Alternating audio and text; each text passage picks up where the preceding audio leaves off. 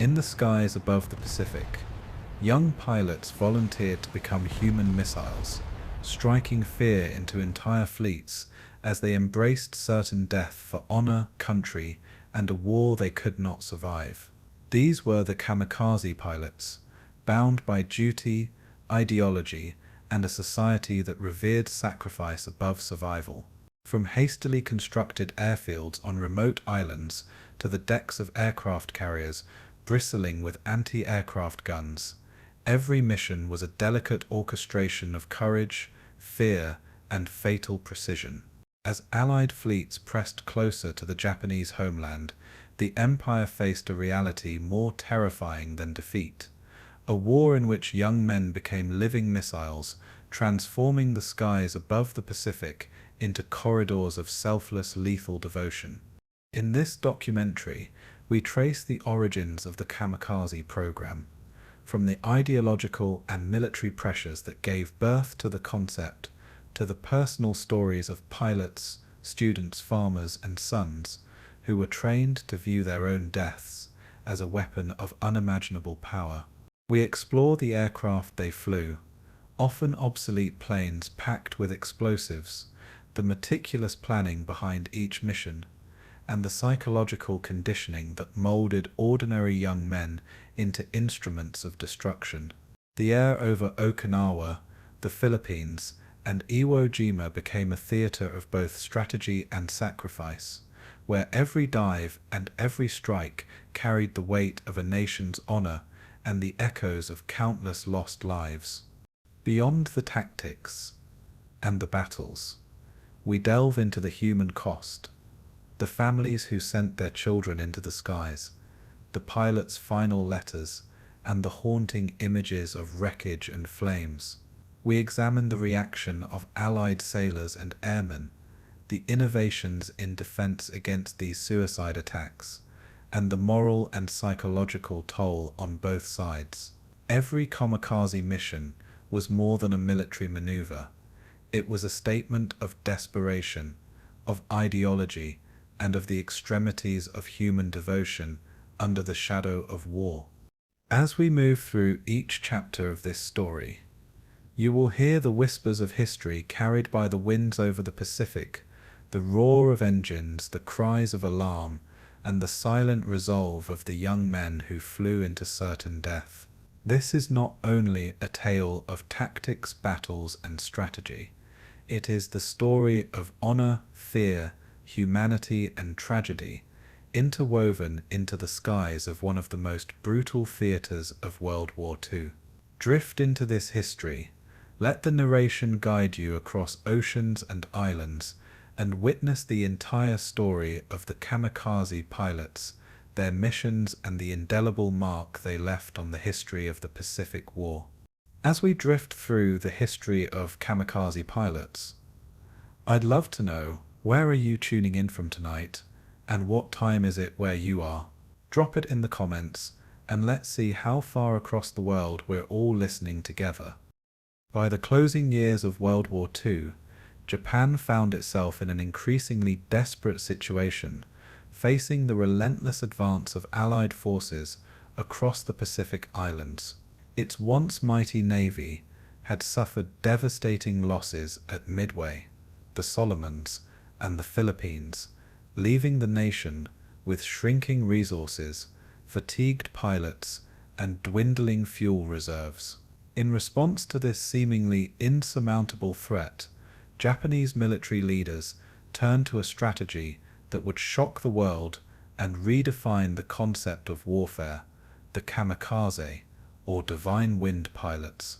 These young men were trained to deliberately crash their aircraft into enemy ships, sacrificing their lives to inflict maximum damage. Unlike conventional military tactics, kamikaze missions blurred the line between heroism and desperation, blending strategy with an almost religious devotion to duty. The term kamikaze itself evoked centuries of historical legend, recalling the typhoons that had protected Japan from Mongol invasions in the 13th century, symbolizing divine intervention and national protection. Within this context, The kamikaze program became both a military tool and a cultural statement, embodying the ethos of self-sacrifice for the emperor and the homeland. As historians and contemporaries would later note, the phenomenon was as much psychological as tactical, exploiting both fear and reverence among Japanese society and Allied adversaries alike. The story of the kamikaze cannot be understood in isolation. It reflects the intersection of culture, desperation, and ideology at a pivotal moment in history. This chapter sets the foundation for understanding how these missions arose, who participated, and why they became a defining feature of the Pacific War. Tuzinku. At its core, the kamikaze program was a response to overwhelming military pressure and a shortage of experienced pilots and aircraft.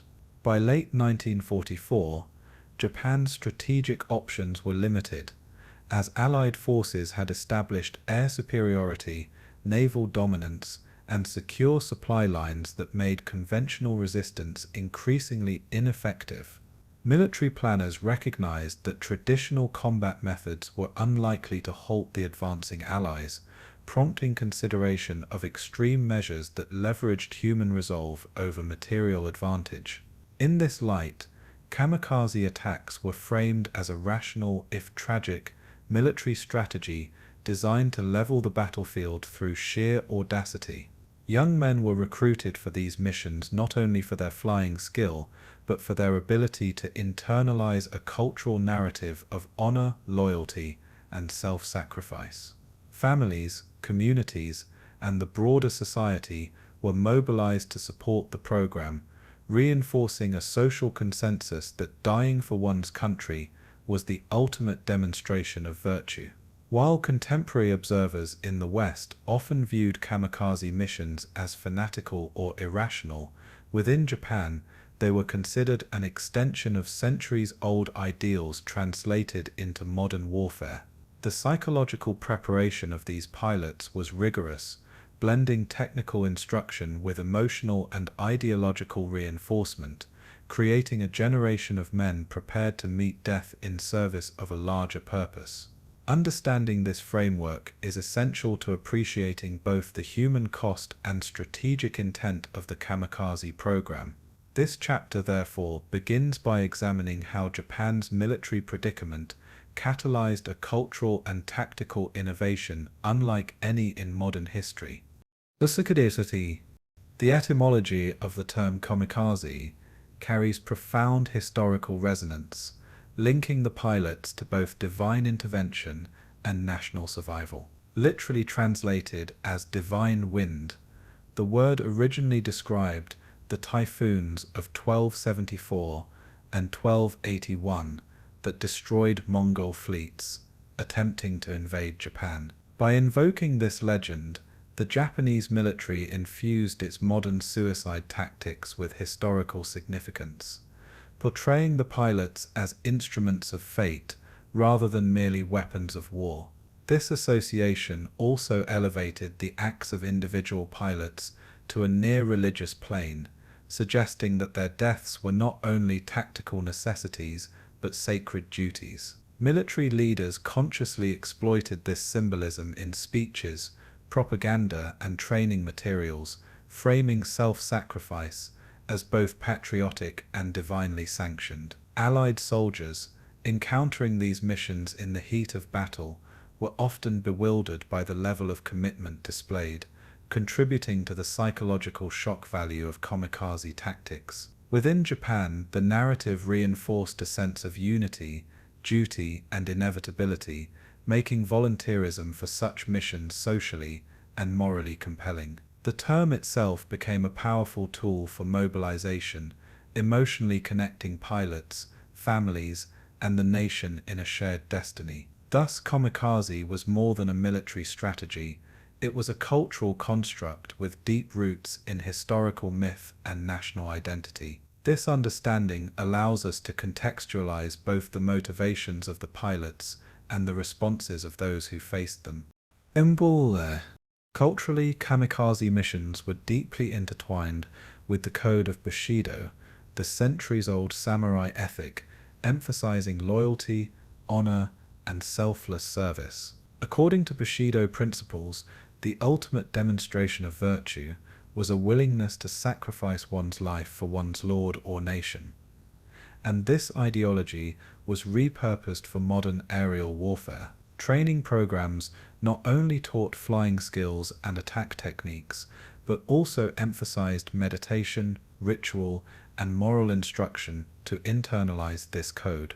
Pilots were expected to embrace death, not as defeat, but as the highest expression of honor, transforming fear into purpose. The societal reinforcement of these ideals, through media, ceremonies, and familial expectation, created a psychological environment in which volunteering for kamikaze missions was perceived as both natural and noble. Parents, teachers, and local communities were often complicit in encouraging or glorifying these choices, blending personal pride with national duty. For many young men, this cultural immersion eliminated the perceived stigma of death, replacing it with a sense of destiny and reverence. The Bushido influence ensured that each act of sacrifice was framed within a larger moral and historical narrative. This chapter explores these ideological foundations to illustrate how deeply culture informed military strategy.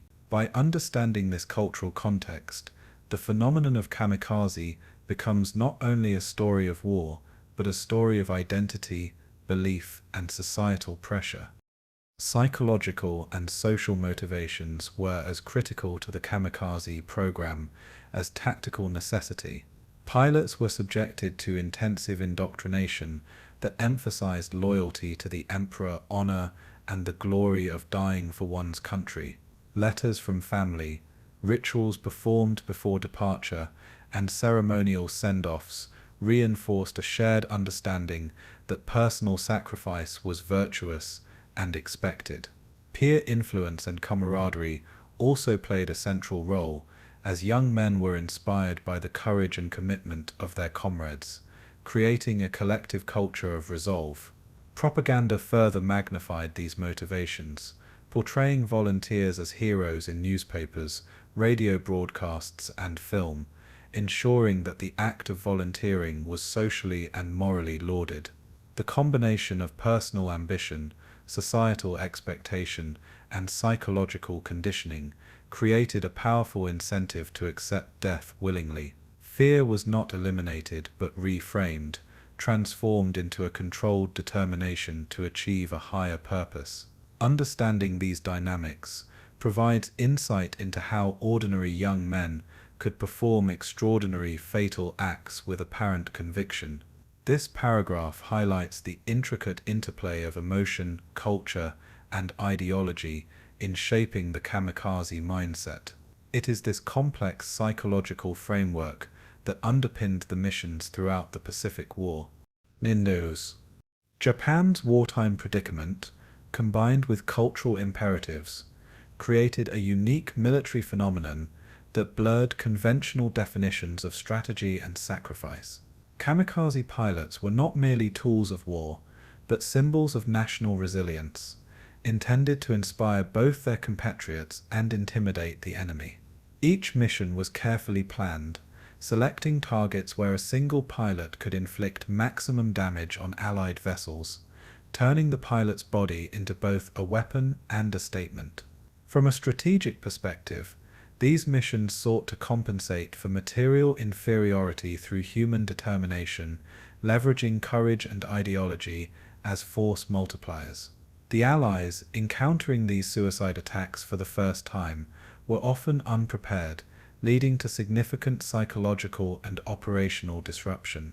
Within Japan, the program provided a narrative of hope and agency, offering citizens a sense of participation in national defense, despite dwindling resources.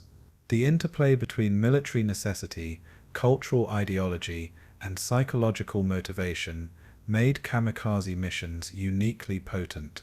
By studying this intersection, historians gain insight into the human dimension of warfare and the extreme measures nations may adopt under duress. The strategic rationale, however controversial, cannot be separated from the societal and cultural structures that enabled it. This chapter thus examines both the tangible and intangible forces that produced the kamikaze phenomenon. The scope of the kamikaze program was immense, involving hundreds of pilots, thousands of support personnel, and multiple operational bases across Japan and occupied territories. Planning encompassed training, logistics, aircraft modification, and coordination with conventional naval and air units. The meticulous preparation required not only technical proficiency, but also psychological readiness, ensuring pilots could execute missions with precision despite the certainty of death. Family involvement, ceremonies, and community support reinforced the program, linking individual sacrifice to collective honor. Historical records reveal the meticulous attention to detail, from flight schedules and fuel calculations to ritualized farewells and symbolic gestures. Propaganda amplified the perceived scale and significance, inspiring additional volunteers while intimidating enemy forces. Even within the military, debates over the efficacy and morality of the program were ongoing, reflecting the tension between ideology and practical strategy. By framing these operations within a broader societal and cultural context, we see the kamikaze as both a tactical innovation and a profound human story. The chapter captures this duality, emphasizing how strategy and sacrifice were inseparably intertwined. This provides a foundation for the subsequent exploration of individual experiences and operational history. Sir. In narrating the story of kamikaze pilots, it is essential to recognize the convergence of history, culture, psychology, and warfare. These missions were not isolated events, but the culmination of centuries of belief, societal structure, and wartime exigency. Each pilot embodied the complex interplay of fear, honor, duty, and ideology, creating acts of both heroism and tragedy. From the legend of Divine Wind to the final descent into an Allied ship, kamikaze missions represented the ultimate expression of human resolve under extreme circumstances. Understanding this phenomenon requires examining every facet, from strategic necessity to cultural indoctrination, from personal psychology to societal expectation. This chapter establishes the narrative lens through which we will explore subsequent chapters, combining historical depth with immersive storytelling. By doing so, the audience gains not only knowledge, but also a visceral understanding of the stakes, the motivations, and the human cost involved. The kamikaze phenomenon, therefore, is both a historical event and a meditation on courage, sacrifice, and the limits of human endurance. With this introduction, we are prepared to delve deeper into the origins, experiences, and legacy of these extraordinary pilots. Each chapter that follows builds upon this foundation, revealing the layers of strategy, culture, and personal experience that defined the kamikaze legacy. The term kamikaze, literally translated as divine wind, has its roots in one of Japan's most legendary historical events, the typhoons that destroyed Mongol invasion fleets in 1274 and 1281. These storms, seen as miraculous protection from foreign conquest, became immortalized in Japanese culture as symbols of divine intervention and national preservation. Centuries later, military leaders and ideologues would invoke this history to frame suicide missions not as desperate acts, but as continuations of a heroic legacy. By connecting modern pilots to this mythic past, they imbued their actions with spiritual significance, portraying each mission as both a tactical strike and a continuation of historical fate. This chapter explores how the symbolic power of the divine wind informed the mindset of both military strategists and volunteers. The historical narrative emphasized that just as nature once defended Japan, so too could individuals embody the nation's divine protection through sacrifice. This fusion of history and ideology gave kamikaze pilots a sense of destiny that transcended mere military orders.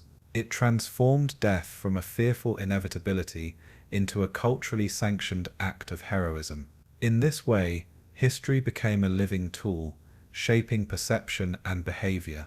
Understanding this origin is essential to grasp why the kamikaze concept resonated so profoundly within Japanese society.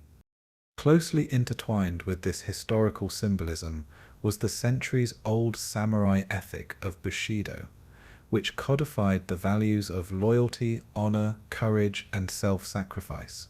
Bushido emphasized that the ultimate demonstration of virtue was the willingness to die in service to one's lord, and during World War II, the emperor assumed this role as both spiritual and political authority. Military educators adapted these ancient codes to modern warfare, teaching pilots that self-sacrifice for the nation was not merely an obligation, but the highest form of honor. Rituals, prayer, and daily reinforcement of these principles ensured that the young men internalized the ethos before ever taking to the skies. Bushido also framed death as an instrument of purpose rather than failure, creating a mindset where fear was secondary to duty. Families and communities reinforced these ideals, praising voluntary service and memorializing those who perished. Even the act of volunteering was elevated to a moral imperative,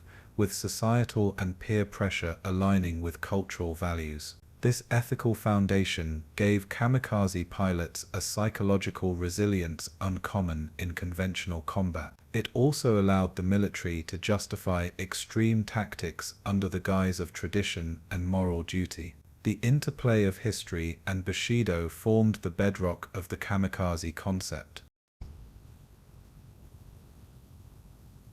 While cultural and historical forces provided philosophical justification, the practical adoption of kamikaze tactics required extensive debate within the Japanese military. Early discussions in high command were marked by disagreement over the efficacy and morality of suicide missions. Some officers argued that deliberately sacrificing trained pilots was strategically unsound, emphasizing the scarcity of skilled aviators and the potential for failure. Others countered that conventional methods had failed repeatedly against the growing Allied forces, and that unconventional measures were necessary to defend the homeland. Technical officers debated aircraft modifications, payload optimization, and target selection, weighing the cost-benefit of missions that would result in the near-certain death of their pilots. At the same time, ideological proponents invoked national duty, divine protection, and historical precedent to persuade skeptics. These debates were often intense, reflecting a tension between pragmatism and ideology within Japan's wartime command. Ultimately, the proponents of kamikaze tactics prevailed, influenced by cultural imperatives and the pressing military situation. This chapter examines these debates to reveal the complexity behind what might otherwise appear as a simplistic or impulsive strategy. Propaganda played a critical role in shaping both public perception and pilot recruitment, transforming kamikaze into a culturally glorified phenomenon. Newspapers, radio broadcasts, and ceremonial events presented volunteers as heroic embodiments of national virtue, emphasizing honor, loyalty, and divine purpose. Portraits of smiling young men preparing for departure, often accompanied by letters to their families, reinforced a narrative that framed death in service of the emperor as a moral triumph. Posters and films depicted kamikaze missions as awe-inspiring acts of courage rather than desperate measures, creating social pressure to volunteer and a sense of collective participation in national defense. This propaganda extended to the broader public, fostering admiration and national pride, while normalizing the idea of self-sacrifice. Even training manuals contained moral exhortations alongside technical instructions, embedding ideology directly into the curriculum. Psychological reinforcement ensured that fear was transformed into commitment, and hesitation was replaced with devotion to duty. The omnipresence of these messages created a society in which kamikaze service was both expected and revered. Propaganda, therefore, was not merely informational. It was a psychological instrument, shaping perception, motivation, and morale. It created an environment in which the kamikaze concept could thrive both practically and culturally.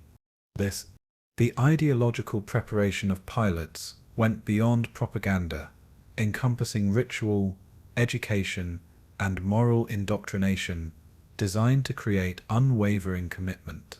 Pilots engaged in meditation, ceremonial prayers, and moral instruction daily, cultivating acceptance of death as both honorable and necessary. Letters to families were encouraged, often composed in a tone that reassured loved ones while emphasizing patriotic duty. Pilots were taught to visualize successful strikes and to embrace their role as instruments of divine protection, internalizing a narrative that elevated their actions above ordinary human experience. Peer influence and mentoring reinforced these lessons, as older trainees or instructors modeled courage and calmness in the face of death.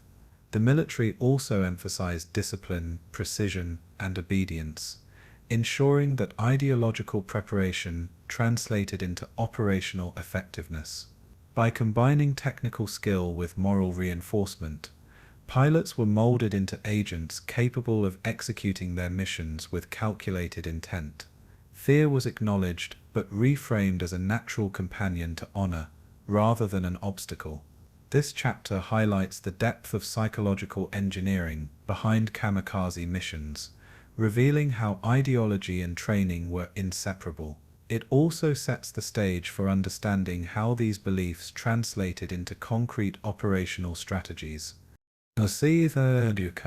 Transitioning from concept to operational strategy required meticulous planning and adaptation of aircraft, weapons, and tactics to the realities of war.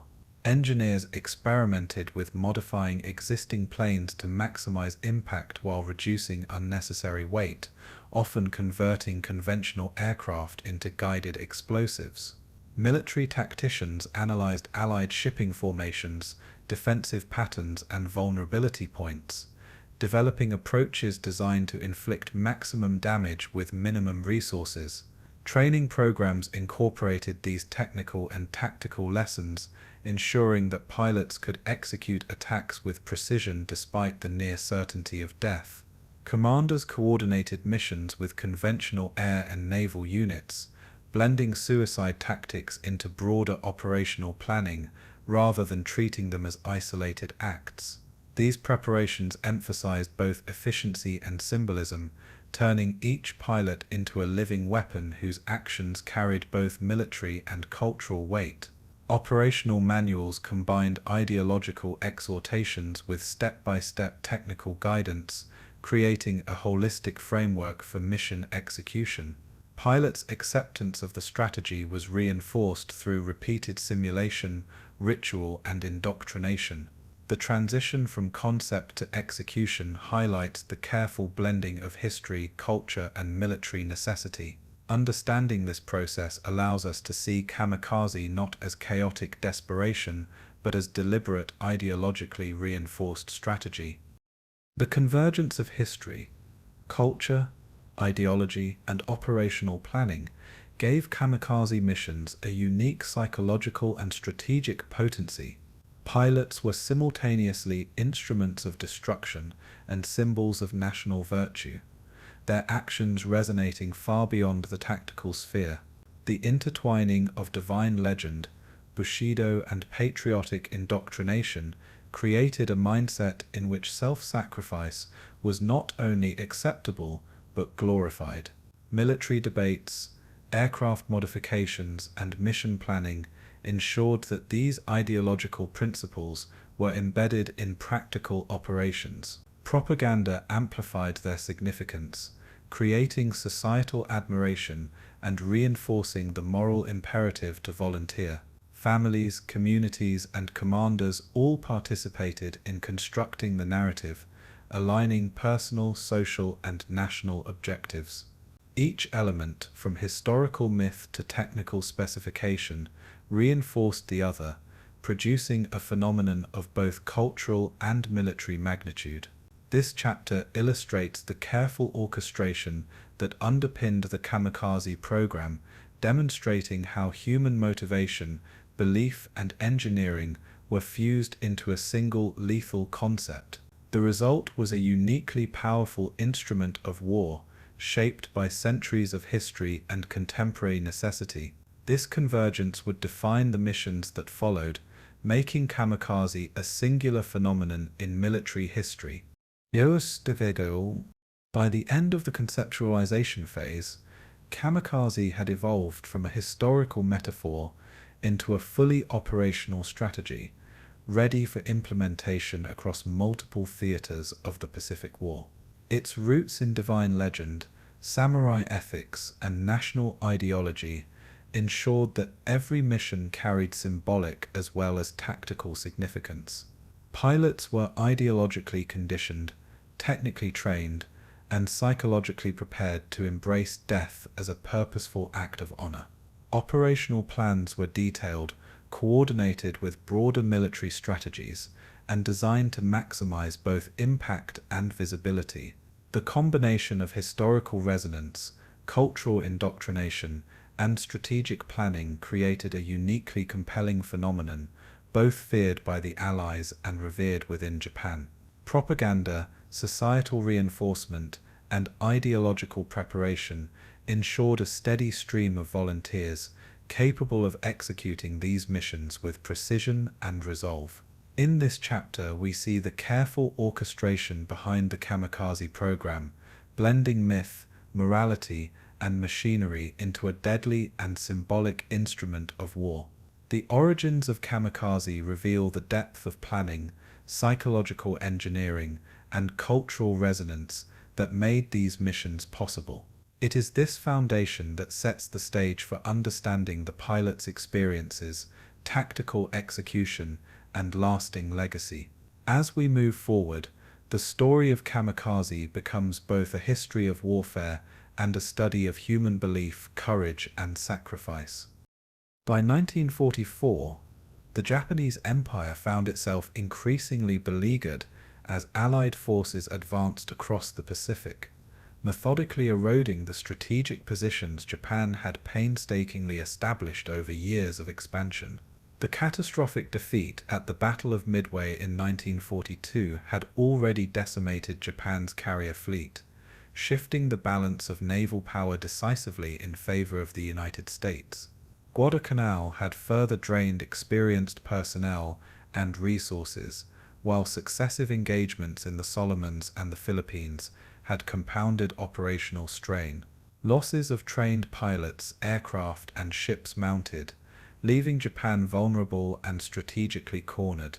Industrial production could not match the relentless demands of wartime attrition, and critical shortages of fuel and ammunition further hampered operational capacity. As Allied forces secured air superiority, Japanese commanders faced the stark reality that conventional methods alone would not halt the invasion tide.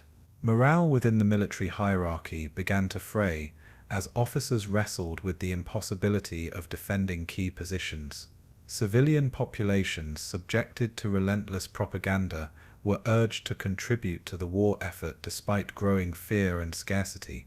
This chapter explores the mounting pressure on Japan, both materially and psychologically, as it teetered on the brink of collapse. Understanding this environment is essential to contextualize why extreme tactics like kamikaze missions became not only feasible but necessary.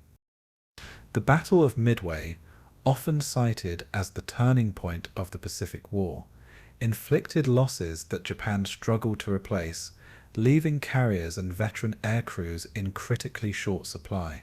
The defeat shattered the illusion of invincibility and exposed structural weaknesses in Japanese naval planning and intelligence. Guadalcanal and the surrounding campaigns further eroded morale and operational cohesion, with months of brutal jungle warfare and attrition taking their toll on soldiers and sailors alike. By the time of the Leyte Gulf engagements in late 1944, the Japanese Navy faced near total exhaustion, unable to field adequate fleets to challenge Allied advances effectively. Allied bombing campaigns targeted industrial centers, crippling production lines, and limiting the availability of aircraft, fuel, and critical armaments. Pilot shortages became acute, with replacements increasingly inexperienced and ill-prepared for the demands of aerial combat. Ships were forced to operate with minimal crews, while defensive strategies became increasingly reactive rather than proactive. These military setbacks generated a pervasive sense of urgency among Japan's high command, compelling leaders to consider unconventional measures to compensate for their declining capabilities. Civilian morale mirrored military anxiety, as rationing, displacement, and fear of bombardment eroded social stability. This chapter examines the cascading effects of these defeats on Japan's strategic planning and societal psyche. Farthen say, resource scarcity further compounded Japan's predicament, creating a logistical nightmare that directly impacted operational readiness. Aviation fuel, vital for both training and combat, was in critically short supply due to Allied submarine blockades and targeted bombings of oil facilities. Aircraft production lagged behind losses, forcing older models into frontline service and increasing vulnerability during missions. The shortage of trained pilots amplified the problem, as experienced aviators were lost faster than they could be replaced, leaving inexperienced recruits to face highly skilled Allied forces. Shipbuilding and repair capabilities struggled to maintain a viable navy, with many vessels forced into service despite structural or mechanical deficiencies. Ammunition shortages affected both air and naval units, limiting the frequency and scale of operations. Maintenance crews faced exhaustion and material deficits, further undermining reliability and combat effectiveness. These constraints shaped Japan's decision-making, making conventional engagement increasingly untenable. Desperation began to permeate military strategy, creating an environment in which radical and extreme solutions were rationalized. This scarcity-driven pressure ultimately paved the way for the conceptualization of suicide tactics as a force multiplier in the face of overwhelming material disadvantage. Woe! Strategic desperation within the Japanese high command reached a crescendo as conventional tactics repeatedly failed to repel Allied advances. Naval and air commanders recognized that fleet losses and diminished air power made traditional large-scale engagements increasingly futile. Island defense strategies, designed to delay rather than defeat the enemy, were insufficient against a superior force that possessed overwhelming logistical support and mobility. Military planners concluded that asymmetric tactics, which leveraged human willpower in lieu of material parity, might offer the best opportunity to inflict meaningful damage. The concept of kamikaze attacks emerged from this crucible, combining the physical impact of a plane as a weapon with the psychological effect of unyielding commitment.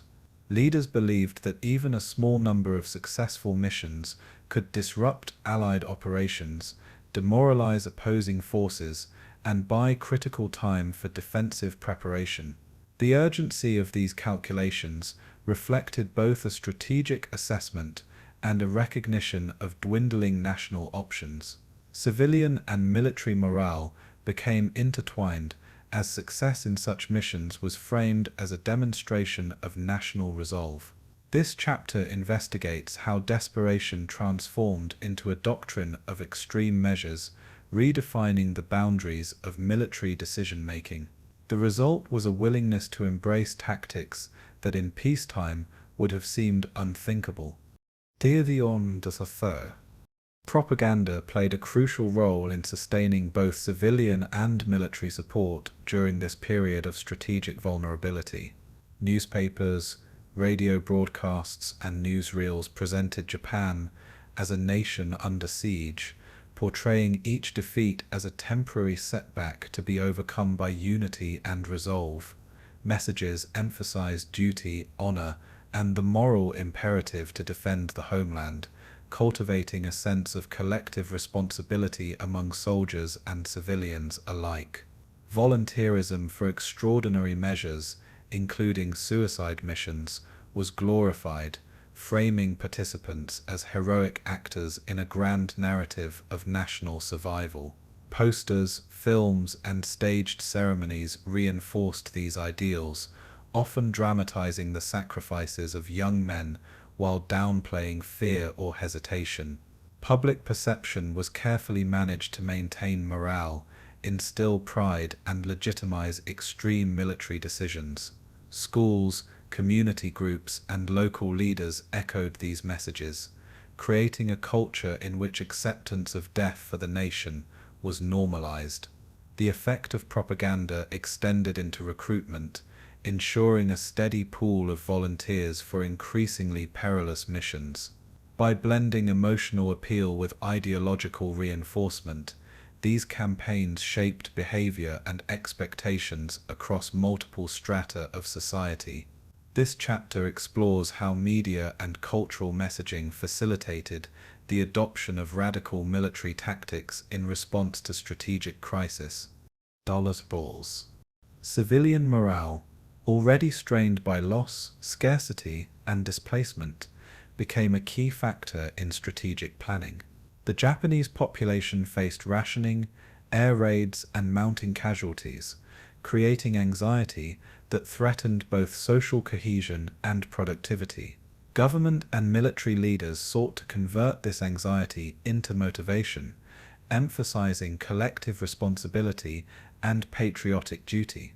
Volunteer labor, civil defense initiatives, and support for military campaigns were framed as extensions of national honor, reinforcing the sense that every citizen contributed to the war effort.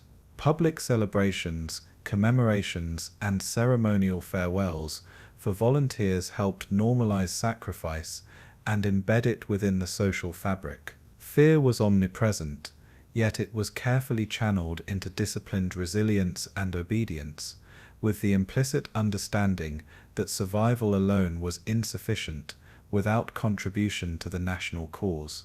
Social pressures, including familial expectations and peer recognition, amplified the effectiveness of these measures. Communities were mobilized around shared goals, reinforcing unity in the face of material and psychological stress. This environment of collective engagement and societal reinforcement created the conditions necessary for the widespread acceptance of kamikaze tactics. The chapter examines these pressures to reveal the interplay between civilian morale and military strategy. Military losses, resource shortages, and societal pressures converged to create an environment in which extreme measures became both practical and symbolically potent. Japan's leadership faced the dual challenge of maintaining operational effectiveness while preserving national morale and honor. Traditional strategies could no longer suffice, as attrition and material inferiority rendered conventional engagement increasingly costly and ineffective. Radical tactics, such as kamikaze missions, promised both tangible and intangible benefits: the potential to damage enemy ships, disrupt operations, and demonstrate unwavering national resolve. Planning for these operations incorporated historical symbolism, cultural expectations, and psychological preparation, creating a framework that was operationally coherent and ideologically resonant. Commanders recognized that even a limited number of successful attacks could bolster morale and signal determination to both Japanese citizens and Allied forces. At the same time, the human cost was understood and accepted as a necessary component of strategy, reflecting a cultural and military calculus unique to the period. This chapter details how strategic desperation shaped the emergence of kamikaze tactics and their integration into broader defensive operations. By analyzing these conditions, we gain insight into the complex decision-making that underpinned Japan's late-war military strategy. The situation in the Pacific set the stage for the next phase, the conception, training, and execution of kamikaze missions. In conclusion, Japan's situation in the Pacific War by late 1944 was characterized by cumulative military losses, critical resource shortages, and profound strategic anxiety. Allied dominance of the seas and skies left conventional Japanese forces increasingly vulnerable, forcing leaders to confront the limits of traditional tactics. Propaganda and societal pressures shaped both civilian and military perception, reinforcing a culture in which self-sacrifice was valorized and necessary. Civilian morale, though under strain, was harnessed to support extraordinary measures and maintain national cohesion. The convergence of operational crisis and ideological imperatives created fertile ground for radical tactics such as kamikaze attacks. By understanding these conditions, we see that the phenomenon was not spontaneous, but the product of deliberate, historically informed decision-making. Strategic desperation, cultural identity, and psychological preparation combined to produce a uniquely Japanese wartime doctrine. This chapter establishes the foundation for examining the personal experiences, training, and operational execution of kamikaze pilots. The context of Japan's strategic situation illuminates why these missions emerged, when and how they did. With this backdrop, we can now explore the human, technical, and operational dimensions of kamikaze in greater detail. Wantikubo. The recruitment of kamikaze pilots was a process that blended strategic necessity with cultural and ideological influence, targeting young men whose loyalty and resolve could be molded into lethal precision. Typically, candidates were between 18 and 25 years old, drawn from the ranks of newly trained aviators, naval cadets, and occasionally college students who exhibited both technical aptitude and personal discipline. Age was not only a factor of physical fitness and reflexes, but also of psychological malleability, as younger men were more receptive to patriotic indoctrination and social pressure. Recruitment campaigns emphasized voluntary participation, framing service as a noble and heroic choice that reflected honor, courage, and devotion to the emperor. However, subtle coercion was often present, with societal expectations, peer pressure, and military hierarchy creating an environment in which refusal carried both social stigma and implied disloyalty. Candidates underwent thorough evaluation, including assessments of emotional resilience, ability to follow orders, and willingness to embrace self-sacrifice without hesitation. Letters, interviews, and recommendations from instructors or superiors helped identify those most likely to internalize the ideological training that would follow. In some cases, entire graduating classes were offered the opportunity to volunteer, turning selection into a communal event that reinforced group cohesion and patriotic fervor. The interplay of voluntary and coercive elements ensured a continuous pool of motivated individuals ready to undertake extreme missions. This chapter explores the meticulous process that transformed ordinary young men into kamikaze pilots, blending personal choice with societal and military expectations. Demographics played a critical role in shaping recruitment strategy, as the military sought candidates with the right combination of skill, temperament, and cultural conditioning. Most recruits came from urban centers, where access to aviation schools, technical programs, and military academies was greater, providing both education and exposure to nationalistic messaging. Rural regions were also tapped, often producing men with a strong sense of traditional values and loyalty to local hierarchies, aligning with Bushido principles. Physical fitness was a primary consideration, as missions required both stamina and precision under extreme conditions. Mental resilience and emotional stability were equally important, ensuring that pilots could perform under stress without hesitation. Leadership potential was noted, even for junior pilots, with an emphasis on self-discipline and the ability to inspire comrades. Selection panels considered family background, social standing, and community reputation, favoring individuals from families deemed patriotic and loyal. By carefully evaluating demographics alongside technical ability, the military could predict the likelihood of a candidate embracing the ideological and operational demands of kamikaze service. Recruitment was thus a calculated intersection of age, skill, social environment, and psychological profile. Understanding these criteria illuminates how the program maintained a steady supply of capable and committed volunteers. Voluntary versus coerced participation was a nuanced and complex aspect of recruitment, shaped by cultural, social, and military pressures. While many pilots volunteered willingly, inspired by a sense of national duty or personal honor, others were influenced by subtle coercion embedded within social expectation and military hierarchy. Families were encouraged to support their sons' participation, framing it as a source of pride and moral virtue, which in turn amplified the social cost of refusal. Military instructors and peers reinforced these expectations through formal and informal channels, creating an environment where hesitation was perceived as weakness or disloyalty. Propaganda also played a role, presenting suicide missions as the highest form of heroism and the ultimate patriotic duty.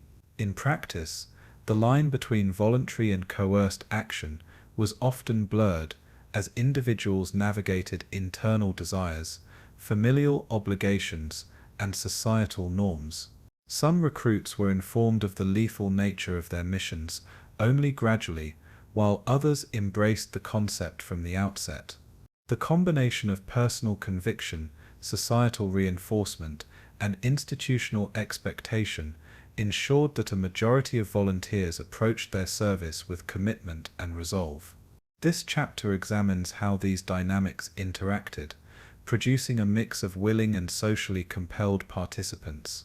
Understanding this tension is key to appreciating both the human and cultural dimensions of kamikaze recruitment. Selection criteria extended beyond age and demographics to include precise assessments of technical skill and operational capability.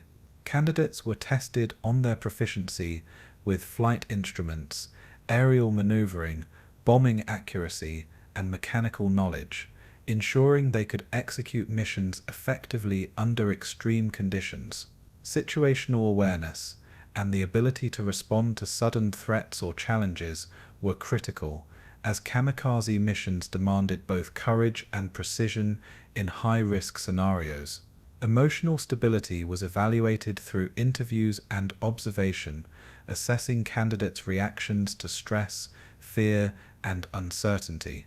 Commitment to duty and understanding of the ideological framework were equally important, as hesitation or doubt could compromise the mission. Pilots were expected to internalize both tactical instruction and moral indoctrination, fusing skill with unwavering resolve. Leadership potential was sometimes considered, particularly for coordinating small formations or mentoring less experienced recruits. Recommendations from instructors, commanders, and peers provided additional insight into candidates' reliability and character. By integrating technical competence with psychological and moral readiness, selection ensured that those chosen could perform under the dual pressures of operational demands and ideological expectation. This chapter examines how these criteria combine to produce a pool of effective and dedicated kamikaze pilots. C.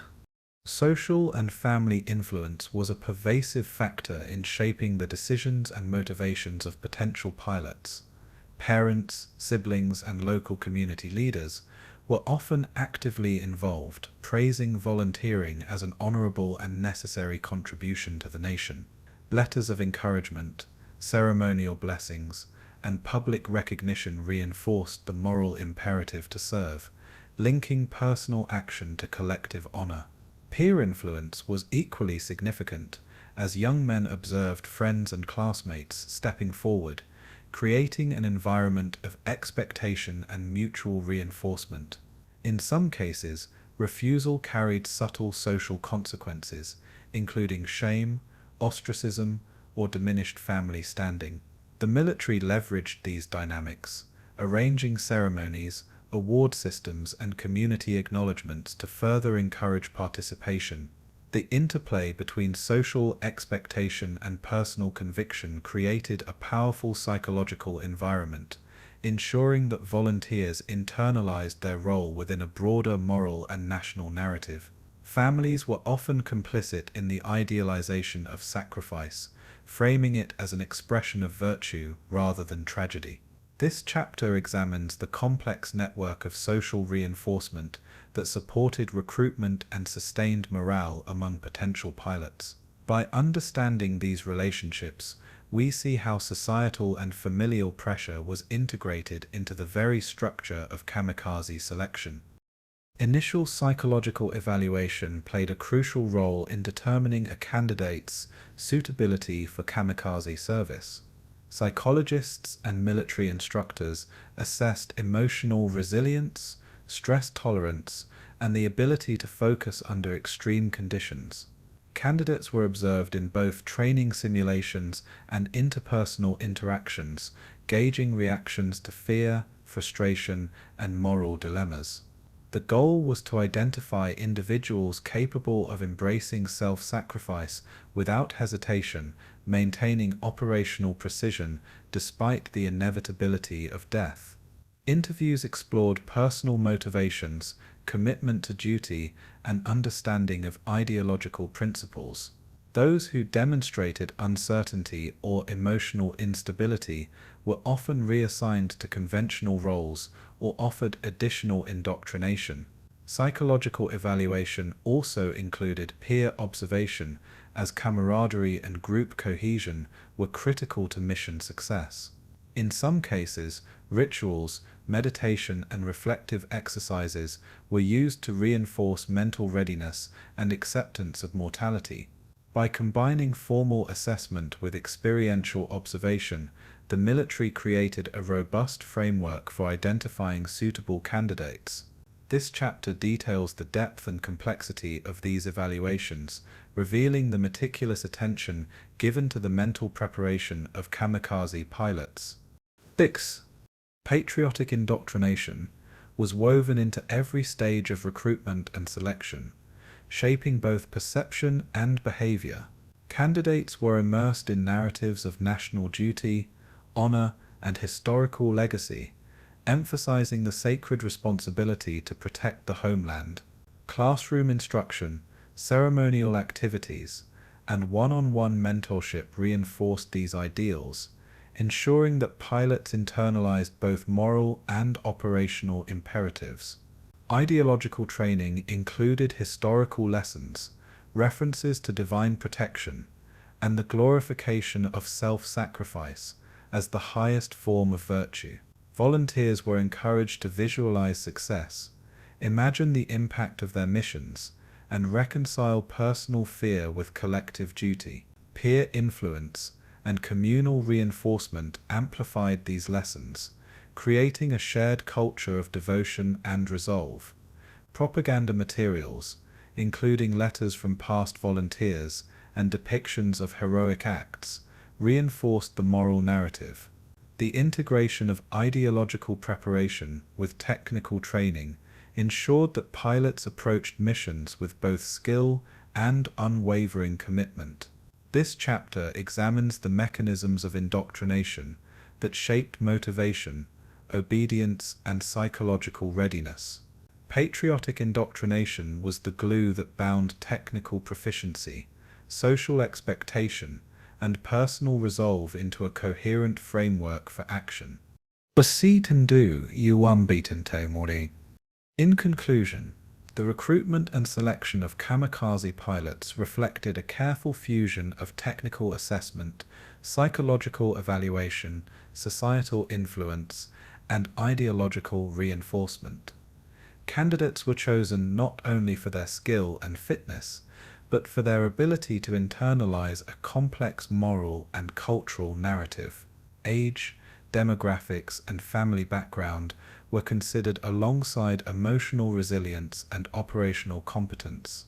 Voluntary and coerced participation existed on a continuum shaped by social expectation, peer influence, and patriotic messaging.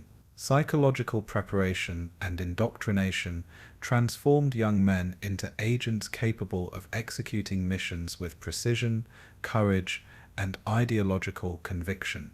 Selection criteria were designed to ensure both effectiveness and commitment, minimizing hesitation while maximizing tactical impact. Social and familial networks reinforced decision-making, embedding personal sacrifice within a larger narrative of honor and duty. By understanding the meticulous processes of recruitment and selection, we gain insight into how kamikaze pilots were prepared to confront death as a purposeful, honorable act. This chapter lays the foundation for exploring the next phase, training and preparation for the execution of these extraordinary missions. The story of recruitment illuminates the intersection of culture, psychology, and strategy that defined the kamikaze phenomenon. The training of kamikaze pilots was a rigorous and meticulously structured process, designed to fuse technical proficiency with ideological commitment, producing aviators capable of executing their missions with precision and unwavering resolve. Initial flight training began with basic navigation, takeoff and landing exercises, ensuring that candidates possessed a solid foundation in aviation fundamentals. Instructors emphasized smooth control, rapid decision-making, and situational awareness, knowing that even minor errors could prove fatal during a suicide mission. Advanced drills included formation flying, evasive maneuvers, and emergency procedures, creating confidence under high-pressure conditions. Candidates were introduced to the specific mechanics of kamikaze operations, including dive angles, approach trajectories, and impact targeting, with simulations replicating the conditions of attack. Bomb delivery techniques were integrated into flight training, teaching pilots how to maximize damage while maintaining control of the aircraft. Attention to detail was relentless. Instructors corrected even minor lapses in posture, instrument reading, or situational judgment. Each training session combined repetition, observation, and critique to instill precision and confidence. Psychological conditioning began alongside technical instruction, with mentors emphasizing the honor and inevitability of the mission. By the end of initial training, pilots had internalized both the skills and the mindset required for operational deployment. Technical training extended beyond flight skills to include intimate familiarity with the aircraft and weapons they would employ. Pilots learned engine mechanics, fuel management, and maintenance procedures, understanding the limitations and capabilities of their planes in exhaustive detail. Knowledge of aircraft performance, Dive speeds and payload handling was essential for executing precise attacks against heavily defended targets. Bombing exercises incorporated realistic weights and configurations, ensuring that each trainee could handle the physical demands of carrying explosives at high velocity. Pilots practiced controlled dives and simulated attacks on stationary and moving targets, reinforcing muscle memory and judgment under stress. The training emphasized adaptability, as missions often required improvisation in the face of unpredictable weather, anti-aircraft fire, or mechanical issues. Simulations were complemented by classroom instruction in aerodynamics, flight theory, and mission planning, blending practical and intellectual preparation. Mentors stressed the importance of precision, timing, and unwavering focus, framing these skills as both operational necessity and moral duty. This technical mastery was designed to instill confidence, reducing hesitation and ensuring effectiveness under extreme conditions. The result was a cadre of pilots who could seamlessly integrate knowledge, skill, and resolve during their final flights. The ponds. Psychological conditioning formed the backbone of kamikaze preparation, aiming to reconcile fear with patriotic duty and acceptance of death. Instructors emphasized meditation, reflection, and mental rehearsal, encouraging pilots to visualize successful missions and embrace mortality with calm determination. Repeated exposure to historical examples, ideological lectures, and ritualized scenarios reinforced the honor and necessity of sacrifice. Trainees were guided through exercises designed to reduce hesitation, mitigate fear, and cultivate a sense of inevitability regarding their fate. Peer discussion and mentoring provided additional reinforcement, as pilots observed comrades displaying courage, commitment, and composure under scrutiny. Emotional fortitude was further strengthened through stories of legendary warriors' divine intervention and previous volunteers who exemplified ideal conduct. Training exercises often included high-stress simulations, exposing pilots to anticipated combat conditions while emphasizing calm, disciplined responses. Letters and communications from previous volunteers were shared, creating a living narrative of heroism and purpose. Instructors continuously monitored reactions, intervening with counseling, exhortation, or encouragement to ensure psychological readiness. By the time operational deployment arrived, pilots were mentally conditioned to approach death as an honorable and predetermined aspect of their mission. Ceremonial rituals were a distinctive component of kamikaze preparation, blending tradition, ideology, and morale building into the training regimen. Pilots participated in daily prayers, blessings, and ceremonial farewells, often invoking the emperor and the divine protection of ancestors. Uniform inspections, flag salutes, and ritualized conduct reinforced discipline and symbolic commitment, embedding moral and spiritual elements into everyday activity. Weapons were ceremonially presented and maintained, highlighting both technical responsibility and sacred duty. Rituals also included formal oaths, vows of loyalty, and symbolic acts of purification or reflection, emphasizing readiness to sacrifice one's life for the nation. Training grounds were adorned with banners, posters, and calligraphy, celebrating honor, duty, and courage, creating an immersive environment steeped in cultural and ideological reinforcement. Instructors led by example,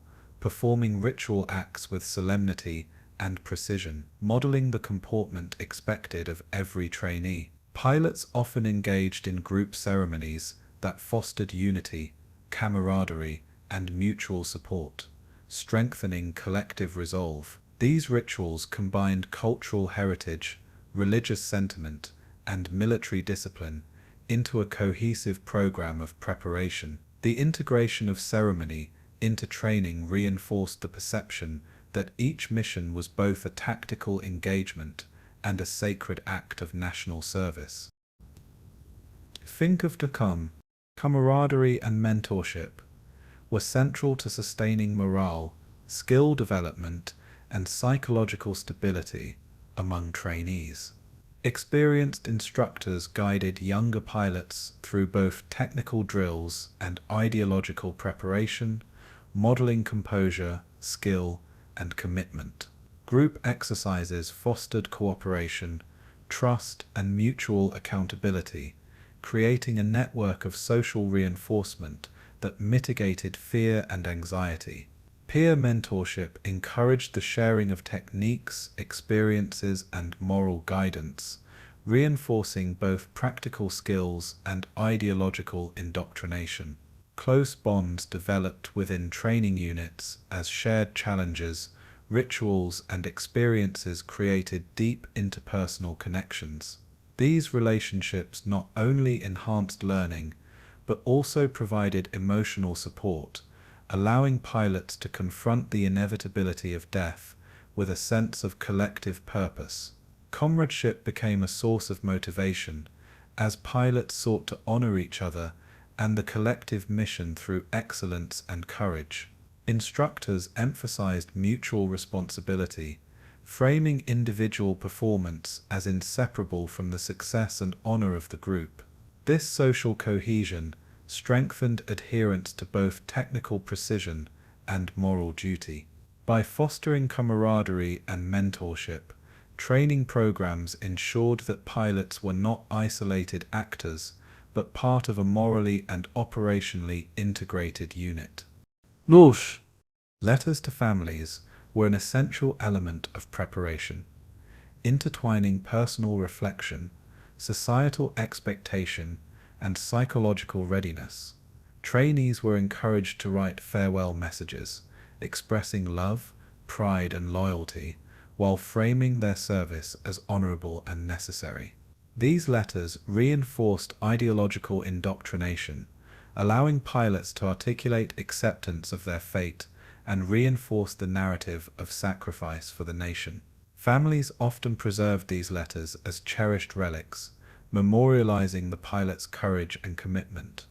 Writing became a form of ritualized closure, enabling trainees to reconcile personal bonds with operational duty. Instructors sometimes reviewed and guided letters, ensuring that they reflected values of honor, courage, and moral integrity.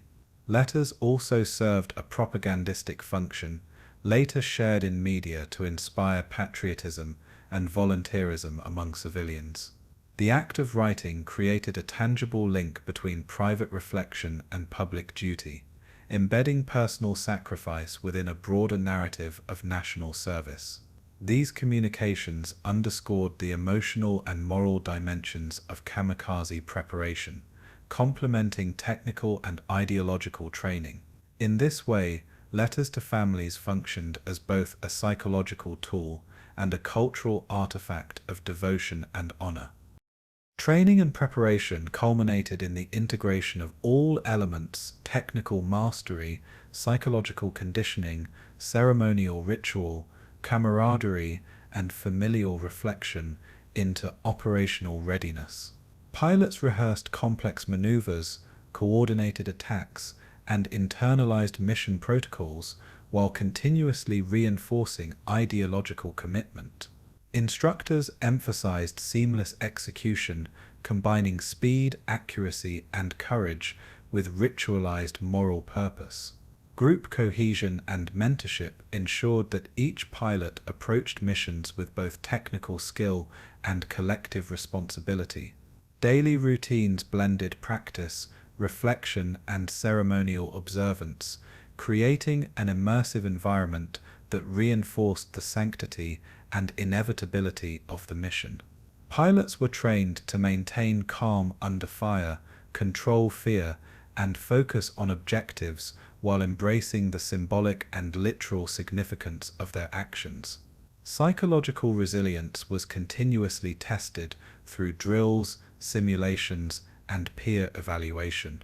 By the final stages of preparation, trainees exhibited mastery over both machine and mindset, prepared to execute kamikaze missions with precision and ideological clarity.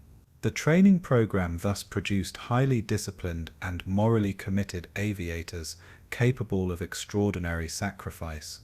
This chapter details the painstaking preparation that transformed young men into instruments of both destruction and national symbolism. The IMPs hey. In conclusion, kamikaze training and preparation represented a carefully orchestrated fusion of technical expertise, psychological conditioning, ritual observance, social cohesion, and personal reflection. Every aspect of the program was designed to produce pilots capable of executing their missions with both operational effectiveness and unwavering ideological commitment. Flight training, bomb delivery, and tactical exercises ensured technical proficiency, while psychological conditioning and ceremonial rituals cultivated acceptance of death and moral resolve. Camaraderie, mentorship, and letters to families reinforced social bonds, emotional stability, and personal purpose. The program integrated cultural heritage, historical narrative, and military strategy into a holistic preparation framework. Instructors and mentors monitored, guided, and shaped each trainee, creating a tightly controlled environment of learning, indoctrination, and personal development. By the end of training, pilots were not only technically skilled, but psychologically fortified and morally aligned with the kamikaze mission. This chapter illuminates the depth, precision, and immersion of preparation, setting the stage for operational deployment. Understanding this process reveals how ordinary young men were transformed into agents of extraordinary sacrifice and national symbolism. With preparation complete, the next chapter will explore the operational strategies and execution of kamikaze missions. The Mitsubishi A6M0 was the backbone of Japan's kamikaze program, a fighter aircraft renowned for its agility, speed, and long-range capabilities, yet also adapted for the grim purpose of suicide missions. Originally designed as a lightweight carrier-based fighter, the Zero's exceptional maneuverability allowed pilots to approach targets with precision and minimal detection. Engineers and military planners modified these aircraft to carry larger explosive payloads, often replacing non-essential equipment with bombs or additional fuel tanks to maximize lethality. Despite its reputation, the Zero had inherent limitations, including weak armor, minimal self-sealing fuel tanks, and vulnerability to Allied anti-aircraft fire. These vulnerabilities, however, were reframed in kamikaze doctrine as inconsequential, as the pilot's mission was designed to end in impact. Pilots underwent rigorous training to exploit the aircraft's strengths, using speed, dive angle, and surprise to overcome defensive fire. Flight modifications were carefully calculated to balance maneuverability with destructive potential, ensuring that the aircraft could reach targets without losing control. Fuel efficiency was a critical factor, as missions often required long-range navigation across hostile waters. The Zero's adaptability, combined with precise pilot preparation, made it the quintessential weapon for Japan's desperate late-war strategies. Understanding the modifications and operational role of the Zero illuminates both technical ingenuity and the extreme tactical imperatives of kamikaze missions. The Yokosuka MXY-7 Ohka represented a specialized evolution of kamikaze weaponry, purpose-built as a rocket-propelled human-guided missile, capable of inflicting catastrophic damage on Allied ships. Unlike the Zero, the Ohka was designed from the outset for one-way missions, prioritizing explosive power over survivability. Carried by larger bombers, typically Mitsubishi G4M Betty aircraft, the Ohka was released near enemy fleets, igniting its rocket motor to achieve incredible speed in the final approach. This design minimized exposure to anti-aircraft defenses during the terminal phase, leveraging velocity as both offensive and defensive advantage. Pilots underwent intensive training to manage the rapid acceleration, maintain trajectory, and ensure precise targeting under extreme pressure. The Ohka carried a warhead ranging from 1,200 to 2,000 pounds, capable of sinking medium-sized vessels or crippling larger warships with direct impact. Engineering challenges included stabilizing flight under rocket propulsion, ensuring structural integrity during high-speed dives, and maximizing range without overburdening the carrier aircraft. Despite these innovations, operational deployment revealed limitations, including vulnerability of the launch aircraft to Allied fighters and restricted maneuverability once the Ohka was released. Nonetheless, it became emblematic of Japan's ingenuity and desperation, transforming a small pilot-operated device into a strategic force multiplier. The Ohka's development highlights the intersection of engineering innovation and ideological determination that defined kamikaze weapons. Modifications for suicide missions extended beyond aircraft selection, reflecting a broader philosophy of maximizing impact while minimizing operational constraints. Engineers removed unnecessary components, including radios, armor plating, and instrumentation, reducing weight and increasing speed and payload capacity. Fuel loads were carefully calculated to ensure the aircraft could reach distant targets, balancing efficiency with explosive weight. Bomb mounts and release mechanisms were reinforced, designed to withstand extreme aerodynamic forces during high-speed dives. Structural adjustments compensated for the additional stress of steep attack angles and sudden deceleration upon impact. Pilots were trained to exploit these modifications, understanding how each adjustment affected flight characteristics and handling. Maintenance crews faced immense pressure to ensure reliability under extreme conditions, often improvising solutions due to shortages of parts or skilled labor. Even minor miscalculations in modification could result in catastrophic failure, underscoring the precision and care required during preparation. These technical adaptations illustrate the fusion of mechanical ingenuity with tactical necessity, transforming ordinary aircraft into lethal instruments. Modifications were thus both a practical solution to resource scarcity and a reflection of the extreme tactical thinking of Japan's high command. Bomb payloads were central to the lethality of kamikaze missions, with careful consideration given to weight, explosive type, and detonation mechanisms. Common payloads ranged from 250 to over 1,000 kilograms, often including high explosive compositions optimized for maximum structural damage. Placement of the warhead was crucial, as the pilot's trajectory needed to deliver the greatest force upon impact, typically targeting hulls, decks, or superstructures of enemy vessels. Weight distribution influenced maneuverability, dive speed, and stability, requiring precise calculation during aircraft modification.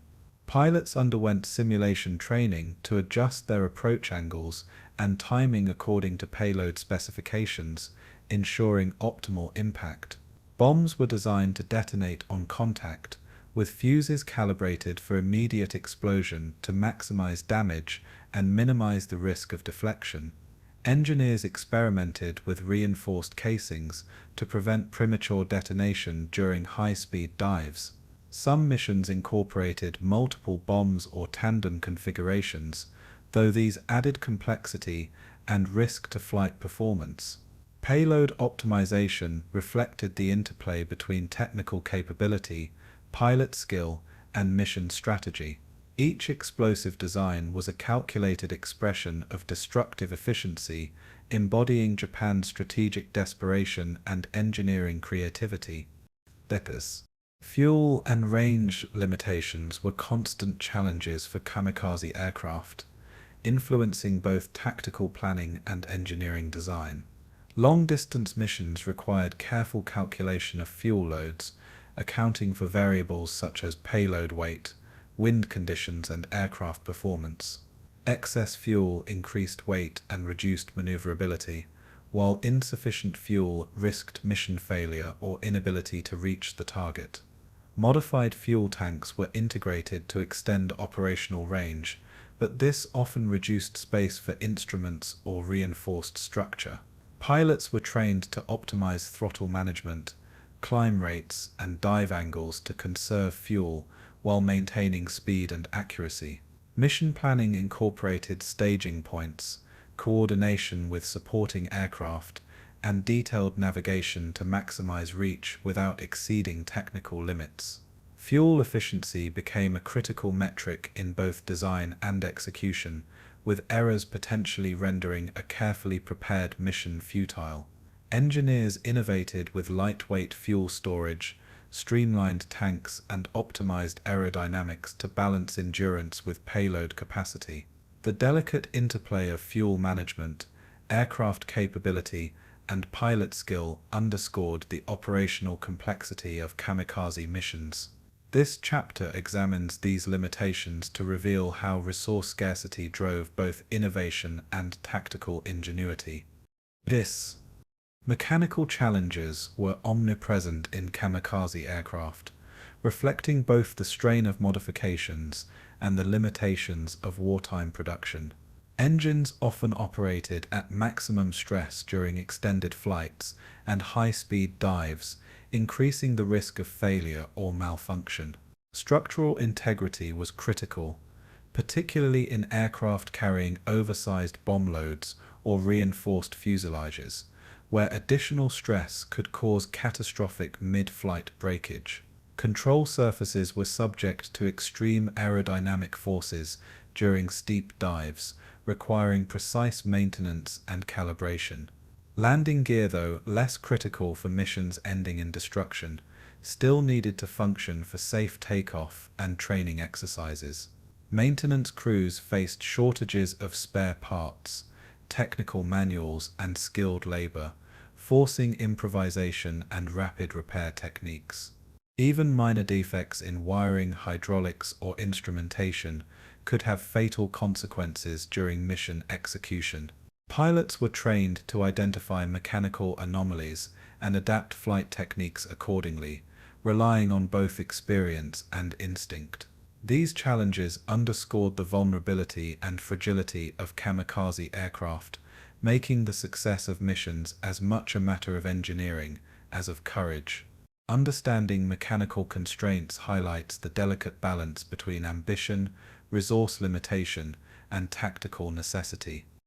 Engineering innovations under scarcity became a hallmark of Japan's kamikaze program, demonstrating adaptability and ingenuity in the face of overwhelming resource constraints. Engineers devised lightweight fuselage reinforcements, simplified bomb release mechanisms, and streamlined aerodynamics to maximize efficiency. Rocket propulsion systems, as seen in the Yokosuka Ohka, represented radical departures from conventional design, compensating for limited aircraft numbers and pilot experience. Fuel efficiency improvements, weight reduction techniques, and modular modifications allowed even older or damaged airframes to be repurposed for suicide missions. Manufacturing shortcuts were carefully managed to maintain safety and operational reliability despite material scarcity. Engineers collaborated closely with pilots and instructors to ensure design adaptations translated into actionable tactical capability. These innovations were often developed under extreme time pressure, with high-stakes deadlines reflecting the urgency of wartime necessity. The resulting aircraft embodied both technological creativity and tactical desperation, transforming limited resources into effective instruments of war.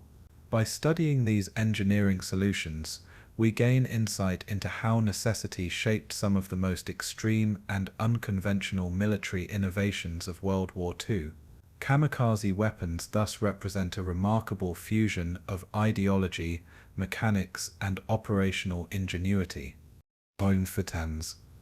In conclusion, kamikaze aircraft and weapons reflected a unique intersection of technological innovation, engineering ingenuity, and strategic desperation. From the versatile Mitsubishi Zero to the specialized Yokosuka Ohka, every design was adapted or created to maximize destructive potential under extreme conditions. Modifications, payload optimization, fuel management, and structural adjustments were meticulously calculated to ensure precision and lethality. Mechanical challenges and material scarcity forced engineers to develop innovative solutions that balanced efficiency with survivability. Training and tactical integration ensured that pilots could exploit these innovations to their fullest potential. The combination of engineering creativity and operational planning allowed Japan to compensate, in part, for declining resources and overwhelming enemy superiority. Understanding the technical, mechanical, and tactical dimensions of kamikaze aircraft provides crucial context for appreciating both the human and material investment in these missions. The story of these weapons illustrates the extraordinary lengths to which Japan went to confront strategic desperation with innovation and sacrifice. As we move forward, this foundation sets the stage for exploring the execution of kamikaze missions and the personal experiences of the pilots who flew them. Kamikaze bases were often located on isolated islands and coastal regions across the Pacific, chosen for their strategic proximity to Allied targets and relative security from immediate attack. Locations ranged from southern Japan to the Philippines, Okinawa, and smaller Pacific outposts, each selected for access to airstrips, supply routes, and launch points for suicide missions. Bases were typically modest, reflecting Japan's resource constraints, yet each was carefully organized to support both operational needs and ideological preparation. Barracks, hangars, and training facilities were laid out to maximize efficiency, while communal spaces fostered camaraderie among pilots, instructors, and ground crews. The surrounding environment was often harsh, with tropical heat, monsoonal rains, or limited freshwater, creating physical challenges that complemented the psychological rigor of training. Security measures included perimeter observation, camouflage, and coordination with nearby anti-aircraft units, emphasizing the constant presence of danger even in presumed safe zones. Pilots quickly adapted to these surroundings, learning to navigate the logistical, environmental, and social dynamics of base life. Every base became a microcosm of the kamikaze program, combining operational readiness with ideological reinforcement. Understanding base locations and structure reveals how geography and environment shaped both daily life and mission execution. The isolation of these bases also intensified emotional preparation, creating a world apart from civilian life where the mission dominated every aspect of existence. Daily routines on kamikaze bases were regimented, blending technical training, ideological reinforcement, and personal preparation into a disciplined schedule. Mornings typically began before sunrise, with physical exercise, inspection of equipment, and briefings on mission updates or technical instruction. Flight drills, navigation exercises, and weapons practice occupied much of the day, punctuated by brief periods of rest or communal meals. Religious rituals, including prayers, meditation, and ceremonial farewells, were interwoven with practical duties, ensuring that pilots internalized both technical skills and moral resolve. Pilots also spent time maintaining their aircraft, checking fuel, instruments, and weapon mounts, fostering familiarity and responsibility. Afternoons often included classroom instruction in history, tactics, and ideological principles, reinforcing the moral justification for their missions. Evenings were reserved for reflection, letters to family, or informal discussions with comrades, creating a balance between discipline and emotional support. The strict daily routine was designed to instill focus, resilience, and readiness while minimizing distraction or hesitation. Each element of the schedule reinforced the ultimate objective, preparing pilots physically, mentally, and spiritually for the kamikaze mission. By structuring life in this way, bases became both training grounds and psychological incubators for the pilots' final acts. Bully. Living conditions on the bases were austere, reflecting both wartime scarcity and the temporary nature of deployments. Barracks were simple, often wooden or concrete structures with minimal insulation, communal sleeping arrangements, and sparse personal space. Pilots shared small rooms or open dormitories, with few personal belongings allowed, emphasizing collective identity over individuality. Hygiene facilities were basic, with limited water and rudimentary sanitation systems, posing ongoing physical challenges. Food was simple, but nutritionally designed to maintain energy and focus, often consisting of rice, dried fish, vegetables, and occasional protein supplements. Occasional fresh fruit or ceremonial meals marked special events or brief periods of celebration, providing both comfort and morale.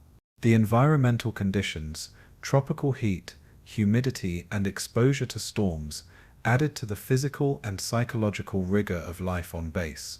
Pilots adapted to these hardships as part of their mental and emotional conditioning, learning endurance, patience, and resilience. Despite scarcity and discomfort, a sense of purpose and mission cohesion underpinned daily existence. Understanding these living conditions helps explain how extreme environment, scarcity, and routine fostered both discipline and camaraderie among kamikaze volunteers. Interaction with commanders and ground crews played a central role in sustaining morale, technical readiness, and operational efficiency on kamikaze bases. Commanders were visible and engaged, providing guidance, instruction, and ideological reinforcement to maintain commitment and focus. Ground crews were responsible for aircraft maintenance, fueling, and ordnance preparation, often working long hours under challenging conditions to ensure mission readiness. Pilots developed close working relationships with these personnel, relying on their expertise and precision to execute complex maneuvers safely. Mutual respect and trust were reinforced through shared hardship, collaborative problem-solving, and the awareness of the high stakes involved. Commanders balanced authority with mentorship, blending discipline with moral encouragement, emphasizing both honor and technical excellence. Briefings and debriefings allowed pilots to discuss strategies, review technical performance, and refine skills. Interaction was formal during instruction, but informal during meals, recreation, or communal downtime, fostering camaraderie and collective resilience. This symbiotic relationship between pilots, commanders, and ground crews was critical to the operational success of the kamikaze program. Understanding these dynamics illuminates how human relationships sustained efficiency, morale, and psychological readiness in extreme circumstances. Communal meals were a ritualized aspect of life on kamikaze bases, providing both sustenance and opportunities for social cohesion. Pilots, instructors, and support personnel ate together, reinforcing a sense of unity and shared purpose. Meals were often simple, reflecting wartime shortages, yet carefully planned to maintain energy, focus, and health. Rice, dried fish, vegetables, and occasionally preserved meats formed the staple diet, supplemented with teas or occasional local produce. Meals were accompanied by quiet reflection or discussion, sometimes involving brief ideological reinforcement or motivational remarks from commanders. The act of eating together fostered camaraderie, creating bonds of trust and mutual support that extended beyond technical collaboration. Special occasions such as pre-mission gatherings or ceremonial events were marked by enhanced meals, emphasizing both ritual and morale. Even in simplicity, these communal experiences nurtured social cohesion, resilience, and the psychological preparation necessary for suicide missions. Understanding the role of meals reveals how everyday routines were imbued with symbolic, emotional, and operational significance. They reinforced discipline while providing a shared human rhythm within the intensity of base life. Religious rituals were a cornerstone of life on kamikaze bases, providing spiritual grounding and reinforcing ideological commitment. Pilots participated in prayers to the emperor, meditative reflection on duty and mortality, and ceremonial blessings of aircraft and equipment. Shrines or symbolic spaces were often established on base, serving as focal points for collective worship and personal contemplation. Rituals included purification rites, offering ceremonies, and formal farewells, blending Shinto tradition with militaristic ideology. These activities were designed to cultivate courage, acceptance of death, and moral clarity, providing psychological reinforcement alongside technical training. Instructors and commanders led by example, demonstrating composure, reverence, and ritual precision. Pilots often engaged in silent reflection before missions, internalizing the spiritual and ideological narratives that justified their sacrifice. Participation in these rituals fostered unity, moral resolve, and emotional readiness, reinforcing both individual and collective purpose. Understanding the spiritual dimension of base life illuminates how ideology, tradition, and ritual were interwoven with operational preparation.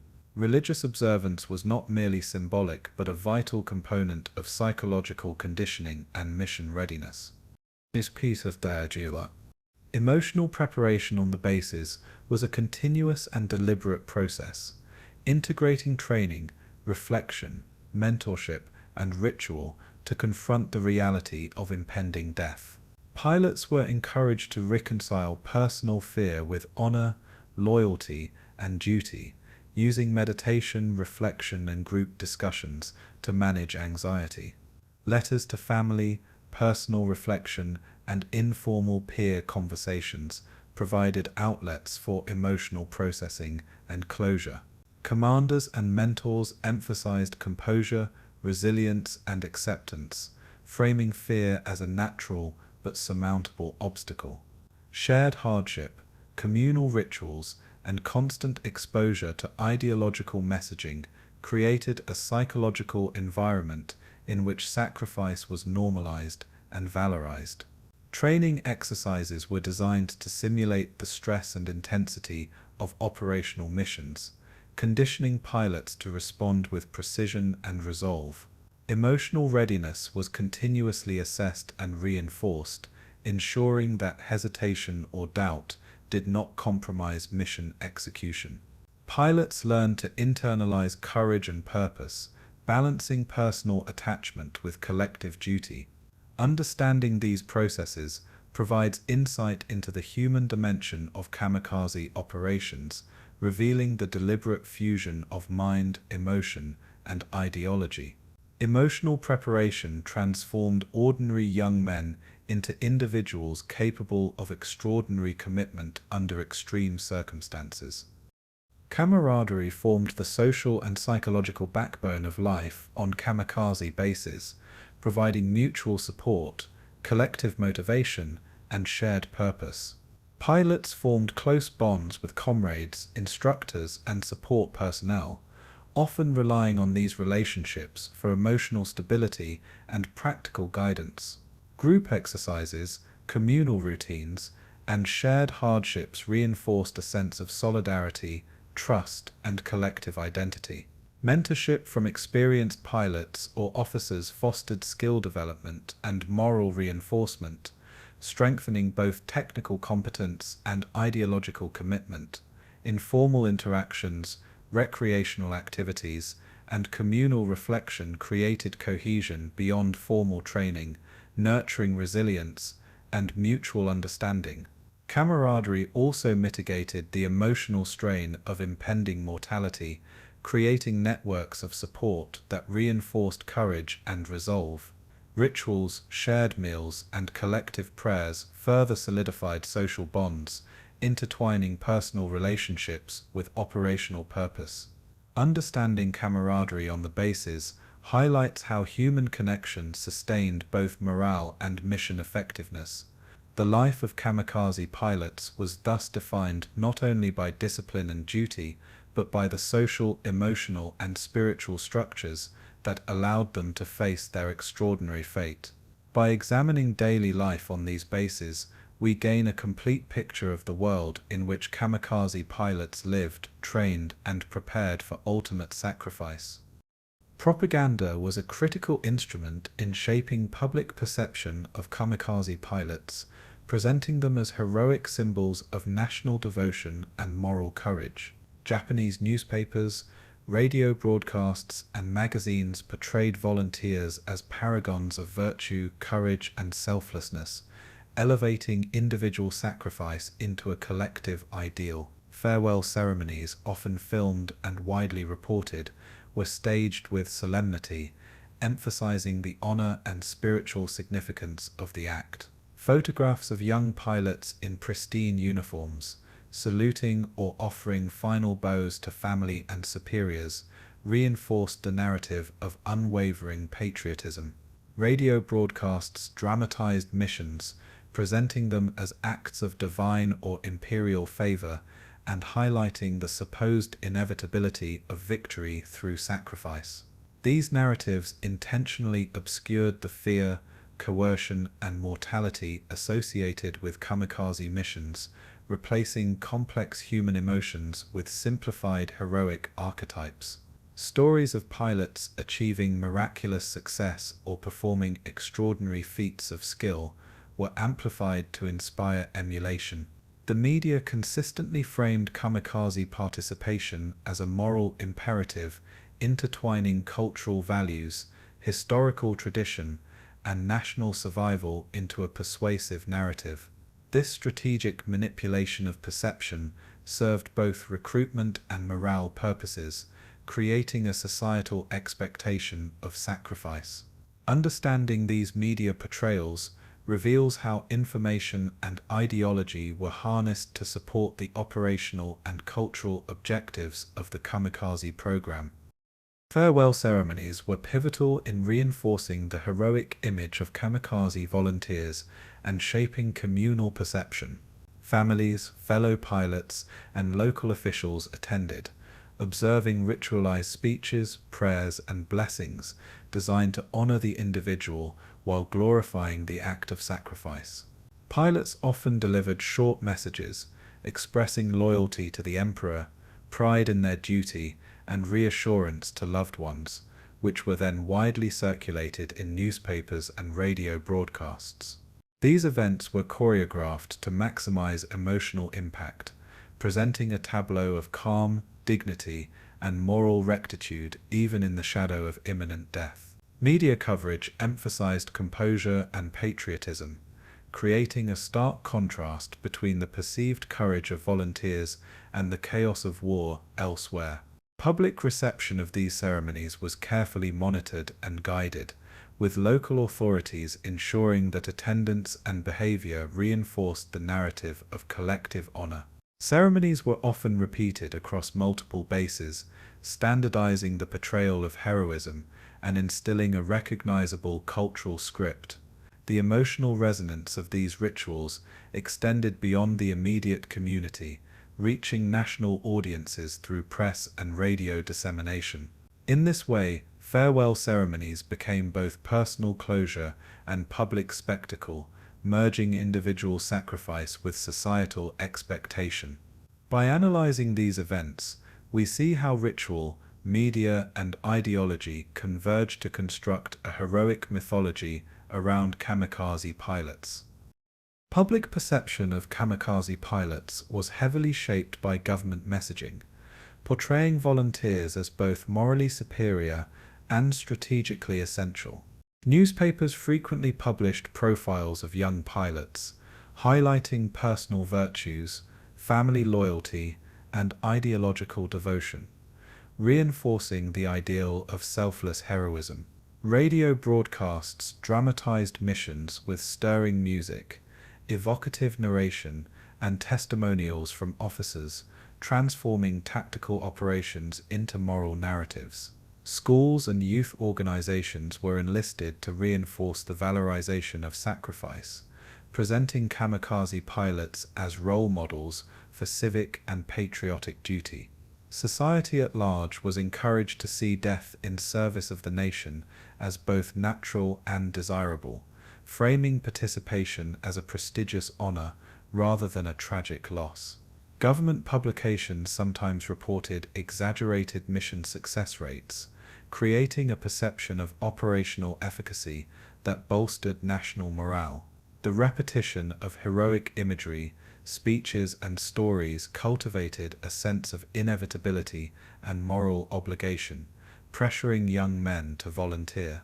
Cultural motifs drawn from Bushido, samurai tradition, and historical examples were woven into narratives to strengthen identification and acceptance.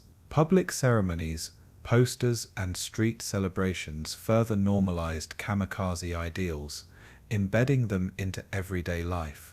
These combined efforts created a social environment in which individual fear was subordinated to collective expectation and ideological narrative.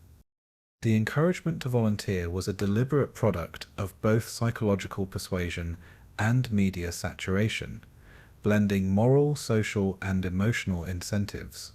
Stories highlighted comrades who had volunteered, framing their decision as courageous, noble, and spiritually fulfilling, while emphasizing their enduring honor within the national memory. Families were publicly praised for supporting volunteers, creating social pressure to conform and uphold family and societal expectations.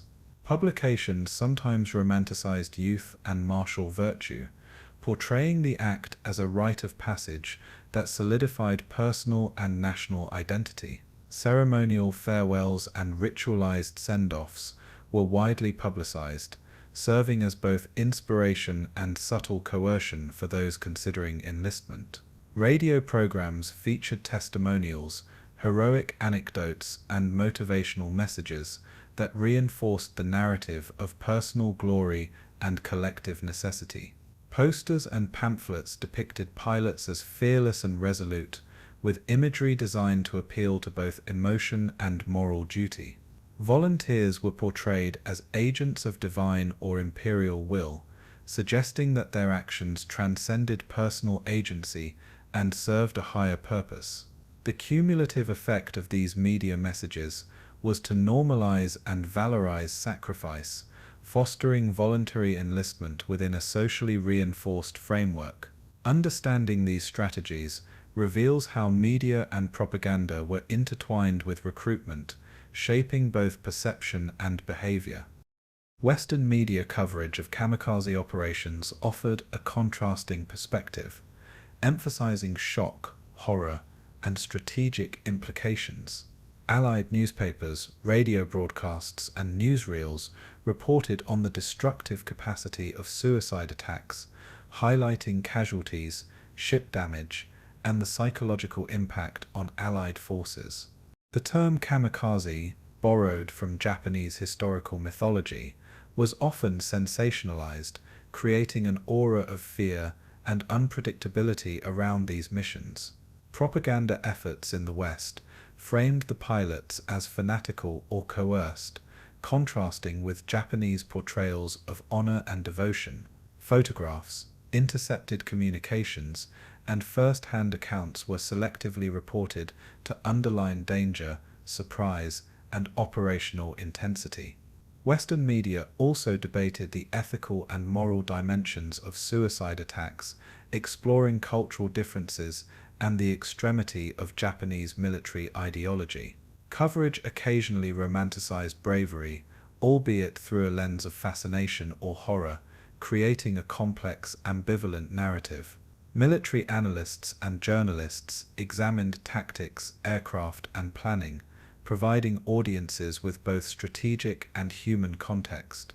Understanding Western reporting complements the study of Japanese propaganda, revealing how perception, myth, and narrative diverged across cultures. This duality highlights the role of media in shaping both domestic and international understanding of kamikaze warfare. Something new, the contrast between myth and reality was stark, revealing the divergence between propaganda narratives and operational truths. While media presented pilots as unwaveringly heroic and missions as highly effective, actual casualty rates, mission failures, and pilot fear were often understated or ignored. Many volunteers experienced intense anxiety, hesitation, or regret, emotions rarely acknowledged in newspapers, radio, or public ceremonies. Operational challenges, including aircraft malfunctions, fuel limitations, and anti-aircraft defenses, complicated missions far beyond the simplistic portrayal of flawless heroism. Stories of dramatic success were selectively highlighted, while failures were minimized or reframed as honorable sacrifice, regardless of outcome. Propaganda obscured the human cost, presenting kamikaze operations as moral and strategic triumphs rather than desperate measures in a failing war. This curated narrative reinforced societal acceptance, minimizing cognitive dissonance about the human toll of suicide missions. Understanding the gap between myth and reality illuminates how ideology, media, and perception intersected to shape both national morale and historical memory. The manipulation of narrative exemplifies the power of media in wartime, influencing both volunteers and the broader public. It also underscores the need to consider multiple perspectives when reconstructing the lived experiences of kamikaze pilots. Farewell ceremonies and hero narratives functioned as both ritualized propaganda and emotional reinforcement for pilots, families, and the broader population. Pilots were presented as calm, noble, and morally exemplary, a portrayal reinforced by speeches, photographs, and media coverage. Families were positioned as proud participants in a national and spiritual enterprise, encouraged to see their loss as contributing to national survival and honor. Public rituals, including parades, commemorations, and media broadcasts, magnified the spectacle of sacrifice, reinforcing collective memory and expectation. Pilots internalized these representations, often aligning personal identity with the heroic archetype projected by media and ceremony. Repetition and ritual normalized extreme behavior, making the extraordinary act of self-destruction appear both understandable and desirable. The integration of narrative, ritual, and emotion exemplified the psychological sophistication of Japanese propaganda strategies. Pilots, families, and society were thus co-opted into a mutually reinforcing system of ideological and emotional preparation. This approach ensured that kamikaze actions were framed as morally unassailable, socially endorsed, and strategically essential. Examining these mechanisms reveals how culture, media, and ideology combined to sustain one of the most extreme forms of wartime mobilization. Lasers.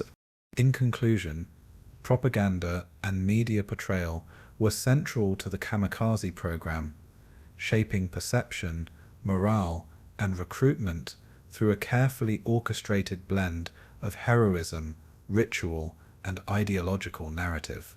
Japanese media emphasized honor, courage, and patriotic devotion, while ceremonial and ritualized displays reinforced collective identity and emotional readiness. Western coverage highlighted shock, strategic implications, and cultural differences, offering a contrasting lens on the same phenomenon. Myth often eclipsed reality, obscuring fear, failure, and the human cost of suicide missions, yet serving the purpose of social cohesion and wartime mobilization. Farewell ceremonies, heroic narratives, and media saturation combined to normalize extreme sacrifice and encourage volunteerism. Pilots, families, and society were integrated into a narrative framework that blended moral, emotional, and operational imperatives. Understanding propaganda and media influence is essential to comprehending both the lived experience of kamikaze pilots and the broader societal context in which these missions occurred. This chapter reveals the complex interplay of information, ideology, and emotion that underpinned one of World War II's most extraordinary and tragic phenomena. The next chapter will examine the detailed planning, deployment, and execution of kamikaze missions, building on this foundation of preparation and perception. Kamikaze mission planning began with meticulous target selection, a process that blended intelligence gathering, strategic priority, and operational feasibility. Targets ranged from aircraft carriers and battleships to transport vessels and critical supply ships, chosen based on their capacity to disrupt Allied operations or affect morale. Intelligence officers analyzed reconnaissance reports, aerial photography, and intercepted communications to identify high-value targets and evaluate defenses. Target selection was often coordinated with both naval and air units, ensuring alignment between kamikaze efforts and conventional operations. Planners considered weather conditions, sea states, and enemy patrol patterns to maximize the likelihood of success. Smaller vessels or lightly defended installations were sometimes prioritized to conserve resources while maintaining operational impact. Strategic necessity often dictated timing, with missions aligned to broader offensives or defensive operations. The selection process also accounted for pilot skill levels, aircraft type, and payload capacity, matching the right volunteer to the right mission. Each target was evaluated not only for tactical value, but also for psychological impact, aiming to demoralize Allied forces. Understanding target selection reveals how kamikaze operations were integrated into Japan's larger strategic framework, despite extreme resource constraints. Coordination with air and naval units was essential for the effective execution of kamikaze missions, providing both support and situational awareness. Launching aircraft required protection from fighter escorts, anti-aircraft suppression, and synchronized timing with naval maneuvers. Commanders relied on radio communication, pre-planned flight paths, and visual signals to ensure that kamikaze strikes complemented conventional attacks. Reconnaissance flights and patrol units monitored enemy positions, relaying critical updates to adjust launch timing or approach vectors. Coordination extended to logistics, including fuel delivery, ordnance preparation, and maintenance, ensuring that each mission could be executed without mechanical failure. Naval units often cleared engagement zones or provided diversionary attacks to draw enemy attention away from kamikaze approaches. Air controllers monitored formations, adjusting flight altitude, speed, and spacing to optimize attack trajectories. This integration with conventional forces maximized operational effectiveness while minimizing risk to supporting units. Shared planning sessions fostered situational awareness, enabling commanders to anticipate enemy maneuvers and allocate resources efficiently. The complex orchestration of air and naval coordination reflected the sophistication of kamikaze operations beyond the simplistic narrative of lone pilots diving into targets. Timing and approach strategies were critical components in maximizing the effectiveness of kamikaze attacks. Pilots were trained to strike during specific windows when defensive capabilities were reduced, such as during nightfall, early morning, or periods of poor visibility.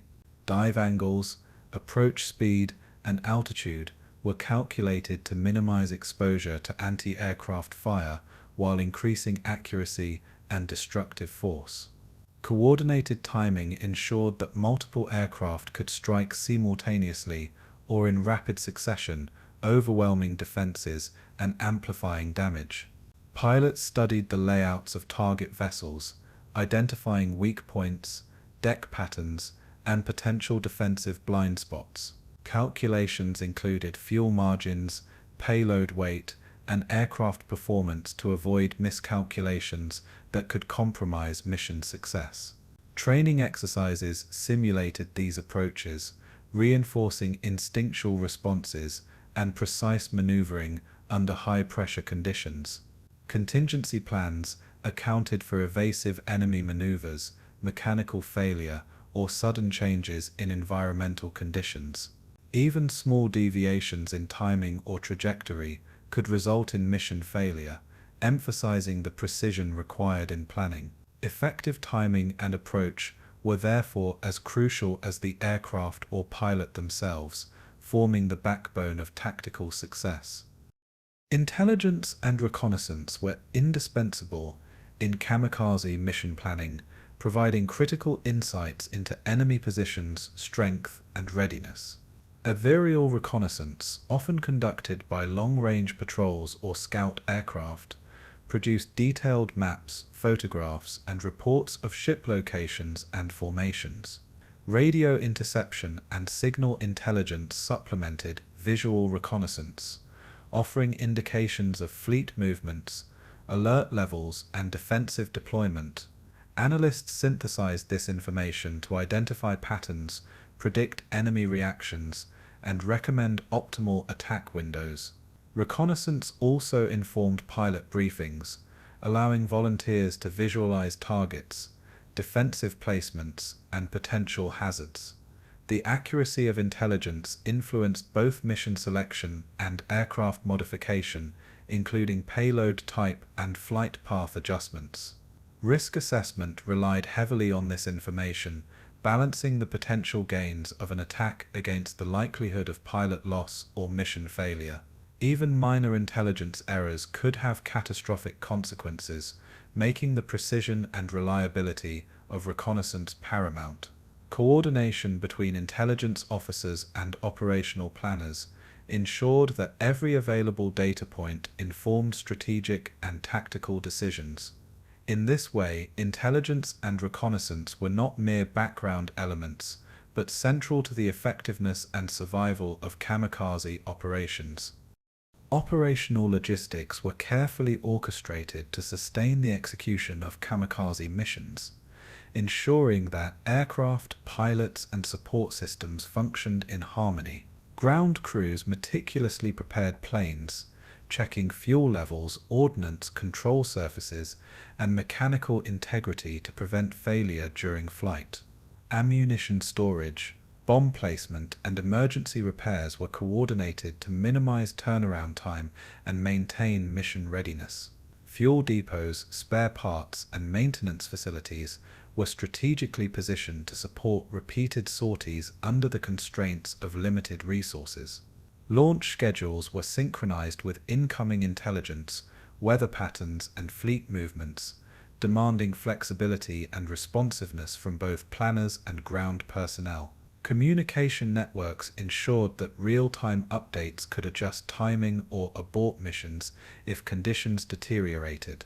Pilots were briefed on contingency procedures, alternative targets, and emergency maneuvers, integrating logistical preparedness with tactical awareness.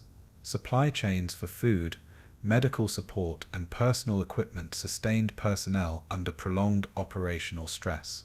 Even minor delays in logistics could cascade into mission failure, emphasizing the interdependence of planning, preparation, and execution. This comprehensive logistical framework underscores the professionalism and operational discipline embedded within the kamikaze program. Maximizing damage required careful consideration of aircraft type, payload, and pilot skill. integrating engineering, tactical, and human factors. Payload selection was tailored to target type, with heavier warheads reserved for capital ships and lighter bombs for smaller vessels or supply craft. Dive speed, trajectory, and impact angle were calculated to deliver the maximum kinetic and explosive force, often informed by prior mission reports and simulation exercises.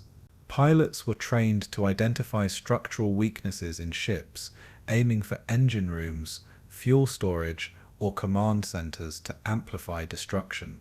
Coordination with conventional attacks, such as bombardments or air raids, increased the likelihood of crippling multiple targets simultaneously. Environmental conditions, including wind, sea state, and visibility, were factored into final approach calculations. Precision was critical, as near misses reduced strategic impact while exposing pilots to enemy fire unnecessarily. Debriefings from previous missions informed adjustments to tactics, highlighting effective techniques and mitigating repeated errors. This integration of technical analysis, human skill, and operational coordination allowed kamikaze missions to achieve disproportionate strategic effects despite limited resources. Every detail, from payload weight to final dive angle, was meticulously planned to maximize damage and mission success. Commanders emphasized contingency planning, ensuring that pilots could adapt to unpredictable situations without compromising mission objectives. Alternate flight paths, secondary targets, and emergency maneuvers were briefed prior to every mission. Pilots were trained to make rapid decisions if mechanical failure, defensive fire, or weather disruptions occurred, relying on both preparation and instinct. Communication networks allowed for mid-mission updates, though often pilots had to operate independently once engaged. Flexibility in execution was balanced with strict adherence to tactical principles, ensuring that improvisation did not undermine strategic goals. Decision-making exercises during training reinforced situational awareness, reaction speed, and mission prioritization. Contingency planning also accounted for potential collisions, misidentification of targets, or friendly fire, emphasizing risk mitigation even within a suicidal framework. These strategies reflect the combination of discipline, foresight, and adaptability inherent in kamikaze operations. Understanding contingency planning highlights the operational sophistication underlying missions often mischaracterized as impulsive or purely desperate. Even in death-focused tactics, precision, preparation, and strategic thinking remained central to success. In conclusion, kamikaze mission planning combined intelligence, tactical acumen, logistical coordination, and human skill into a complex operational framework. Target selection, timing, approach strategies, and payload optimization reflected a calculated effort to maximize effectiveness despite resource limitations. Coordination with naval and air units ensured that missions complemented broader strategic objectives, while contingency planning provided flexibility under unpredictable conditions. Intelligence and reconnaissance informed both operational decisions and pilot preparation, reducing uncertainty and enhancing precision. Ground crews, logistics personnel, and commanders formed an interdependent network supporting the execution of high-risk missions. The meticulous integration of these elements demonstrates the sophistication, discipline, and strategic thought behind kamikaze operations. Far from random acts of desperation, each mission was carefully orchestrated to achieve maximum tactical and psychological impact. Understanding these planning principles illuminates the professional and systematic nature of Japan's suicide attacks during World War II. This foundation prepares us to explore the personal experiences and emotional realities of pilots as they executed these meticulously prepared missions in the next chapter. The first organized kamikaze attacks occurred during the Battle of Leyte Gulf in October 1944, marking a dramatic shift in Japanese tactics as conventional strategies faltered. Japanese commanders, confronted with severe losses of ships, aircraft, and experienced pilots, resorted to suicide missions as a desperate attempt to stall the American advance in the Philippines. Initial attacks were launched from small bases across the Philippine archipelago, employing Mitsubishi Zero fighters and modified aircraft carrying heavy explosives. Pilots, many of them young and inexperienced, were briefed extensively on approach angles, target weak points, and timing to maximize destructive potential. Allied ships, unaccustomed to deliberate suicidal assaults, initially struggled to respond, creating confusion and high casualties among crews. The psychological impact of planes diving deliberately into ships was profound, instilling fear and unpredictability far beyond the physical damage inflicted. Early missions demonstrated both successes and failures, with some ships severely damaged or sunk, while others saw pilots thwarted by anti-aircraft defenses or mechanical malfunctions. Japanese media celebrated these first attacks, framing them as both heroic and strategically significant, bolstering public morale despite limited operational success. The Leyte Gulf operations became a testing ground, providing insights into aircraft performance, pilot training, and tactical execution. These initial missions set the stage for the systematic deployment of kamikaze tactics across the Pacific in subsequent months. Target selection during the Leyte Gulf operations emphasized high-value Allied vessels, particularly aircraft carriers, battleships, and supply ships critical to sustaining the invasion. Pilots were trained to strike at vital areas such as flight decks, engine rooms, and ammunition storage, aiming to inflict maximum operational disruption. Intelligence gathered from reconnaissance planes and intercepted communications informed the precise location of targets and optimal approach vectors.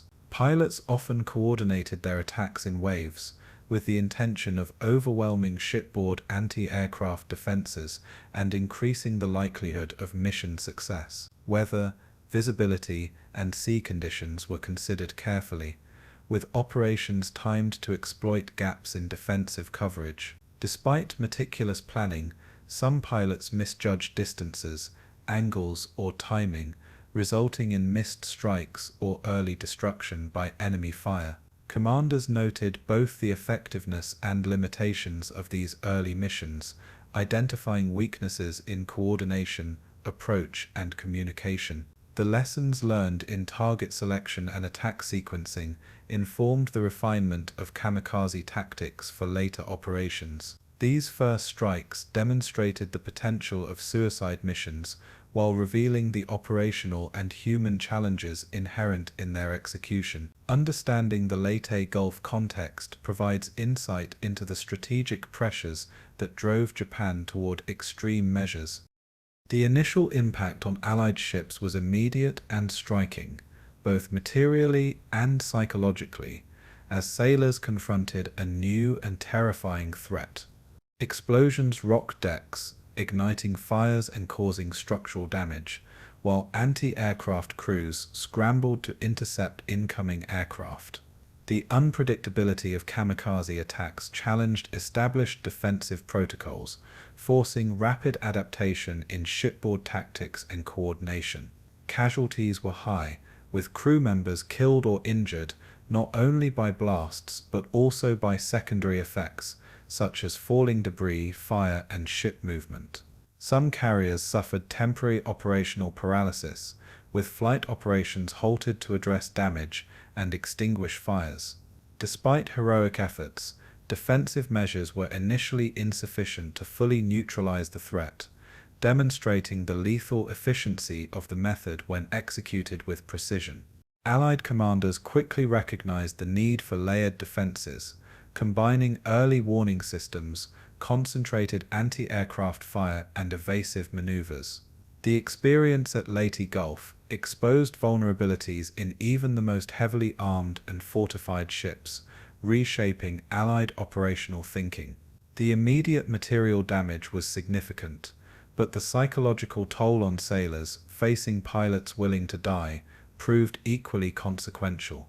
These early attacks revealed the dual nature of kamikaze effectiveness: physical destruction and intense morale disruption. Successes and failures in the first kamikaze missions provided valuable lessons for Japanese planners and pilots, influencing subsequent operations. Successful strikes demonstrated that even a single well-executed suicide mission could cripple or disable a major vessel, validating the strategic concept despite heavy human costs. Failures, often caused by mechanical problems, defensive fire, or misjudged attack vectors, highlighted the importance of pilot training, aircraft reliability, and precise coordination. Planners adjusted mission sequencing, approach tactics, and targeting priorities based on these outcomes, striving to minimize attrition and maximize strategic gain. Observations were recorded regarding the performance of different aircraft, payload weights, dive angles, and environmental conditions. Pilot briefings increasingly emphasized flexibility, contingency planning, and mental preparedness for unexpected obstacles. Lessons learned extended to base logistics, timing of launches, and integration with conventional naval and air operations. Even unsuccessful missions contributed data that refined operational procedures, enhancing the effectiveness of future kamikaze waves. This iterative learning process transformed early improvisation into a more structured and methodical approach. Understanding these successes and failures illuminates the evolution of kamikaze tactics from desperate improvisation to systematic deployment. Knife. American countermeasures evolved rapidly in response to the initial kamikaze threat, combining technological, tactical, and organizational innovations. Shipboard anti-aircraft weaponry was reinforced, with gunners receiving additional training in target tracking and rapid-fire coordination. Radar systems were recalibrated to detect incoming aircraft earlier, allowing crews to prepare for evasive maneuvers and concentrated fire.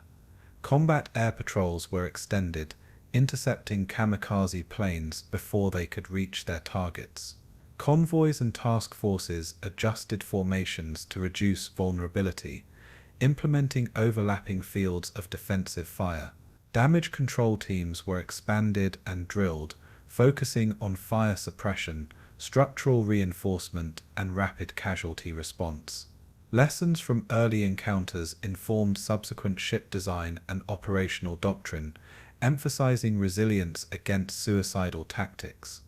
Allied intelligence analyzed attack patterns, timing, and pilot behavior, anticipating likely target approaches. Despite these adaptations, kamikaze attacks retained an element of unpredictability and psychological shock, sustaining their effectiveness. The ongoing arms race between attack and defense defined the Pacific theater during the later stages of the war. Piri's Hole. Japanese public reaction to the first kamikaze attacks was overwhelmingly positive, framed as a demonstration of patriotism, bravery, and national resolve. Newspapers and radio broadcast highlighted heroism, emphasizing the willingness of young men to sacrifice themselves for the emperor and the nation. Farewell ceremonies and photographs of volunteers were widely circulated, reinforcing the idealized narrative of honor and devotion. Stories of successful missions were exaggerated, while failures were reframed as honorable efforts, maintaining a consistent heroic portrayal. The public was encouraged to view kamikaze pilots as moral exemplars, inspiring emulation and voluntary enlistment. Propaganda emphasized the spiritual dimension of sacrifice, linking individual acts to historical traditions of Bushido and national destiny. Celebrations, posters, and public events reinforced communal approval, strengthening societal cohesion around the extreme wartime ethos. Government messaging highlighted both operational necessity and moral imperative, suggesting that such sacrifice was essential for survival. Understanding public reception illustrates how media and ideology shaped national attitudes toward one of the war's most extreme tactics. The enthusiastic domestic response reinforced the continuation and expansion of kamikaze operations. Others, lessons learned from the first attacks, influenced tactical refinement and operational doctrine in subsequent missions across the Pacific. Commanders analyzed pilot performance, aircraft capabilities, and the efficacy of approach strategies to identify best practices. Adjustments included modifying dive angles, optimizing payload deployment, and coordinating multiplane strikes to overwhelm defenses.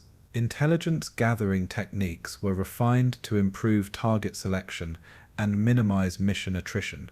Logistics and base coordination were enhanced to ensure readiness and rapid deployment of follow-up missions.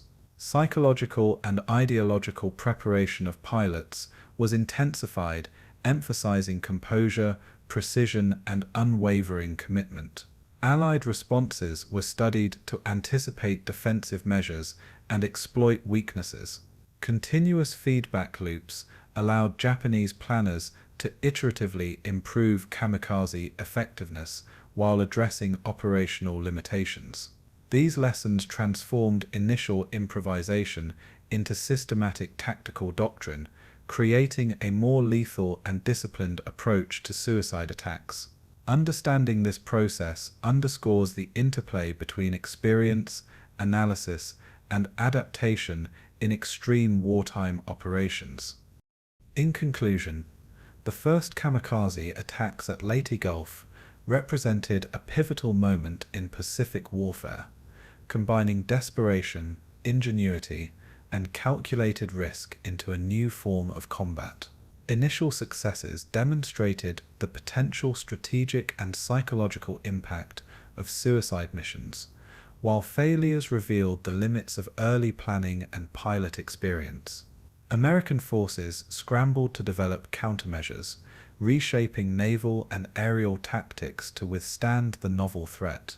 Japanese public reaction, framed through propaganda, celebrated heroism and reinforced societal support for the continuation of such missions.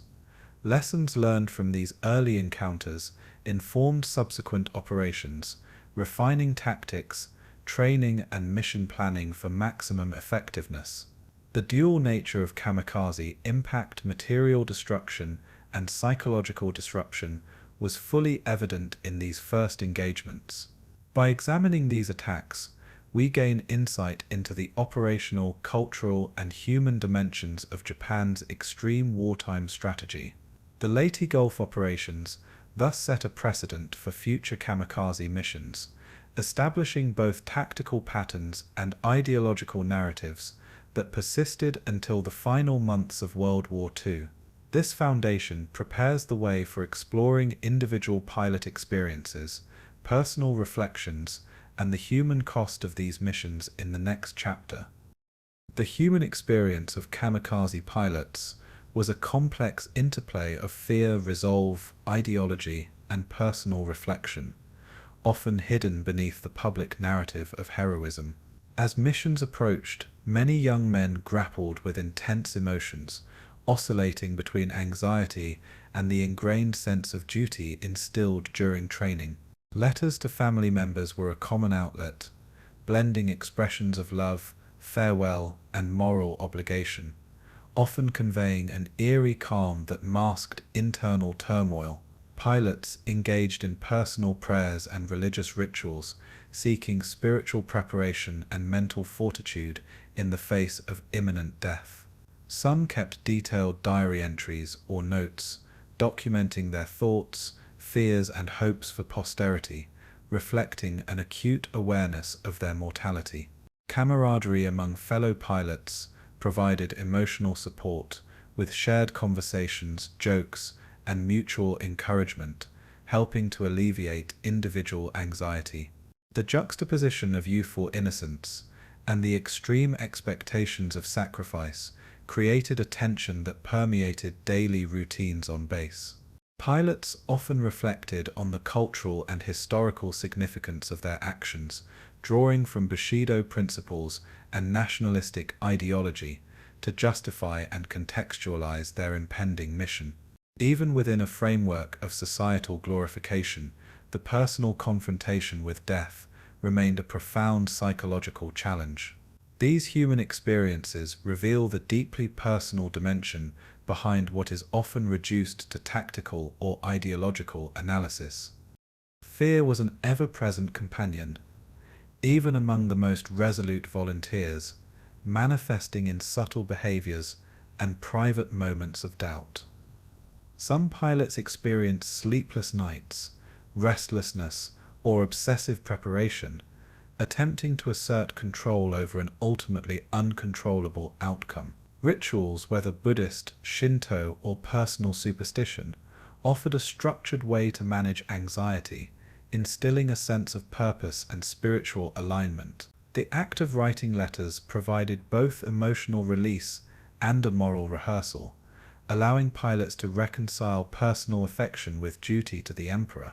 Conversations with fellow volunteers often served as mutual reinforcement, exchanging words of courage, encouragement, or philosophical reflection. Despite intense fear, training instilled mechanical proficiency, emphasizing precision in approach, payload deployment, and final maneuvers. Mentors and senior officers reinforced ideological resolve, framing fear as natural but surmountable through discipline and adherence to national principles. The tension between instinctual self-preservation and imposed duty created a unique psychological landscape, where fear coexisted with deliberate resolve. Understanding this dynamic illuminates the profound humanity behind kamikaze operations. It reminds us that beneath public mythology lay individuals navigating extreme emotional terrain. Mike Stowe, letters to family were often poignant, revealing the depth of affection, gratitude, and contemplation among pilots confronting imminent death. These communications blended personal intimacy with ideological affirmation, portraying an unwavering acceptance of duty alongside heartfelt farewells. Some letters included practical advice for family members, guidance for coping with loss, and expressions of hope for Japan's future. Others conveyed philosophical or spiritual reflections, invoking traditional notions of honor, loyalty, and transcendence. The structure and tone of letters varied, reflecting personality, upbringing, and emotional state, yet a pervasive calmness or stoicism was common.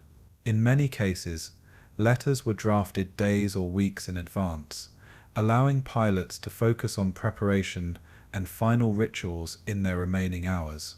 Letters also served as historical artifacts, offering later generations a rare glimpse into the interior lives of kamikaze volunteers. They revealed the tension between private vulnerability and public duty, capturing moments of introspection and emotional complexity. Reading these writings conveys a striking sense of immediacy, reminding us that the pilots were not abstract symbols, but deeply human actors.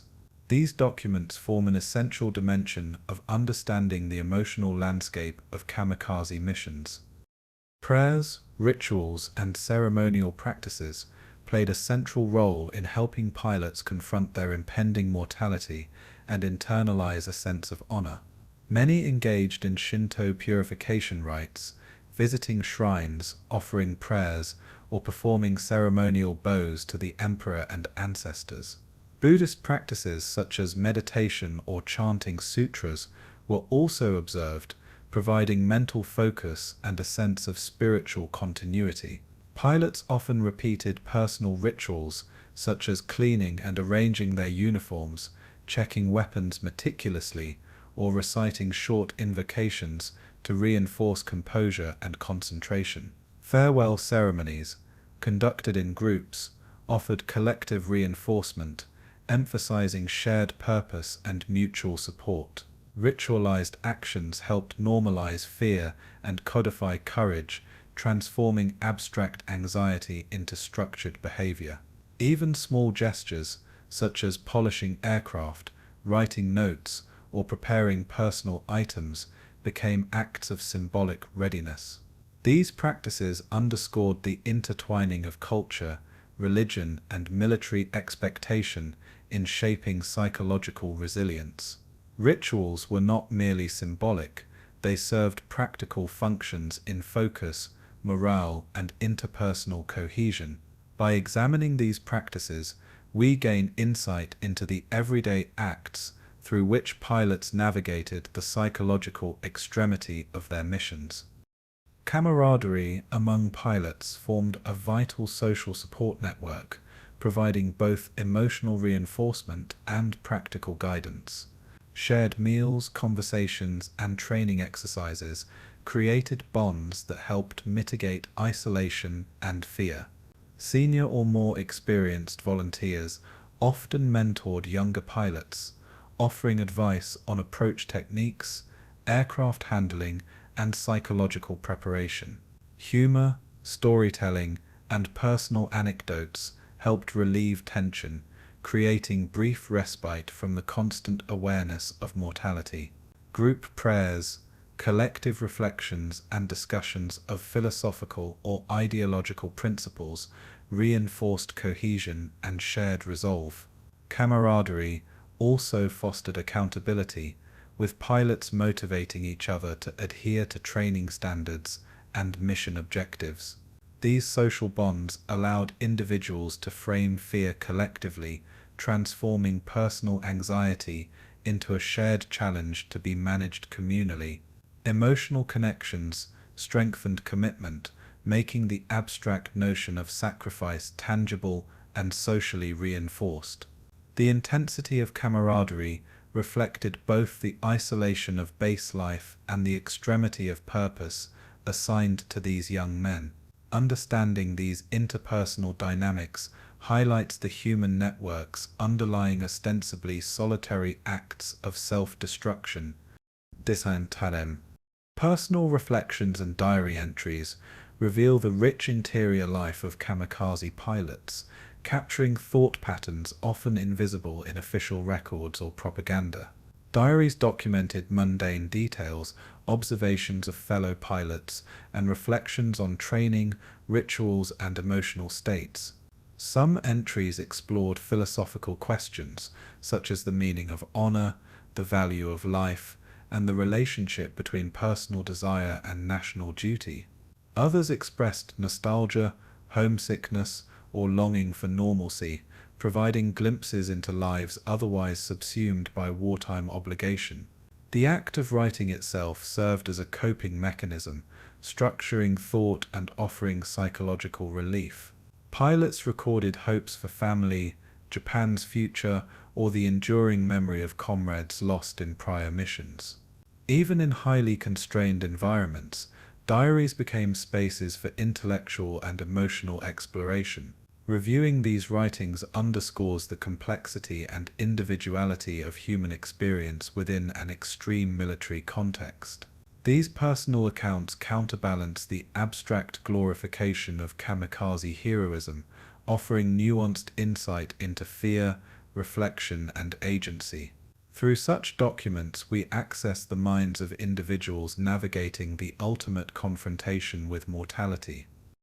Coping with impending death required pilots to reconcile instinctual survival drives with imposed duty and ideological conditioning. Training emphasized mechanical mastery, repetition, and mental rehearsal to create automaticity under stress, reducing cognitive load in the final moments. Psychological preparation included both ideological indoctrination and pragmatic focus on procedural tasks, blending moral resolve with technical competence. Pilots often engaged in imaginative visualization, mentally rehearsing approach patterns, target strikes, and final maneuvers. Meditation, ritualistic preparation, and reflection provided structured avenues to contain fear and channel emotional energy productively. Peer interaction and mentorship reinforced norms of composure, bravery, and procedural adherence. Even as anxiety persisted, the combination of structured routine, ritual, and social reinforcement allowed pilots to operate effectively in conditions of extreme psychological strain. Some relied on fatalistic or spiritual frameworks, interpreting their deaths as transcendent acts contributing to national survival. Coping strategies reveal the intersection of training, culture, and psychology in sustaining function under imminent threat. These methods highlight the deliberate cultivation of emotional resilience in the face of ultimate sacrifice. The seas. In conclusion, the human experience of kamikaze pilots reflects a complex interplay of emotion, ritual, ideology, and social support that transcends simplistic narratives of heroism or fanaticism. Pilots navigated fear, anticipation, and reflection through letters, diaries, prayers, and camaraderie, creating structured pathways to confront mortality. Emotional preparation was integrated with practical skill, ritualized behavior, and ideological reinforcement, producing a disciplined yet deeply human response to extreme circumstances. Personal writings reveal vulnerability, introspection, and attachment, reminding us that these individuals were neither abstractions nor mere instruments of war. The interplay of ritual, social cohesion, and psychological preparation underscores the multifaceted strategies employed to manage the tension between instinctual survival and imposed duty. Camaraderie, mentorship, and shared reflection provided emotional scaffolding, allowing pilots to function cohesively within an extraordinary military system. Coping mechanisms, personal reflection, and ritualized behavior reveal the interior landscape of those confronting imminent death. Understanding these experiences humanizes the kamikaze program, providing insight into the psychological, cultural, and social dimensions underlying extreme wartime action. The next chapter will examine the operational outcomes and effectiveness of these missions, juxtaposing human experience with tactical impact. WW2. The Battle of Leyte Gulf in October 1944 marked the first large-scale deployment of kamikaze tactics, setting the precedent for subsequent operations in the Pacific. Japanese pilots, many of them barely trained, were tasked with striking Allied aircraft carriers, battleships, and support vessels, attempting to disrupt the critical supply lines supporting the American invasion of the Philippines. Initial waves involved small numbers of aircraft, often attacking in uncoordinated bursts, but the psychological impact on Allied crews was immediate and profound. Ships were forced to adapt quickly to the novel threat, combining evasive maneuvers with concentrated anti-aircraft fire. Several vessels sustained significant damage, with some carriers temporarily incapacitated, while other pilots were intercepted before reaching their targets. Survivor testimonies described the sudden terror of witnessing aircraft dive deliberately into ships, leaving little time for reaction. These first missions exposed weaknesses in Japanese coordination, but lessons learned informed the planning of larger, more systematic kamikaze waves. Both success and failure at Leyte Gulf demonstrated the dual utility of these attacks: tactical disruption and psychological pressure. Individual pilot stories reveal acts of extraordinary bravery alongside tragic miscalculations. The battle underscored the lethal potential of suicide missions in a theater increasingly defined by desperation and ingenuity. Okinawa, beginning in April 1945, represented the most intense and sustained kamikaze campaign of the war, involving thousands of aircraft and protracted daily assaults. Japanese planners coordinated massive waves, targeting Allied carriers, destroyers, and troop transports, seeking to stall or repel the invasion of the island. Night missions and dawn attacks were both utilized, with pilots exploiting darkness or low visibility to reduce detection by radar and anti-aircraft defenses. Anti-aircraft gunners and combat air patrols responded with unprecedented intensity, creating chaotic, deadly engagements in which the margin for error was razor-thin. Damage assessments reveal that hundreds of ships were hit, ranging from minor structural impairments to catastrophic loss of life and operational incapacitation.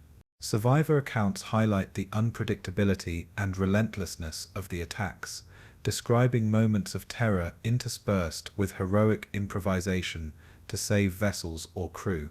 Japanese pilots demonstrated both discipline and determination, often coordinating attacks in tandem with conventional strikes to overwhelm defenses.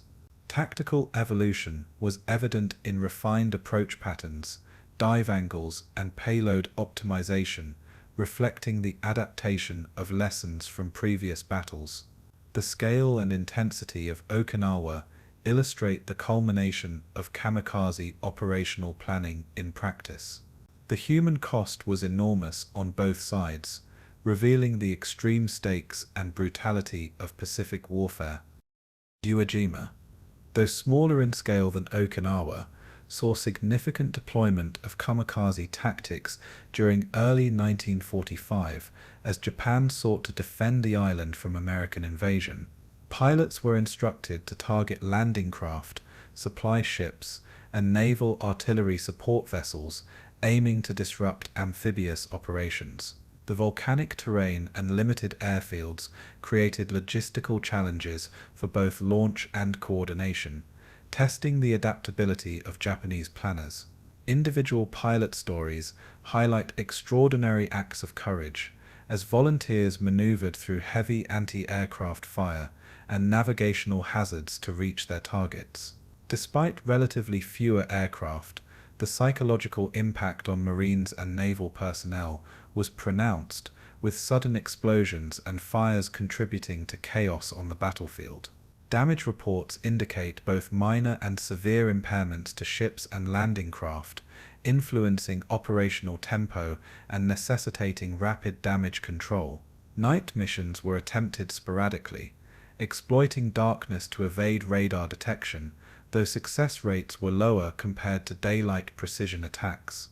Survivor testimonies describe an acute awareness of human vulnerability, blending fear, determination, and awe at the pilot's resolve.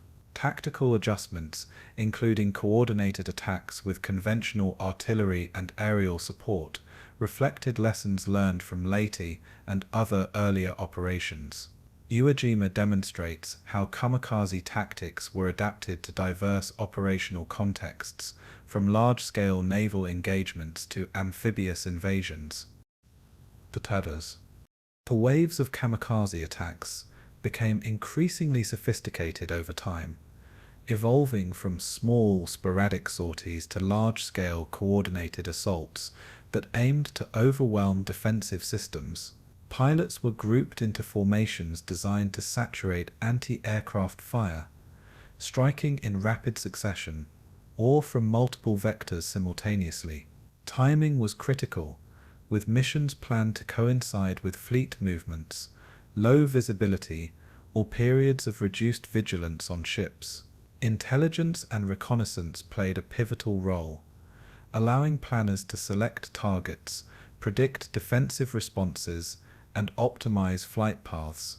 The coordination of multiple aircraft, coupled with precise timing and approach angles, required intensive planning and rigorous adherence to procedure. The psychological toll on both attackers and defenders was amplified by the relentless repetition of waves, creating an atmosphere of continuous stress and anticipation. Debriefings and operational analysis informed adjustments in tactics, dive angles, and payload deployment for subsequent waves. Even when individual missions failed, cumulative pressure often degraded crew performance, heightened anxiety, and imposed operational inefficiencies. The evolution of wave tactics illustrates the adaptive nature of kamikaze strategy in response to Allied countermeasures. Success was measured not only in material damage, but also in sustained psychological disruption and attritional effect. Individual pilot stories from these battles provide insight into the courage, preparation, and personal stakes involved in kamikaze missions. Diaries, letters, and interviews reveal volunteers reflecting on family, duty, and spiritual readiness before flights. Some pilots described exhilaration at mastering complex maneuvers under extreme stress, while others recounted moments of doubt, fear, or hesitation. The juxtaposition of youthful energy with the inevitability of death created profound emotional intensity, often expressed through poetry, letters, or last-minute reflections. Acts of heroism were documented both in successful strikes and in moments of improvisation to protect comrades or optimize mission effectiveness. Survivor accounts from Allied personnel provide complementary perspectives, noting the human presence behind each aircraft and the profound impact of these small but lethal units. The personal dimension adds depth to the understanding of kamikaze operations, illustrating the intersection of audiology, training, and individual psychology. Tales of bravery, tragedy, and moral complexity emerge repeatedly across battles, creating a narrative richness beyond tactical analysis. The compilation of these accounts emphasizes that kamikaze missions were deeply human endeavors, not merely mechanical applications of strategy. Through these stories, the personal cost of war and the extraordinary commitment of volunteers become vividly apparent. The damage assessment across Leyte Gulf, Okinawa, and Iwo Jima reveals both the strategic impact and operational limitations of kamikaze attacks. While some capital ships were severely damaged or temporarily incapacitated, many pilots were intercepted before reaching their targets. Structural vulnerabilities were exploited, with successful strikes often disabling engines, communication systems, or flight decks, rendering vessels combat ineffective for days or weeks. Anti-aircraft defenses, radar detection, and coordinated fleet maneuvers mitigated potential losses, demonstrating a dynamic interaction between attacker and defender. Damage reports underscore the trade-off between the human cost for Japan and the material disruption inflicted on Allied operations. Even failed attacks contributed to attritional effect, compelling crews to maintain heightened vigilance and deploy extensive damage control measures. Over time, continuous assessment informed refinements in tactics, timing, and targeting priorities, improving efficacy despite limited resources. Casualty records highlight the disproportionate risk borne by pilots relative to material gains, reinforcing the extreme nature of these missions. The juxtaposition of operational effectiveness and human sacrifice remains a defining characteristic of kamikaze warfare. Detailed damage analysis illuminates both the power and constraints of these suicide tactics in the larger Pacific theater. Survivor testimonies from Allied crews provide vivid insight into the intensity, unpredictability, and psychological impact of kamikaze attacks. Sailors describe the terror of watching planes dive deliberately into ships, the roar of explosions, and the sudden chaos of fires, casualties, and structural collapse. Damage control teams were thrust into immediate action, often improvising under extreme stress to contain fires, stabilize vessels, and treat wounded comrades. The unpredictability of approach vectors, speed, and timing created a constant atmosphere of tension and hypervigilance. Some survivors recounted moments of awe or reluctant respect for the pilot's bravery, acknowledging the human element behind the attacks. The repetition of waves, combined with night operations and poor visibility, amplified psychological strain, creating fatigue and sustained anxiety. Testimonies also highlight adaptability, heroism, and quick decision-making among crew members, illustrating resilience under pressure. These first-hand accounts provide an indispensable complement to tactical and operational data, capturing the lived experience of both attacker and defender. Understanding survivor perspectives enhances comprehension of the full scope and consequences of kamikaze missions. These narratives reveal the intersection of human courage, fear, and improvisation amidst the chaos of battle. In conclusion, notable kamikaze battles, Leyte Gulf, Okinawa, and Iwo Jima, demonstrate the evolving complexity, effectiveness, and human dimension of Japan's suicide tactics. Waves of attacks reflected tactical adaptation, with refinements in timing, coordination, approach, and intelligence informing each subsequent mission. Individual pilot stories reveal emotional intensity, personal sacrifice, and ideological resolve, providing depth beyond operational statistics. Damage assessments and survivor testimonies illustrate both the material and psychological consequences, highlighting the interplay of destruction, fear, and resilience. The use of night versus day missions demonstrates strategic variation and adaptation to Allied defenses. Tactical evolution is evident in formation planning, dive techniques, and payload deployment, illustrating learning from experience and operational feedback. These battles collectively underscore the dual purpose of kamikaze missions, inflicting material harm and amplifying psychological pressure. By examining both operational outcomes and human experience, we gain a comprehensive understanding of the complexity, cost, and impact of kamikaze warfare. These engagements set the stage for evaluating the broader strategic effectiveness and historical legacy of suicide missions in the Pacific theater. The emergence of kamikaze attacks prompted immediate and profound adjustments in Allied naval strategy, as conventional defensive measures proved inadequate against deliberate suicide missions. Radar detection became a cornerstone of early warning, allowing ships to identify incoming aircraft at greater distances and prepare anti-aircraft gunners for precise engagement. Ships were reorganized into layered formations, with overlapping fields of fire designed to create a protective screen around high-value targets such as carriers and battleships. Combat air patrols were extended, with fighter planes deployed to intercept kamikaze aircraft before they could reach fleet positions, adding an aerial layer of defense to the naval perimeter. Ship maneuvering evolved to include constant course changes and evasive tactics, reducing the predictability of movement and complicating targeting calculations for approaching pilots. Damage control procedures were overhauled, with teams trained to rapidly extinguish fires, contain explosions, and stabilize structural damage under extreme pressure.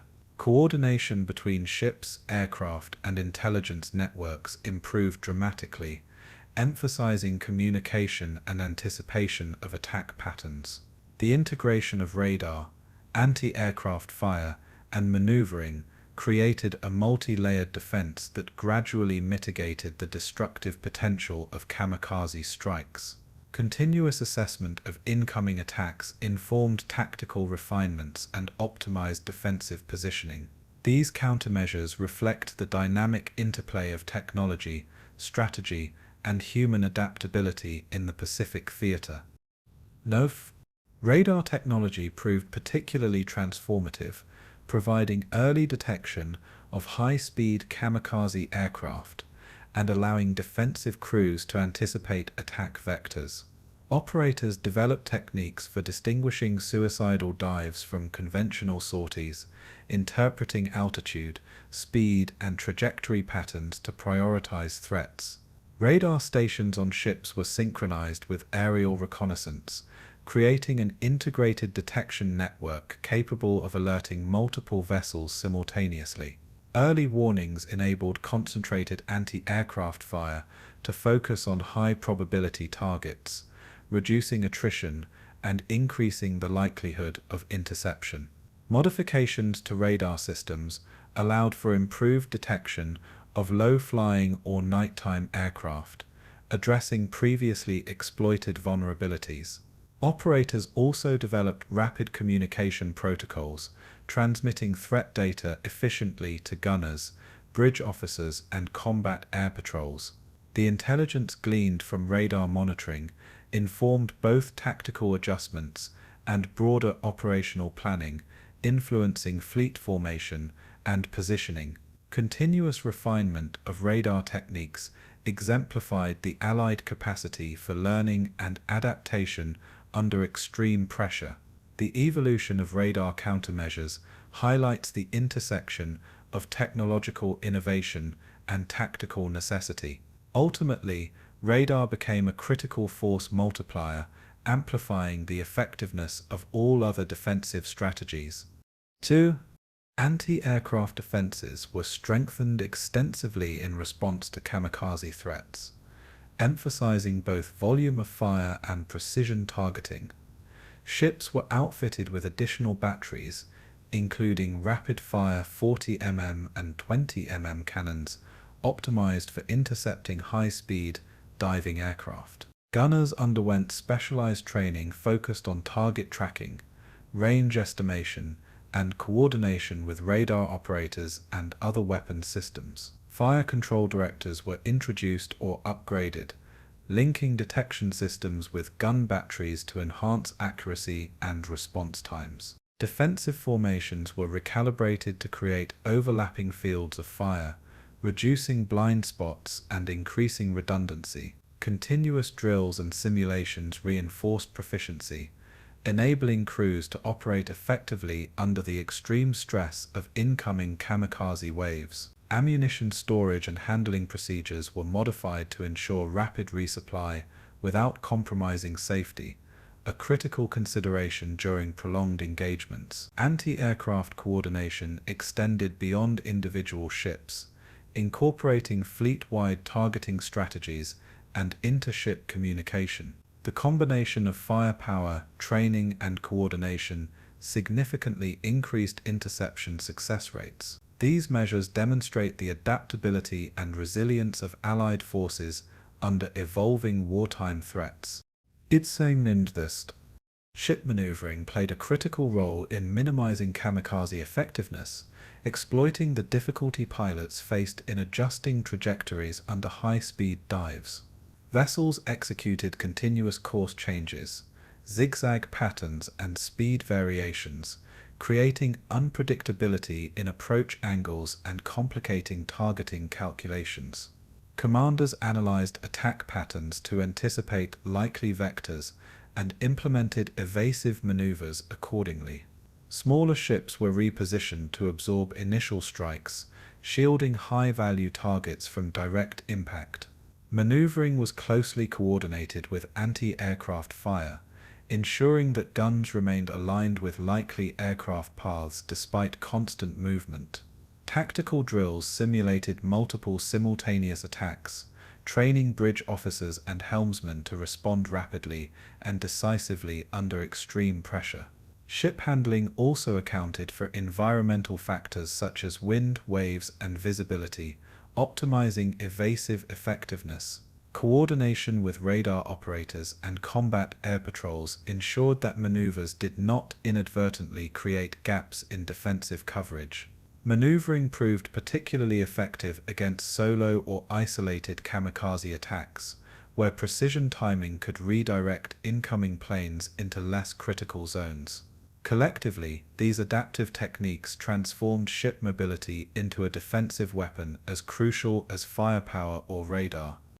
Aircraft interception became a vital complement to shipboard defenses, leveraging fighter planes to engage kamikaze pilots before they reached naval formations.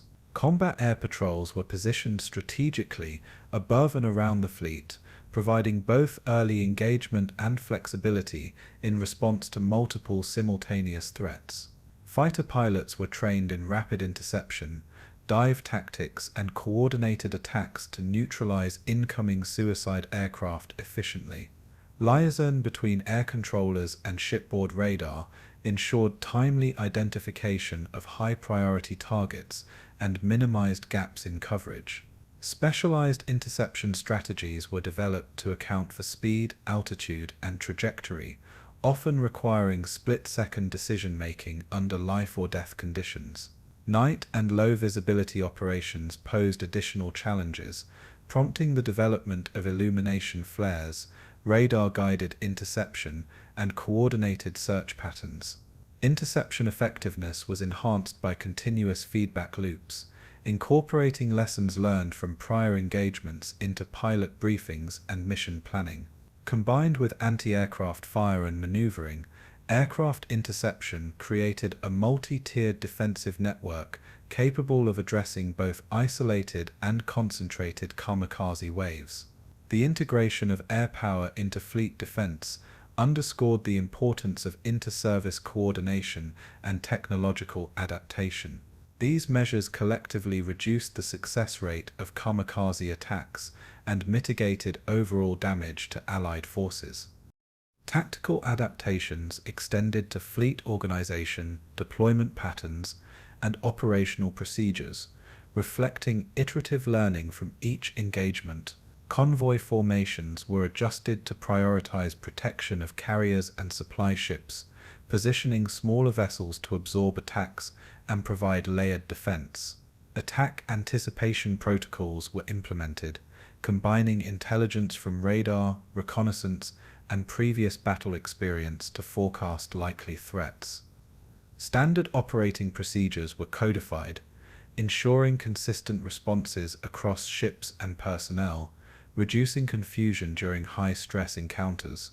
Damage control teams were expanded and trained for rapid response to fires, flooding, and structural compromise, increasing ship survivability. Tactical adaptation also included contingency planning for simultaneous multi-wave attacks, accounting for attritional pressure on crews and equipment. Anti-kamikaze drills were performed regularly, maintaining readiness even during periods of low activity. Continuous evaluation and adjustment of tactics allowed fleets to maintain operational effectiveness despite persistent suicide threats. The combination of strategic foresight, procedural discipline, and adaptive innovation underpinned Allied resilience in the face of extreme challenges. Over time, these adaptations fundamentally shifted the balance between attacker and defender in the Pacific theater. The psychological impact on sailors was profound, as the deliberate nature of kamikaze attacks introduced a level of terror and unpredictability previously unseen in naval warfare. Crews faced continuous stress, knowing that every incoming aircraft might be a death-seeking pilot, targeting them with precision. Morale fluctuated between fear, determination, and moments of intense adrenaline, influencing decision-making under pressure. Commanders instituted psychological support measures, including rotation of personnel, encouragement, and reinforcement of mission purpose to maintain cohesion and focus. Training and drills also functioned as psychological inoculation, familiarizing sailors with the sensory and emotional experiences of attacks to reduce panic. Survivor testimonies highlight the tension between respect for the bravery of kamikaze pilots and the immediate imperative of survival. Over time, crews developed resilience, learning to channel fear into disciplined response rather than paralyzing anxiety. Psychological adaptation complemented technological and tactical measures, forming an integrated defensive posture. Understanding this mental dimension is essential to comprehending the full scope of Allied countermeasures. The human element remained a decisive factor alongside equipment and strategy in mitigating kamikaze effectiveness. Technological innovations accelerated rapidly in response to kamikaze threats, reflecting the urgency and creativity demanded by extreme circumstances. Radar improvements, advanced fire control systems, and rapid-firing weaponry collectively enhanced detection, targeting, and interception capabilities. Ship design was modified to reinforce critical areas and improve survivability, with anti-aircraft batteries strategically positioned for maximum coverage. Communication systems were upgraded to facilitate rapid transmission of threat data across multiple vessels and coordination with air assets. Innovations in aircraft tactics, including coordinated interception and flexible combat air patrol patterns, amplified fleet defenses. Continuous experimentation and field testing allowed refinements in ammunition types, explosive yields, and firing protocols to optimize efficacy. Technological adaptation was complemented by procedural and human innovations, forming a holistic approach to defense. These advances gradually reduced the material and psychological effectiveness of kamikaze attacks, demonstrating the capacity of Allied forces to adapt under extreme pressure. Collectively, radar, anti-aircraft fire, maneuvering, interception, and technological innovation illustrate a comprehensive, multidimensional response. Allied countermeasures exemplify the intersection of technology, strategy, and human resilience in mitigating one of the most extreme wartime threats. Despite meticulous planning, many kamikaze missions failed to achieve their intended objectives, often due to mechanical failures, pilot error, or unforeseen environmental conditions. Aircraft engines sometimes malfunctioned mid-flight, forcing pilots to abort missions or crash before reaching their targets. Fuel shortages and overloading of bombs and explosives occasionally led to loss of maneuverability, reducing accuracy and survivability. Ground crews, responsible for preparing, fueling, and maintaining aircraft, faced constant exposure to accidents, fire, and inadvertent detonation of ordnance. Weather conditions, including strong winds, poor visibility, and turbulence, frequently disrupted navigation, causing misdirected attacks or mid-air collisions. Allied defensive measures, such as anti-aircraft fire and combat air patrols, intercepted many aircraft before impact, demonstrating the high attrition rate of kamikaze units. These failures highlight the gap between ideological ambition and operational reality, revealing the vulnerability of both equipment and personnel. Each aborted or failed mission carried profound implications for morale among pilots, crews, and families. Post-mission reports often downplayed technical or human errors, emphasizing heroism in public communications. Understanding these failures is essential to comprehending the full human and operational cost of kamikaze warfare. Mechanical failures were particularly devastating given the fragile and overextended Japanese aircraft production under wartime scarcity. The Mitsubishi Zero, Yokosuka Ohka, and other kamikaze planes were often modified for suicide missions, compromising structural integrity and stability. Engines overworked or improperly maintained could seize mid-flight, leaving pilots powerless against gravity and wind. Bomb detonation systems sometimes malfunctioned, rendering a successful strike impossible even when the aircraft reached its target. Emergency procedures were minimal, as the expectation of mission completion superseded contingency planning. Ground crews, tasked with maintaining hastily produced aircraft, faced dangerous conditions daily, with fuel spills, live ordnance, and high-pressure hydraulic systems posing constant threats. Many aircraft failed to take off, crashed on runways, or broke apart during training exercises. These failures added psychological strain on both pilots and support personnel, challenging the narrative of unwavering courage.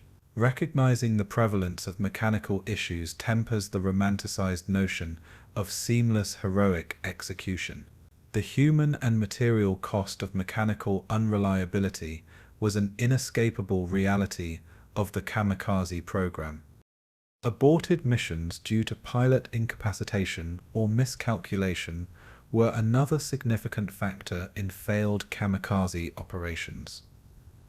Pilots experiencing sudden fear, disorientation, or misjudgment were sometimes forced to return to base or crash land en route.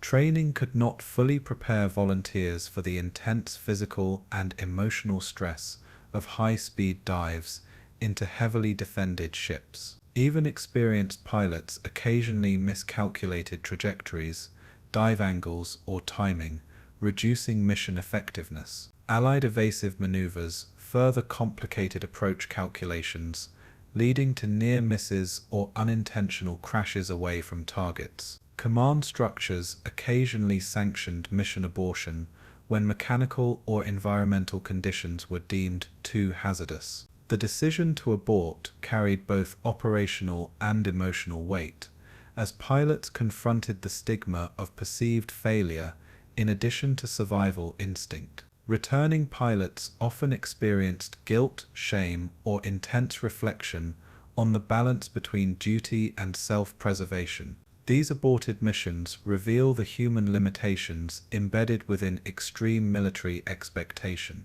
Understanding the prevalence and consequences of aborted operations illuminates the complex interplay of courage, error, and circumstance. The TEPS.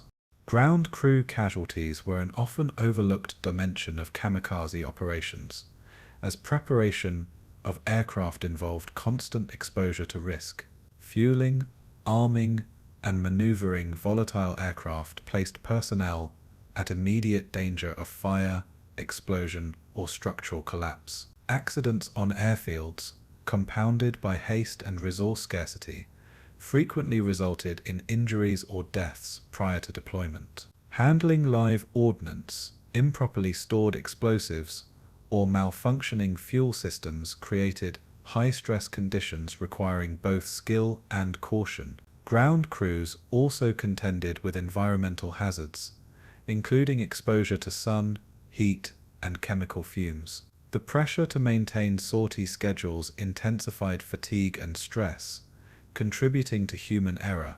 Despite being removed from the mission itself, ground personnel shared the burden of risk inherent in kamikaze operations. Reports from airfields detail instances of multiple casualties in a single incident, illustrating the extreme danger of supporting suicide missions. These accounts underscore the human cost beyond the pilots themselves, expanding the understanding of total wartime sacrifice. Recognition of ground crew risks reveals the systemic dangers embedded within the operational machinery of kamikaze attacks. Iwo 4. Civilians in regions near kamikaze bases or operational areas also suffered unintended consequences, including displacement, injury, and death. Bombed airfields and storage facilities occasionally exploded, sending debris into surrounding villages.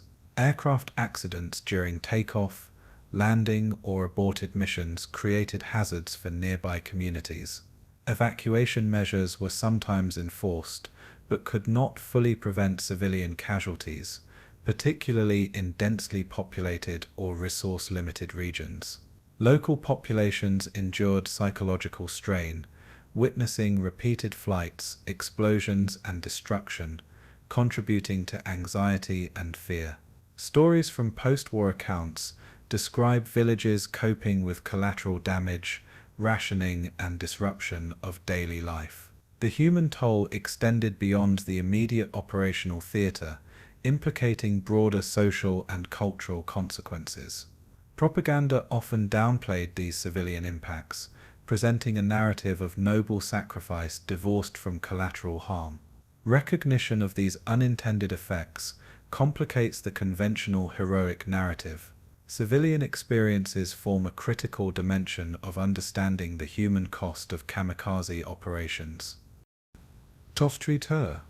Post-war reflections reveal a stark contrast between wartime propaganda and the lived reality of kamikaze missions.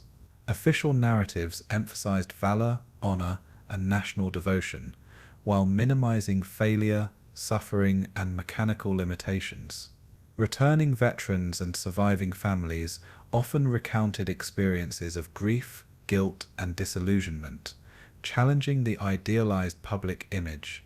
Diaries, letters, and memoirs illustrate the emotional complexity of volunteers, including fear, hesitation, and conflicted loyalty. Post-war historians and psychologists analyzed these accounts to contextualize the human dimension of extreme military indoctrination. Many families faced enduring emotional trauma, mourning children, spouses, or siblings lost in operations, often shrouded in mythologized heroism.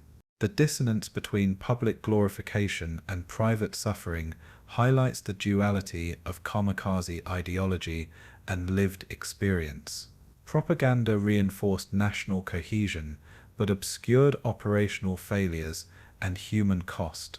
Understanding this contrast is essential for a balanced historical perspective.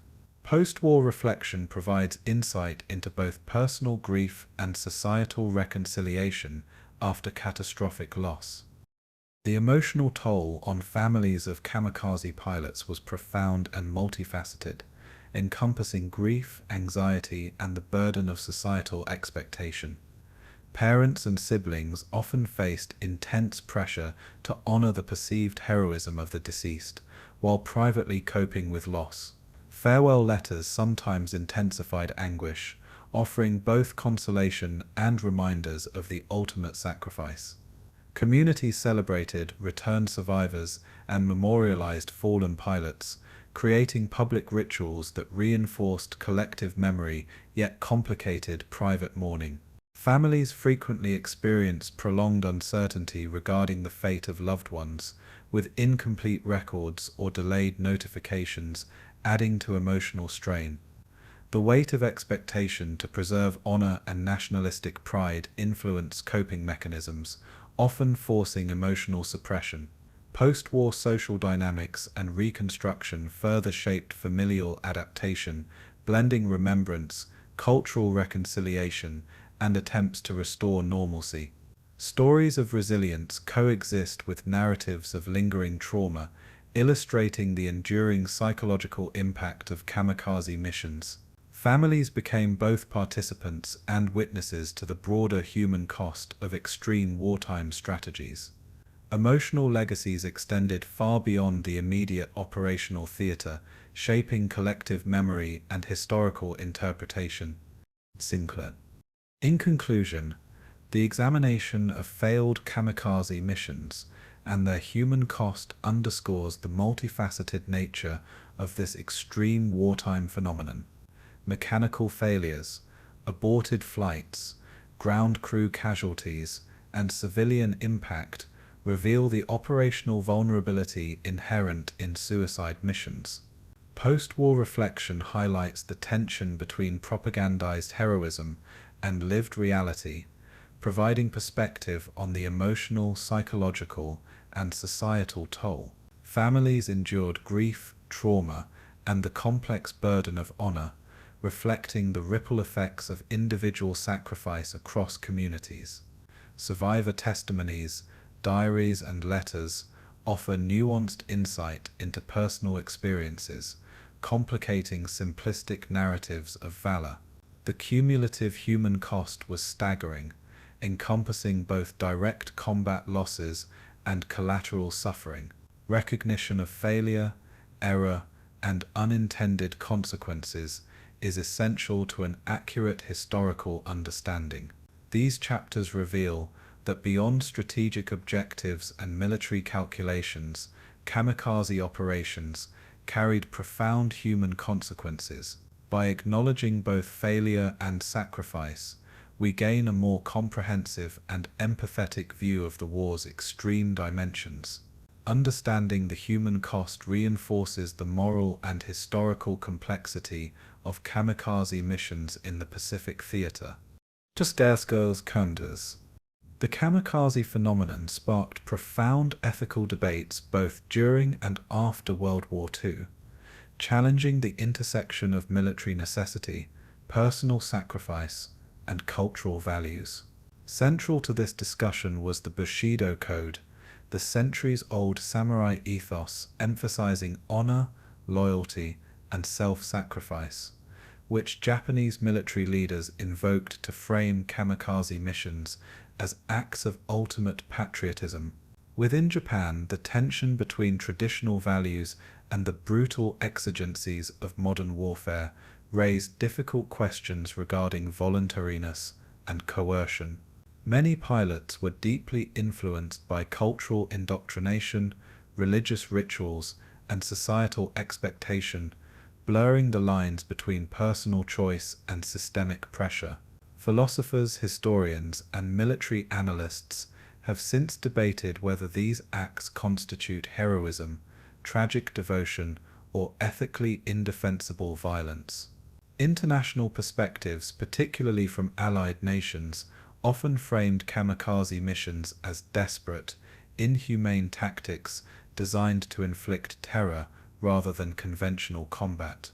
Ethical scrutiny extends beyond the pilots themselves, encompassing military commanders, propaganda organs, and policymakers who orchestrated missions knowing the inevitability of death. Moral reflection also interrogates the value of human life in strategic calculations and wartime ideology. The debate raises enduring questions about duty, coercion, and consent under extreme nationalistic and military pressures. Understanding these tensions is crucial to evaluating both the historical context and universal moral implications of kamikaze operations. TARS. The role of military hierarchy in promoting kamikaze missions illustrates the ethical tension between obedience and moral agency. Commanders often framed suicide attacks as voluntary, presenting pilots with glorified narratives of honor while simultaneously exerting subtle coercion through peer pressure, expectation, and selective indoctrination.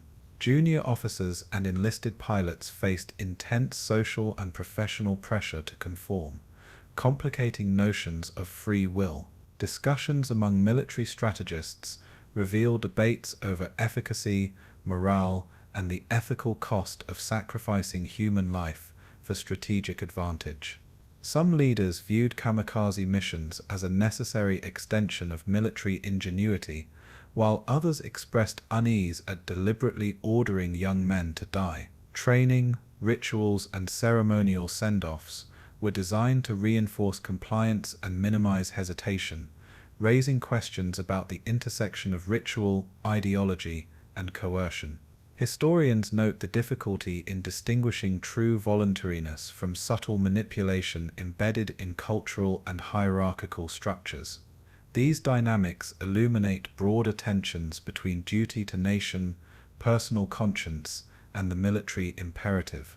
Ethical reflection requires examination of both individual choice and systemic pressures shaping behavior. Understanding this hierarchy reveals how moral responsibility is diffused and contested in extreme wartime contexts.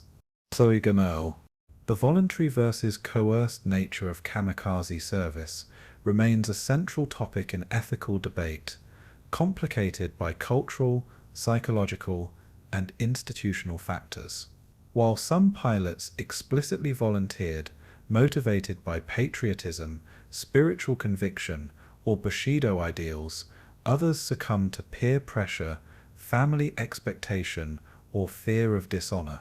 Letters, diaries, and post-war testimony reveal that even ostensibly voluntary participants often experienced ambivalence, anxiety, and moral conflict. Military indoctrination emphasized collective honor and shame, framing refusal as betrayal not only of the nation, but of comrades, family, and ancestral legacy.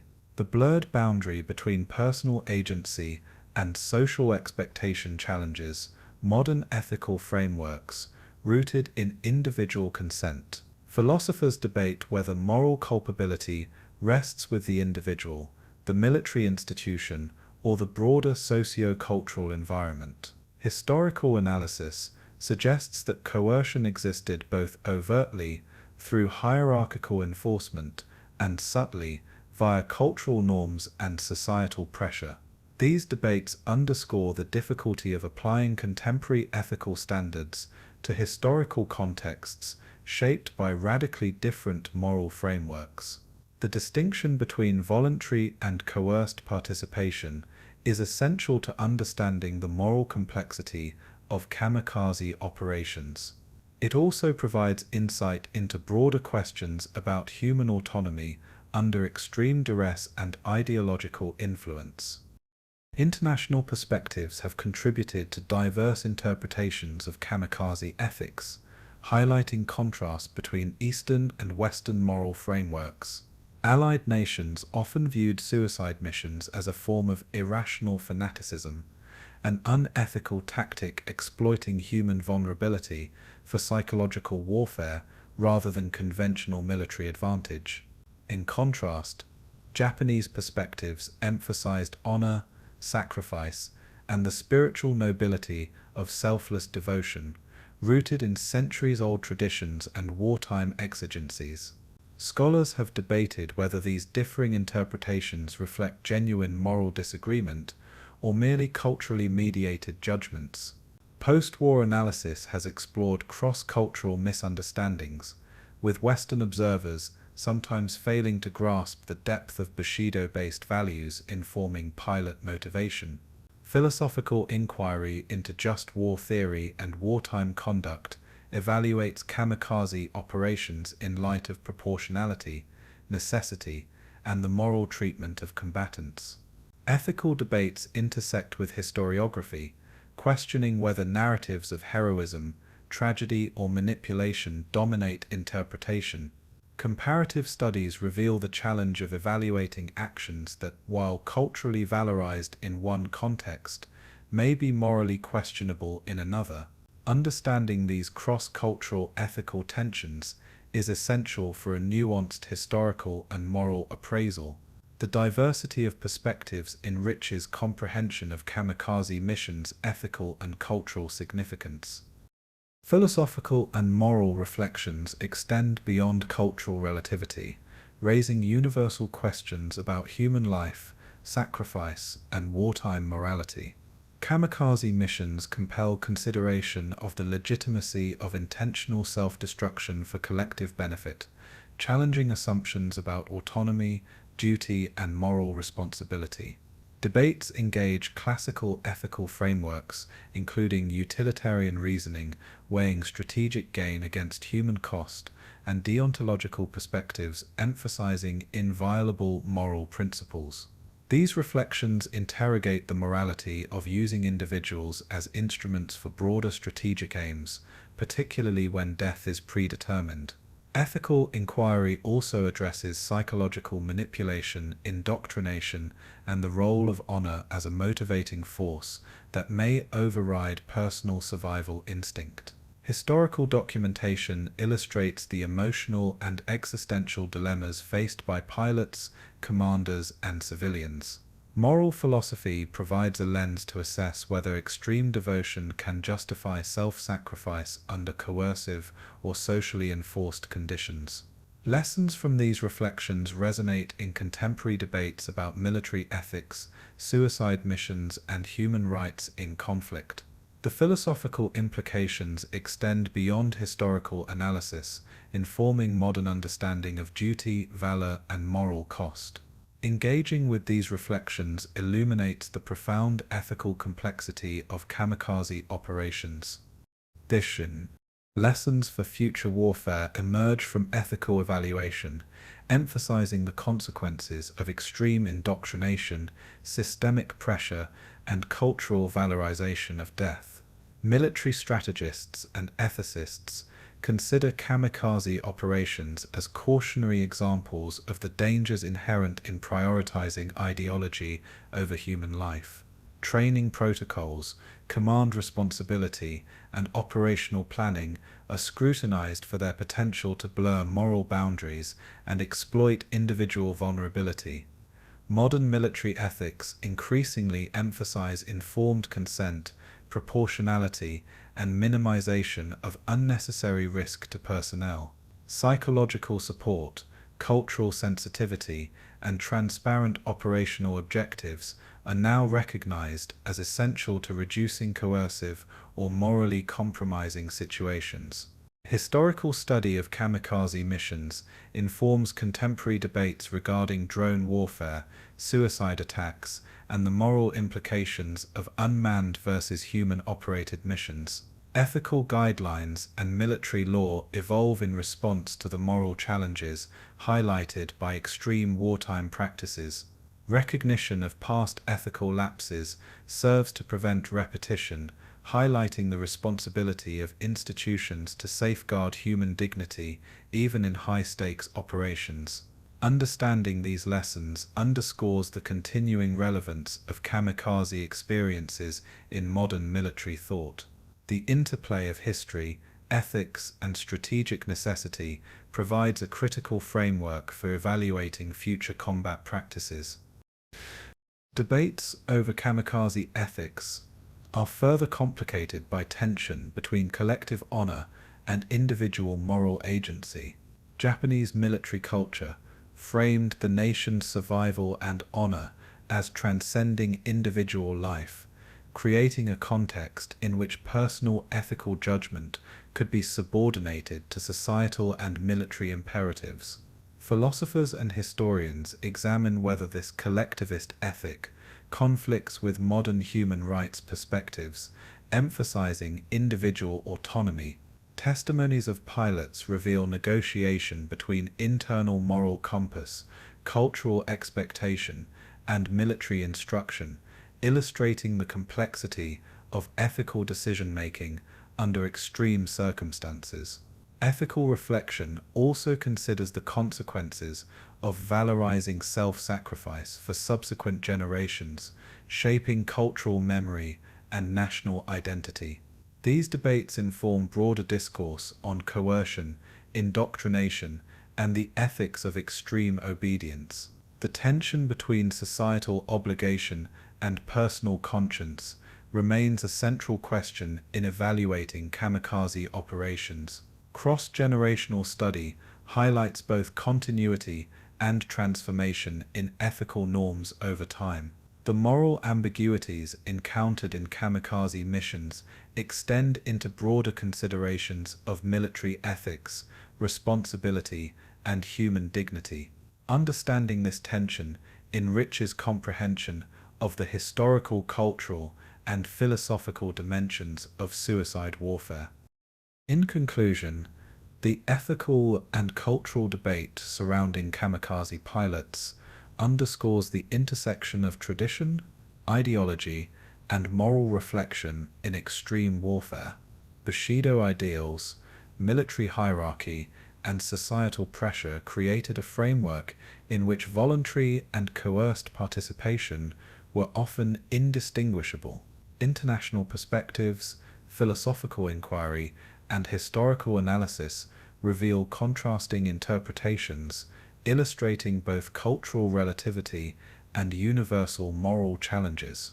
The tension between collective duty and individual autonomy highlights enduring ethical dilemmas in the conduct of war.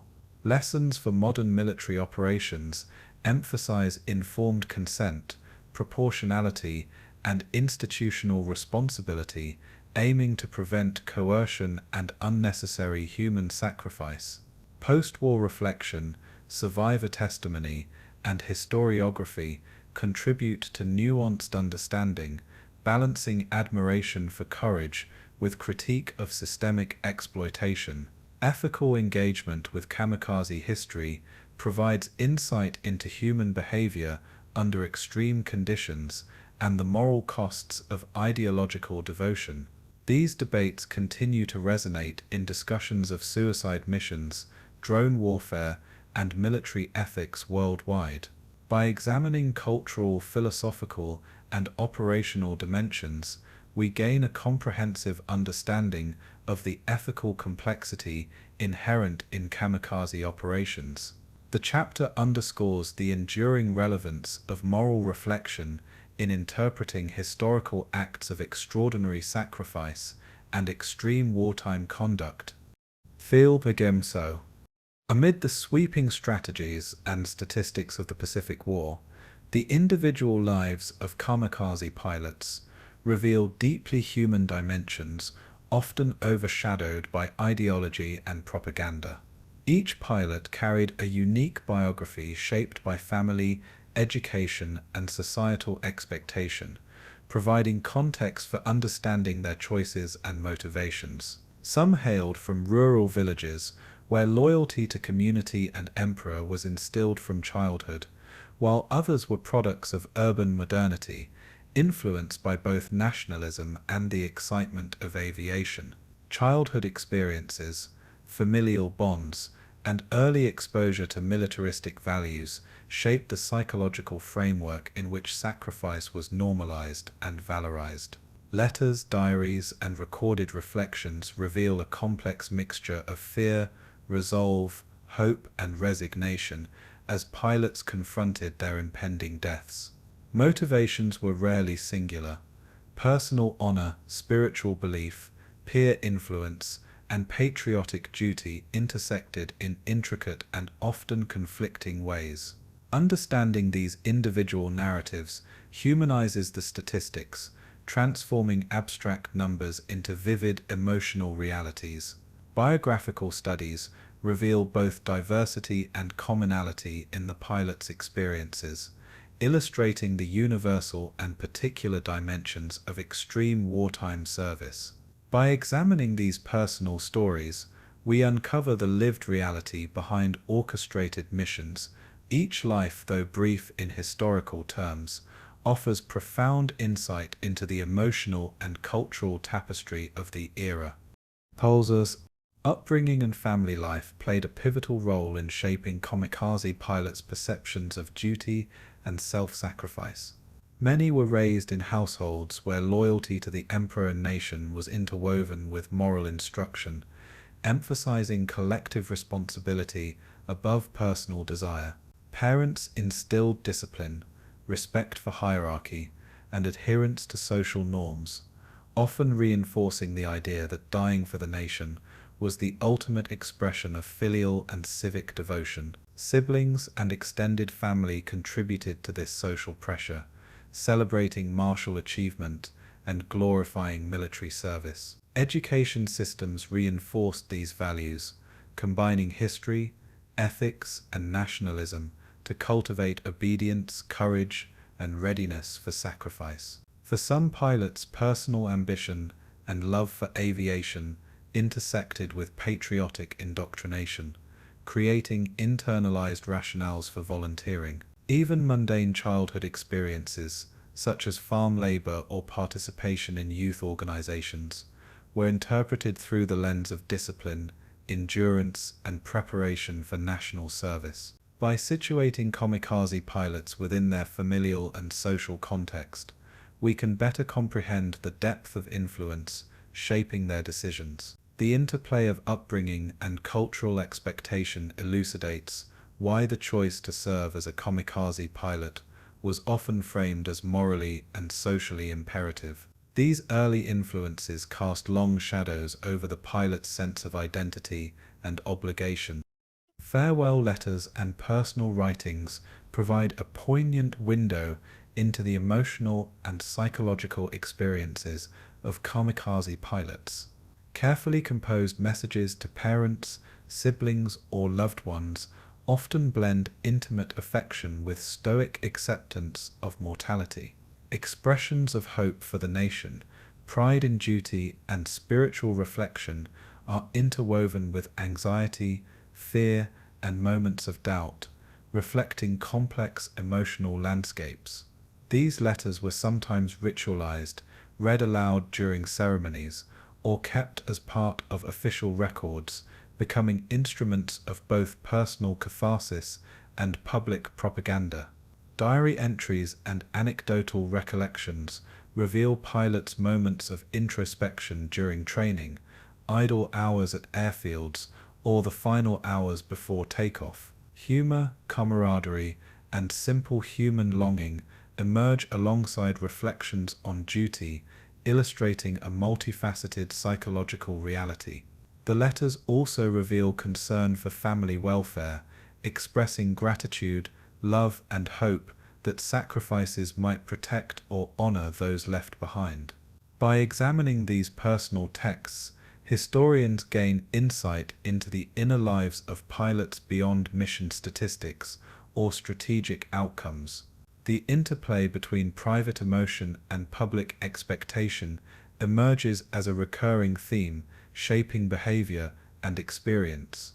These writings form an intimate bridge between historical events and the human consciousness navigating them. To Aborted. The last missions of kamikaze pilots are often recounted with a mixture of reverence and stark realism, illuminating both tactical execution and emotional complexity. Pilots meticulously prepared their aircraft, performed ritualized inspections, and underwent final briefings, all while wrestling with the inevitability of death. Accounts describe the tension in the cockpit, the roar of engines, and the surreal awareness of imminent mortality. Moments of fear were frequently tempered by training, peer support, or reflection on cultural ideals of honor and sacrifice. Many pilots reported heightened focus, an almost meditative clarity as they navigated toward enemy ships, with precise dive angles and timing. Observers, both comrades and enemy personnel, recount the precision, desperation, and bravery displayed in these final acts. Some pilots experienced mechanical or navigational failure, creating additional layers of stress and unpredictability. Documentation from surviving aircrew and historians emphasizes the intense combination of technical skill and emotional fortitude required in these missions. These final flights are emblematic of the convergence between individual courage and structural orchestration in extreme warfare. They offer profound insight into the human dimension of strategy, bravery, and the burden of sacrifice. Humanizing statistics through personal stories helps transform abstract wartime numbers into tangible, lived experiences. While records list hundreds of kamikaze attacks and dozens of ships damaged or sunk, the individual pilots behind these statistics carried unique motivations, fears, and aspirations. Each life lost represented a network of family, friends, and mentors, their grief and memory extending the human impact beyond the battlefield. Survivor recollections, including those of pilots who aborted missions or returned from training, provide counterpoints to narratives of inevitable death. These stories highlight moral, psychological, and technical complexity, challenging simplified narratives of honor or fanaticism. Historians emphasize the need to integrate these personal dimensions to fully grasp the scale, meaning, and consequences of kamikaze operations. Anecdotes about pilots' quirks, conversations, and everyday habits offer a textured understanding of life before death. Such humanizing details reinforce the emotional weight of historical events and foster audience empathy. This approach situates the audience within the lived experience of the war, connecting strategic outcomes to individual sacrifice. By blending biography, narrative, and historical context, the human dimension emerges as central to understanding kamikaze history. The survivor recollections, including post-war interviews with pilots, ground crew, and family members, add depth and nuance to our understanding of kamikaze operations. Those who returned or escaped death describe enduring guilt, reflection on lost comrades, and reconciliation with personal choices under extreme circumstances.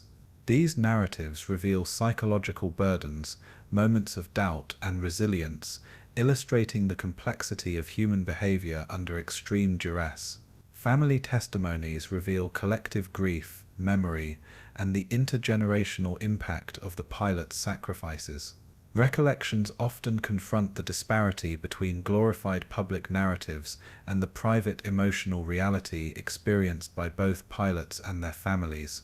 Training, ceremonies, and farewell rituals are frequently recounted in vivid detail, providing insight into cultural and institutional mechanisms shaping behavior.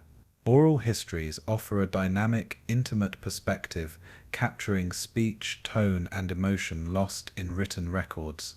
These testimonies underscore the intersection of individual experience, collective memory, and historical narrative. By listening to survivors, historians reconstruct the texture of life, duty, and emotion at the heart of kamikaze missions. Survivor accounts bridge historical fact and human experience, creating a multi-dimensional understanding of wartime sacrifice. Motivations for volunteering as kamikaze pilots were multifaceted, blending personal ambition, spiritual conviction, and socio-political indoctrination. Some pilots viewed their service as an ultimate form of patriotism, seeking to protect the nation or avenge fallen comrades. Others were drawn by fascination with aviation, adventure, or the allure of proving themselves in a high-stakes context. Peer pressure, familial expectation, and cultural narratives of honor intensified willingness to participate, even when fear or moral hesitation was present.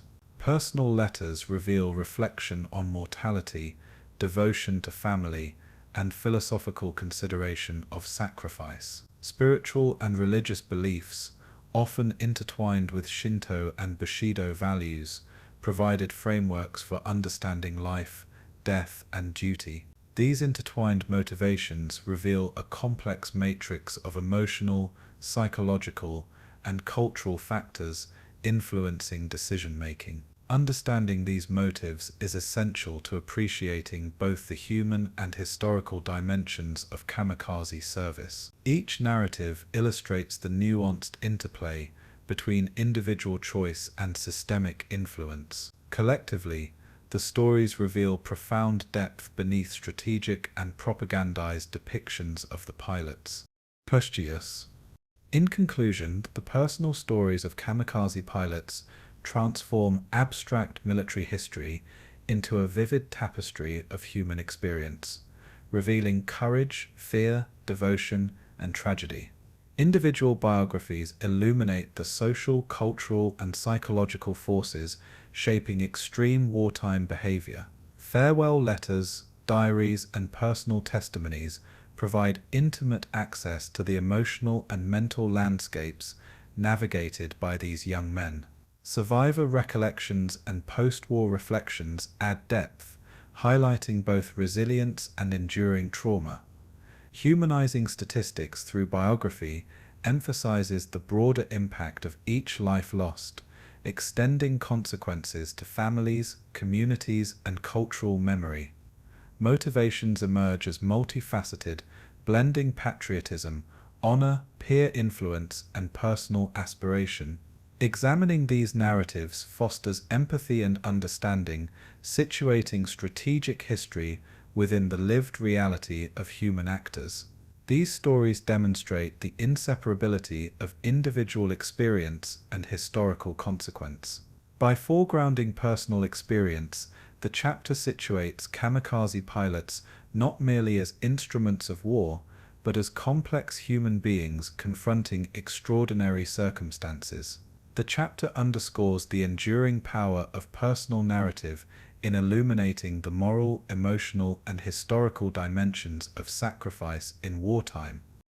The experience of kamikaze missions extended far beyond the young pilots, profoundly affecting the women and families who lived in the shadow of these extraordinary sacrifices. Mothers, wives, and siblings bore the emotional weight of anticipation, anxiety, and grief, navigating societal expectation while privately confronting fear for their loved ones. Farewell ceremonies, often held with solemn ritual and public pageantry, reinforced both collective honor and individual sorrow.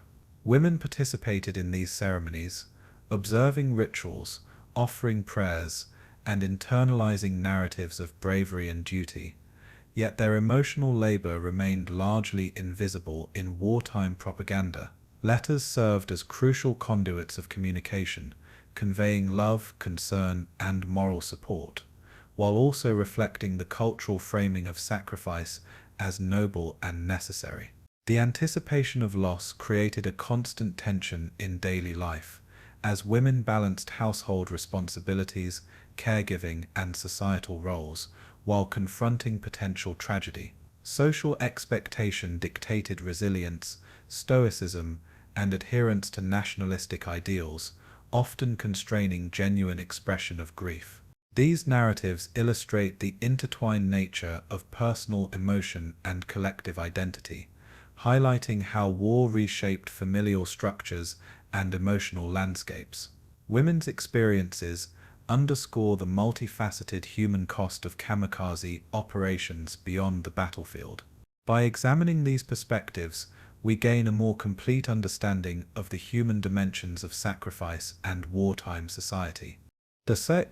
Mothers played a central role in both shaping and enduring the consequences of kamikaze service, often navigating cultural expectation and personal grief simultaneously.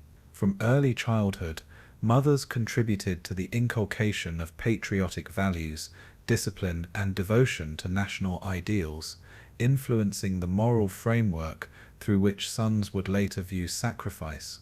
As pilots prepared for missions, mothers confronted the dual challenge of encouraging bravery while privately fearing loss, often internalizing anxiety to uphold social and cultural norms.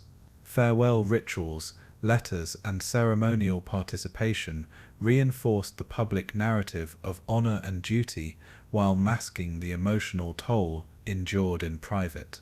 Many mothers engaged in daily routines with persistent worry, reflecting on memories of childhood, meals shared, and ordinary moments that would never return.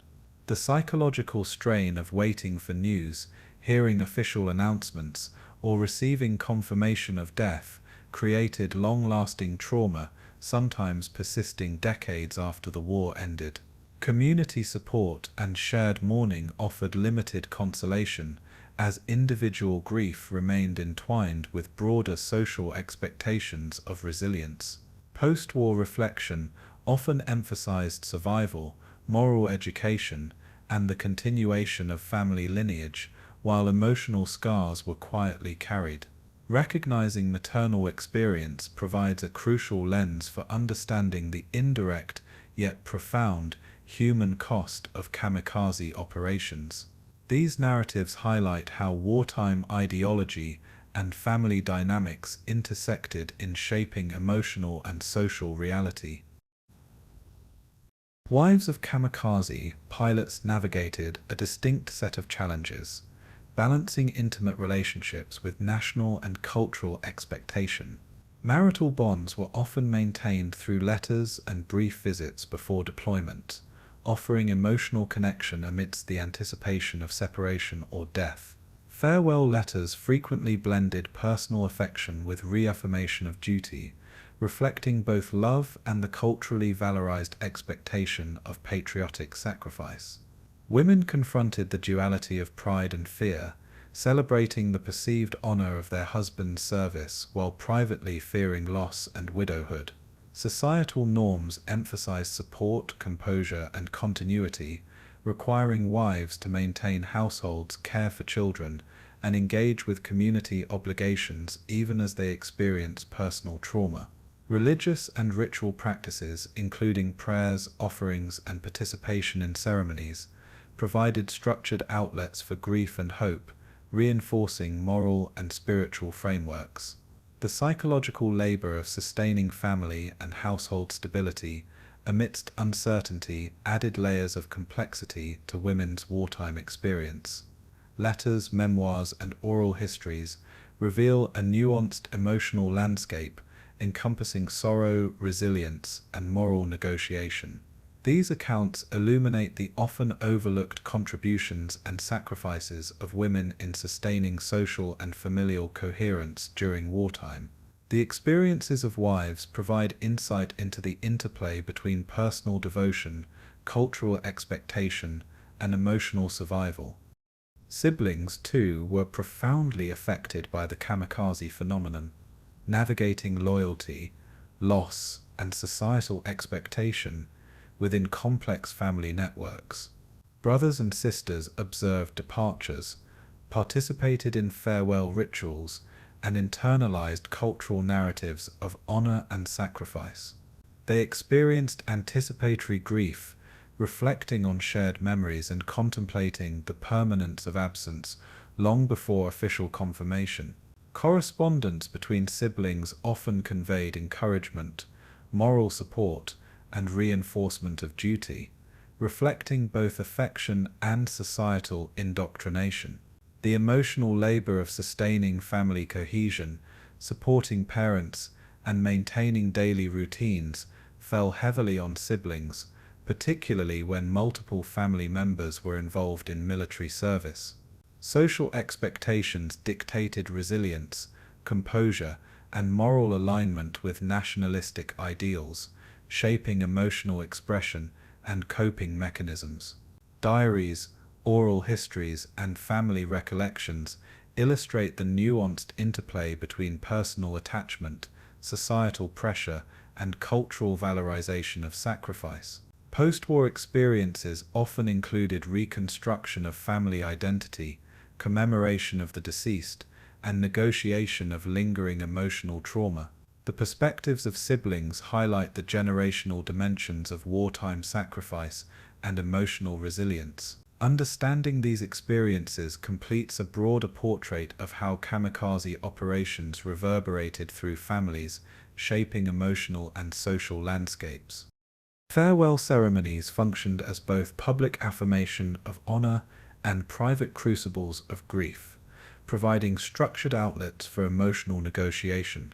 Families observed rituals involving prayer, ritual offerings, and formal acknowledgments of service, blending spiritual, social, and nationalistic elements. Women and family members often participated actively, reading letters, offering prayers, or attending memorial services, reinforcing communal bonds while grappling with individual loss.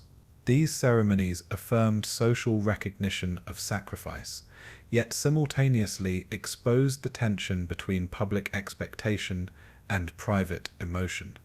The ceremonial framing of death emphasized virtue, valor, and national duty, subtly shaping emotional response and societal behavior. Families were expected to exhibit composure, uphold traditions, and publicly honor sacrifice, even in the midst of profound personal anguish.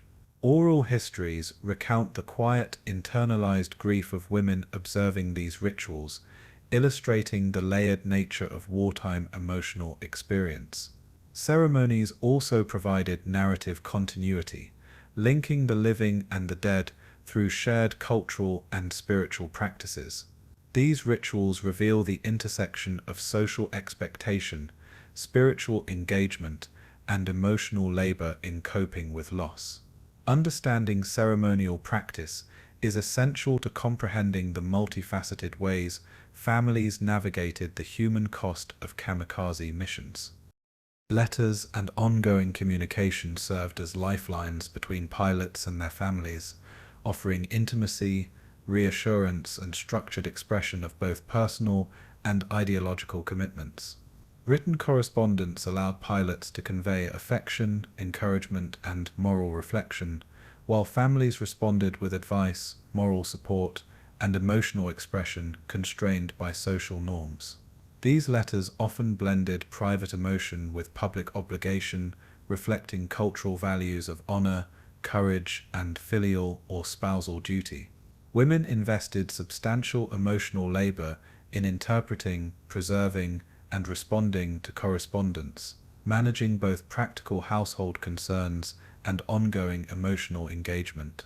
The timing, tone, and content of letters shaped anticipation, anxiety, and mourning, creating dynamic emotional cycles that continued even after missions concluded.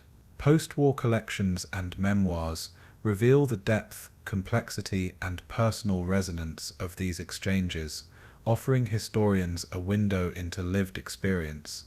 The act of writing and reading letters became a ritualized form of emotional navigation, blending hope, fear, and moral reflection. This correspondence humanizes the historical narrative, providing tangible insight into the intimate effects of wartime sacrifice. Letters also illuminate gendered dimensions of experience, highlighting the unique ways women engaged with loss, duty, and emotional labor. Through correspondence, historians can trace the intersection of personal experience, social expectation, and cultural framing in wartime Japan. Societal expectations shaped women's responses to loss, dictating composure, continued productivity, and adherence to nationalistic ideals. Public narratives valorized stoicism, resilience, and moral fortitude, creating pressure to suppress grief or channel emotion into socially acceptable forms. Women navigated these expectations alongside private mourning, finding ways to reconcile personal loss with social and cultural imperatives. Community networks provided support, yet also reinforced conformity to societal norms, subtly constraining emotional expression. Stories from post-war oral histories reveal strategies of coping, including ritualized remembrance, spiritual engagement, and narrative framing of sacrifice as morally meaningful. The tension between individual grief and public expectation produced complex psychological landscapes, with resilience, suppression, and moral reconciliation intertwined. Families negotiated commemoration, cultural narrative, and emotional survival, often creating layered and private rituals of remembrance. Understanding these dynamics is essential to appreciating the full human cost of kamikaze operations. Women's experiences reveal how war extended its reach into domestic, social, and emotional spheres. This perspective underscores the intersection of culture, gender, and familial responsibility in navigating extreme wartime realities. Portrayal of Ebols. In conclusion, the narratives of women and families illuminate the broader human impact of kamikaze operations, extending beyond military strategy into emotional, cultural, and social realms. Mothers, wives, and siblings experienced grief, anxiety, and moral negotiation, navigating both public expectation and private sorrow. Farewell ceremonies, letters, and ongoing communication structured emotional engagement, offering outlets for both mourning and affirmation of duty. Societal norms shaped responses, emphasizing resilience, composure, and moral alignment with nationalistic ideals, often obscuring private anguish. Post-war reflection highlights long-term psychological, cultural, and familial consequences, including trauma, commemoration, and moral reconciliation. Overlooked narratives, preserved through memoirs, oral histories, and family archives, reveal the nuanced experiences of women and relatives caught in the human machinery of war. These stories humanize the statistical and operational dimensions of kamikaze missions, emphasizing personal experience over abstraction. Understanding the intersection of gender, family, and culture deepens historical comprehension and emotional resonance. By centering women and families, we capture a critical dimension of wartime sacrifice and societal impact. Their experiences remind us that the consequences of kamikaze missions were not confined to the battlefield, but reverberated across households, communities, and generations.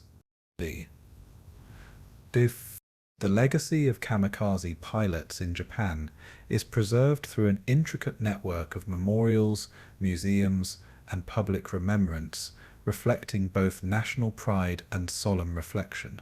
Memorials dot former airfields, coastal regions, and naval bases, often adorned with statues, plaques, and carefully maintained shrines commemorating the young men who sacrificed their lives. These sites are not merely historical markers, they serve as spaces for education, reflection, and cultural transmission, bridging generations with narratives of honor, duty, and tragedy. Museums dedicated to the Pacific War present artifacts, photographs, and interactive exhibits, offering visitors insight into operational strategy, training, and the human experience behind the missions. Oral histories and personal testimonies from surviving pilots and their families add emotional resonance, humanizing statistical accounts and emphasizing lived experience. Literature and film have also played a crucial role in shaping collective memory, with novels, memoirs, and documentaries exploring both heroism and human cost. Educational programs often accompany museum visits, teaching younger generations about history, ethics, and national identity, while contextualizing the pilot's actions within broader wartime events. Debates over glorification versus remembrance continue to influence how memorials are framed, balancing respect for sacrifice with historical nuance. National identity intersects with collective memory, as kamikaze narratives contribute to reflections on resilience, courage, and the costs of war. This multifaceted legacy ensures that the memory of kamikaze pilots remains a living, evolving element of Japanese cultural consciousness. Historical memory in Japan is both celebrated and contested, reflecting a tension between honoring sacrifice and acknowledging the human cost of wartime decisions. Veterans' stories occupy a central role, with first-hand accounts providing intimate insight into training, mission execution, and psychological experiences. These narratives often challenge simplistic depictions of fanaticism, revealing moral reflection, fear, camaraderie, and resilience within extreme circumstances. Public ceremonies, including commemorative anniversaries and ritual offerings, provide structured avenues for collective remembrance, fostering continuity between past and present. Historical literature, ranging from academic works to personal memoirs, explores ethical questions, cultural context, and operational detail, enriching understanding of kamikaze history. Films and documentaries, including cinematic dramatizations and historical recreations, further shape public perception, blending education, narrative, and emotional resonance. Debates over representation, whether to emphasize heroism, tragedy, or coercion, remain central in shaping educational content and cultural memory. The balance between glorification and critical reflection influences how future generations engage with this complex history. National identity, shaped by both pride and reflection, frames these conversations, highlighting resilience while acknowledging loss. Historical memory thus functions as both a repository of fact and a lens for moral and cultural interpretation. Veterans' testimonies offer profound insight into the lived experience of kamikaze service and its lasting impact on Japanese society.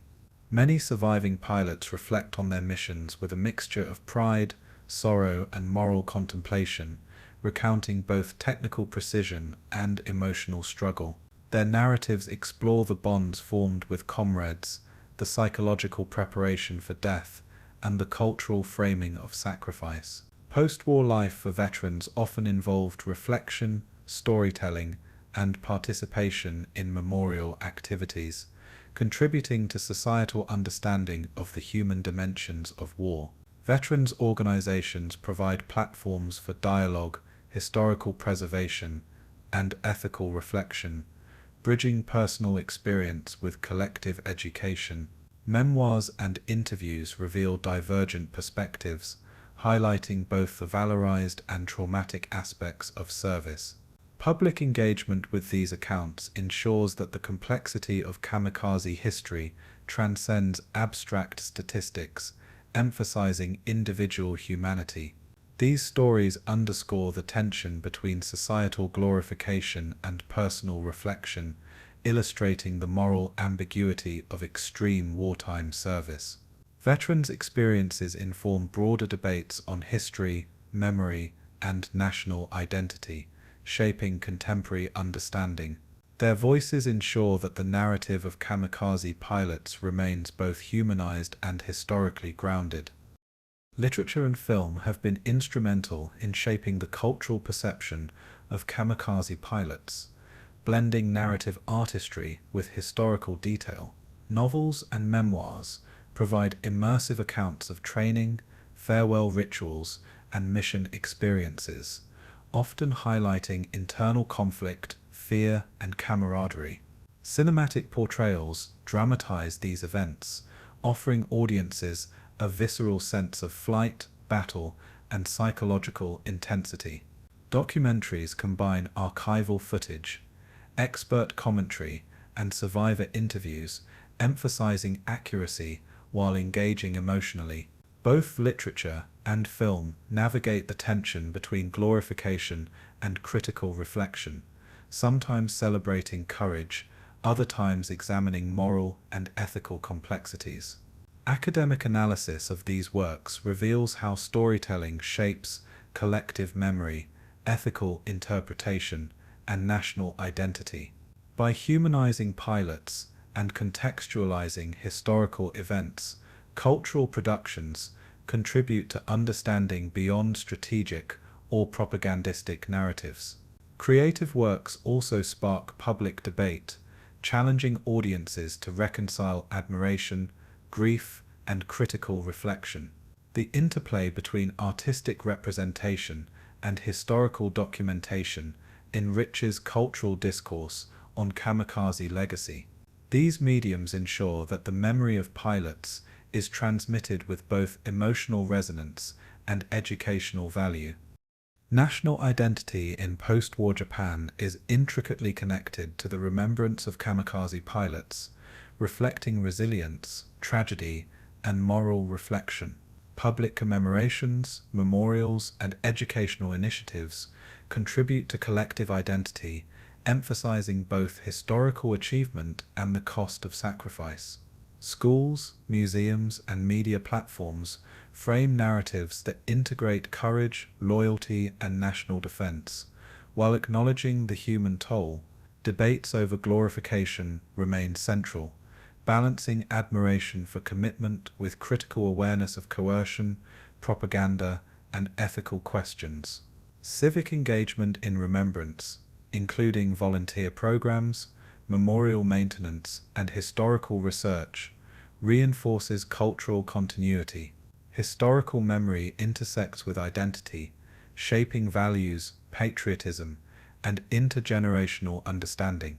National narratives emphasize the lessons of sacrifice, duty, and resilience, encouraging reflection on contemporary ethical, military, and civic responsibilities. Cultural celebrations of courage coexist with nuanced discussions of human cost, ethical dilemmas, and societal impact. By integrating memory, history, and identity, Japan preserves a complex and multifaceted understanding of kamikaze legacy. These processes ensure that the story of these pilots remains a living element of collective consciousness. Debates on glorification continue to influence how kamikaze history is interpreted and presented in public discourse. Critics argue that emphasizing heroism risks obscuring coercion, moral ambiguity, and the tragedy of youth lost in war. Proponents emphasize courage, sacrifice, and national pride, framing kamikaze service as a culturally resonant embodiment of duty.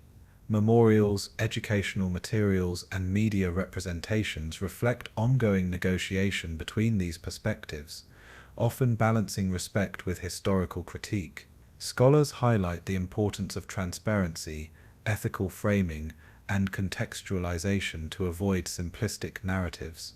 Public opinion, generational shifts, and evolving cultural values influence the degree of emphasis placed on honor, tragedy, or moral reflection.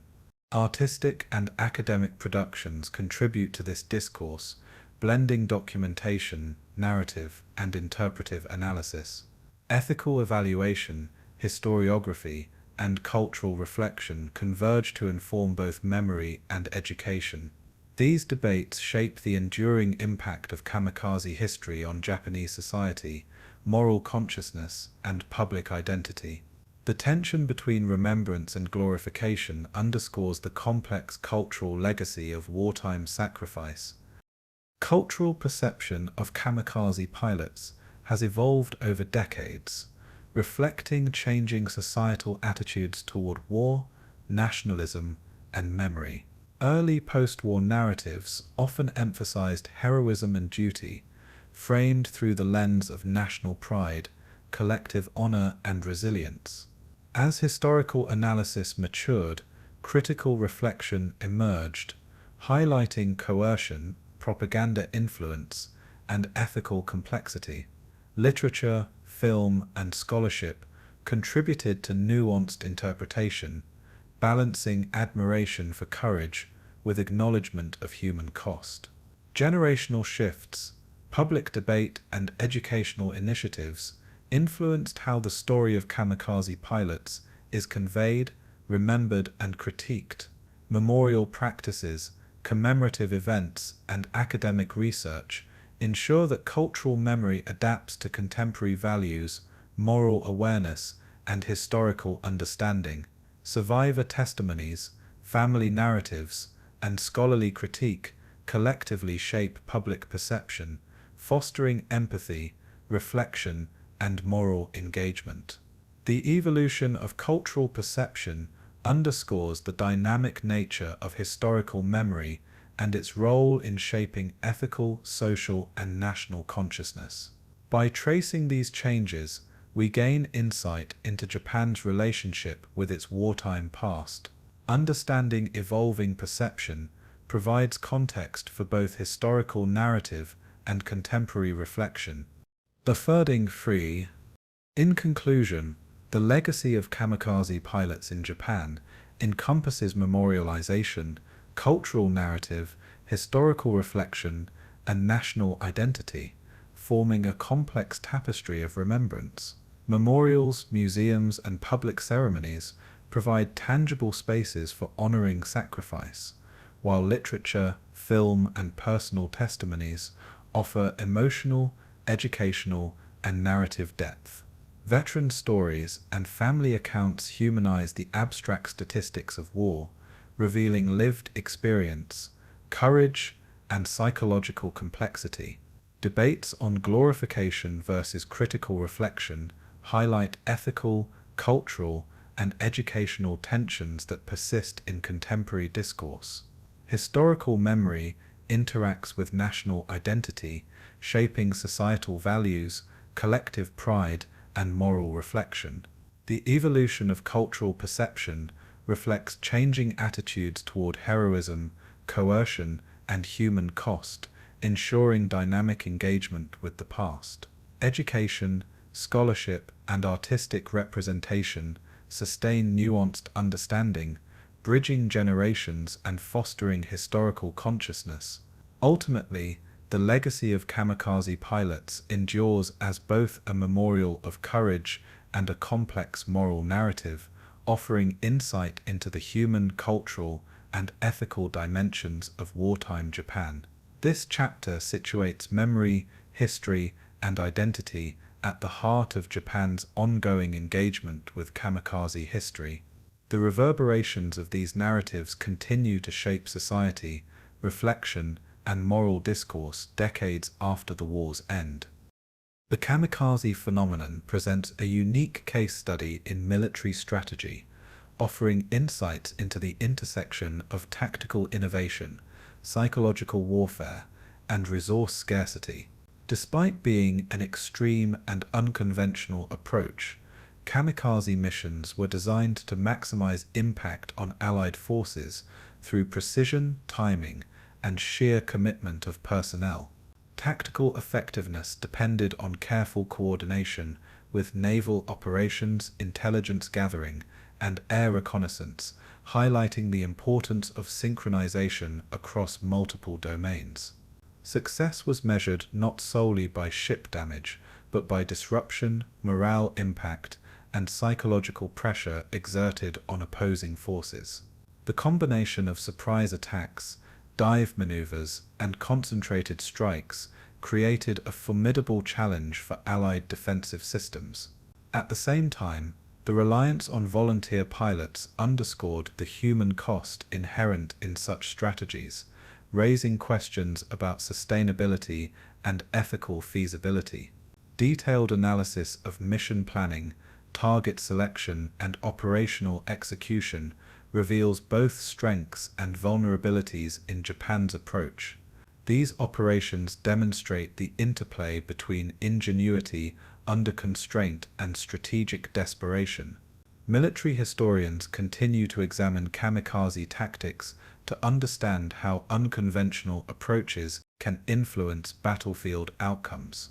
The lessons drawn extend beyond World War II, informing broader discussions of risk, sacrifice, and innovation in combat.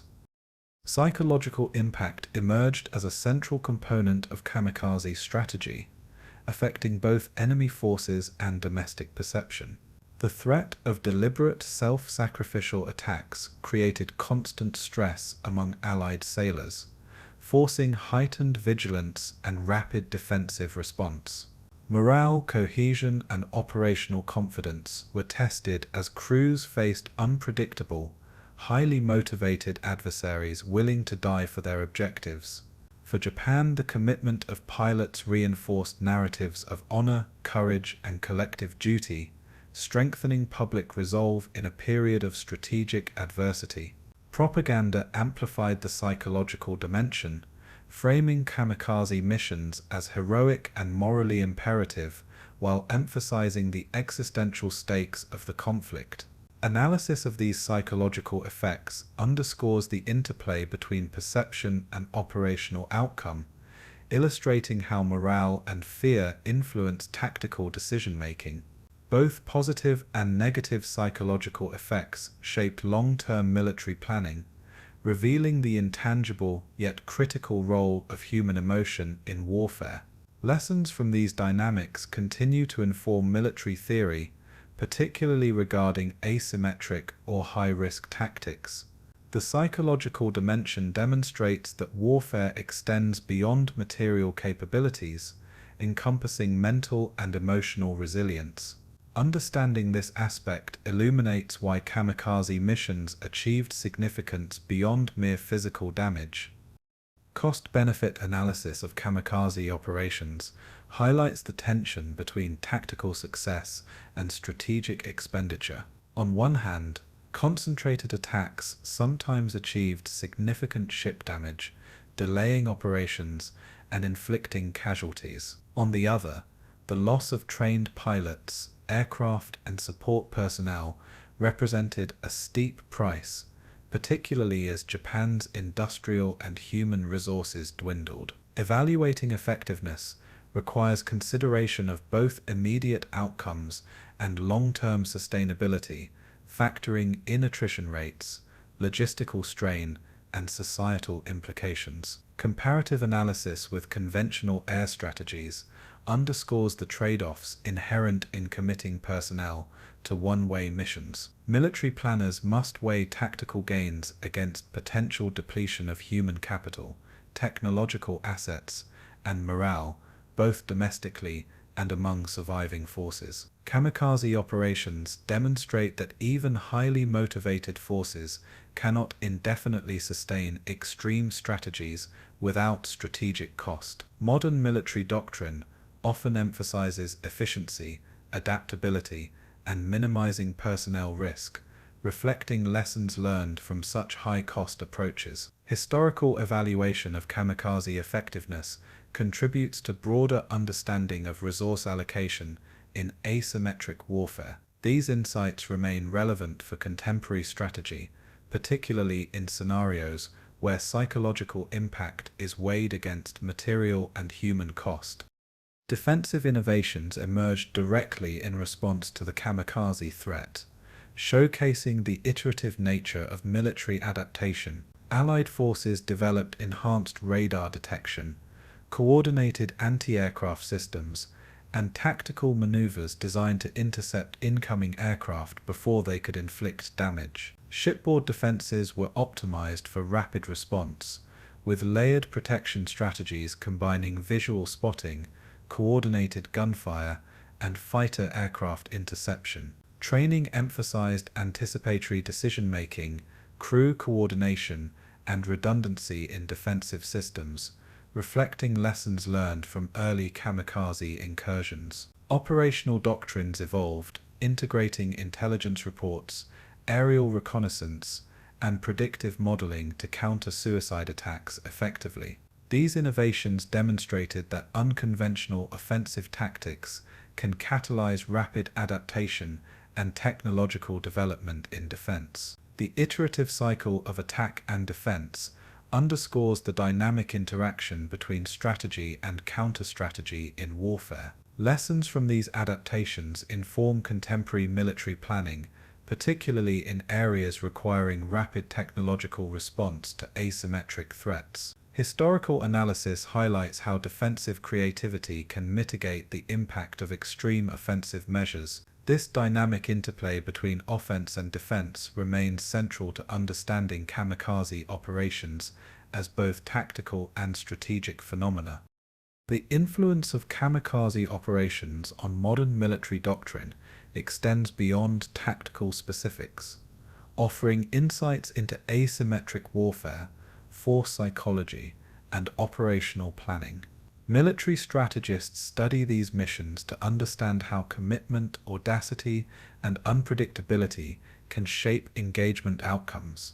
The emphasis on maximizing impact under resource constraints illustrates principles applicable to contemporary conflict, including psychological operations, high-risk missions, and concentrated force application. Lessons emphasize the integration of intelligence, precise timing, and target prioritization to achieve disproportionate effect. Ethical reflection also informs doctrine, underscoring the balance between mission objectives and human cost. Historical analysis provides case studies for training, simulation, and scenario planning in modern air and naval operations. Military education incorporates kamikaze lessons to demonstrate both the efficacy and limitations of extreme strategies.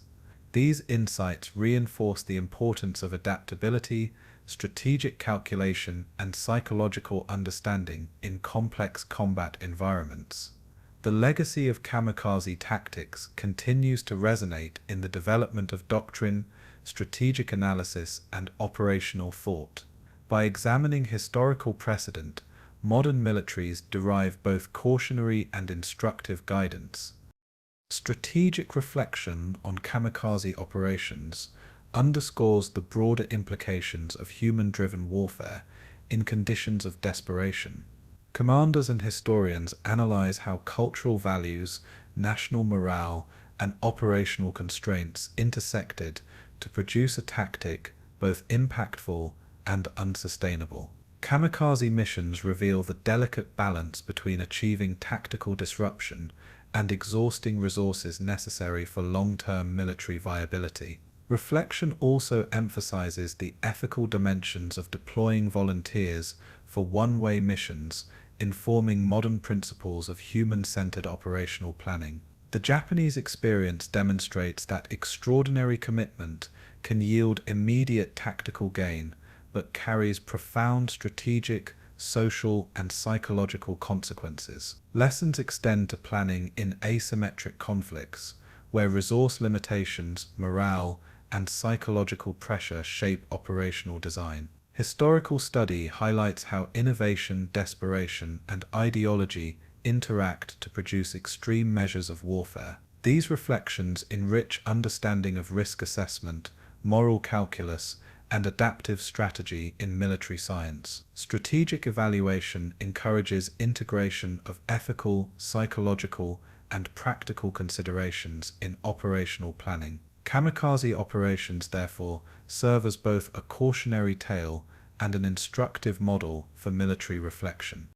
Tactical effectiveness of kamikaze missions can be measured both quantitatively, in terms of ships damaged or destroyed, and qualitatively, through the disruption of enemy operations and psychological stress induced. Close analysis reveals that, while individual missions sometimes achieved remarkable destruction, the cumulative effect was tempered by high attrition and improved Allied countermeasures. Operational coordination, timing, and precision were critical factors influencing success, emphasizing planning and pilot skill. Comparative study with conventional attacks demonstrates the asymmetric advantages and inherent limitations of suicide missions. This evaluation illuminates broader lessons in operational design, including prioritization of objectives, resource allocation, and risk management. It also provides insight into the role of surprise, commitment, and determination in shaping battlefield outcomes. Tactical analysis integrates historical documentation, survivor accounts, and technological assessment to yield comprehensive understanding. Such study contributes to contemporary doctrine in asymmetric, high-risk, or morale-centered operations. By analyzing tactical effectiveness, military planners and historians derive lessons about adaptability, innovation, and strategic judgment. These lessons underscore the intersection of human behavior, technology, and operational design in extreme warfare contexts. Discernings. In conclusion, kamikaze operations provide enduring lessons in military strategy, encompassing tactical effectiveness, psychological impact, ethical reflection, and adaptive innovation. The missions highlight the balance between immediate operational gains and long-term sustainability, emphasizing human, material, and moral cost. Defensive adaptations illustrate the iterative dynamics of warfare, revealing how extreme offense catalyzes creative response. The psychological dimension underscores the centrality of morale, fear, and perception in shaping strategic outcomes. Analysis informs modern doctrine, offering insight into asymmetric operations, concentrated force application, and resource-constrained decision-making. Ethical and cultural reflection ensures that strategy considers human impact alongside tactical objectives. Historical study demonstrates the interplay between planning, execution, and reflection, bridging past and contemporary military thought. Kamikaze missions serve as both a cautionary example and a source of strategic insight, highlighting innovation, sacrifice, and the consequences of extreme warfare. Understanding these lessons enriches both historical knowledge and practical strategic thinking. Ultimately, kamikaze operations reveal the profound complexity of warfare, where psychology, culture, and strategy converge to shape human and operational outcomes. As we conclude our exploration of the kamikaze phenomenon, it becomes clear that understanding these missions requires both historical scrutiny and profound human empathy. From their inception in desperate strategic circumstances to their execution in the skies over the Pacific, kamikaze pilots embodied a unique intersection of duty, ideology, and personal resolve. The operational details, from aircraft modifications to tactical coordination, illustrate a calculated approach within the extreme context of late war Japan. Equally compelling are the emotional and psychological dimensions, encompassing fear, determination, and moral reflection among young men confronting their mortality. Families, communities, and society at large were intertwined in this narrative, absorbing the emotional weight, participating in ritual, and negotiating grief. Literature, film, and memorialization ensure that the human stories remain tangible, bridging the past with contemporary understanding. By examining both strategy and human experience, we gain a multifaceted comprehension of the phenomenon, acknowledging courage without glorifying destruction. Reflection allows us to confront the ethical and cultural complexities that accompanied these missions. The kamikaze narrative challenges us to integrate operational insight with empathetic understanding. Ultimately, this story is as much about humanity as it is about history, offering lessons that transcend time. $Ender. Bravery and tragedy coexist at the heart of kamikaze history, revealing the extraordinary courage of individuals alongside the devastating consequences of war. Each pilot's choice, whether voluntary or socially pressured, represented a negotiation between personal fear and collective expectation. Acts of heroism were inseparable from loss, highlighting the human cost embedded in military strategy. Letters, diaries, and oral histories humanize statistical abstractions, offering glimpses into the private minds of those who embraced imminent death. Families, often silent participants in this ordeal, endured emotional strain, ritualized grief, and social expectation, illustrating the far-reaching impact of sacrifice. Civilian morale and national identity were shaped by these intertwined experiences, reflecting the cultural framing of valor and duty. Historians and scholars grapple with reconciling admiration for courage with acknowledgement of coercion and moral ambiguity. The tension between honor and tragedy persists in contemporary reflection, challenging simple narratives. Ethical contemplation emerges as essential, framing kamikaze service within broader discussions of morality in wartime. By confronting this duality, we appreciate both the humanity and the gravity of these historical events. The long-term legacy of kamikaze operations is evident across multiple dimensions, including cultural memory, education, and national identity. Memorials and museums provide tangible spaces for reflection, preserving artifacts, photographs, and personal accounts for future generations. Veterans' testimonies and family narratives enrich understanding, humanizing history, and grounding abstract statistics in lived experience. Literature and cinematic representation offer interpretive lenses, blending narrative, emotion, and historical fact to communicate enduring lessons. Debates over glorification versus critical reflection shape public discourse, influencing how memory, ethics, and history intersect in society. Educational initiatives integrate these narratives into broader discussions of World War II, strategy, and morality, emphasizing both heroism and human cost. Historical reflection informs contemporary military thinking, ethical debate, and civic consciousness, bridging past and present. Cultural memory, enriched by narrative, commemoration, and scholarship, ensures that the story of kamikaze pilots remains active and relevant. This enduring legacy underscores the complexity of war, memory, and human behavior.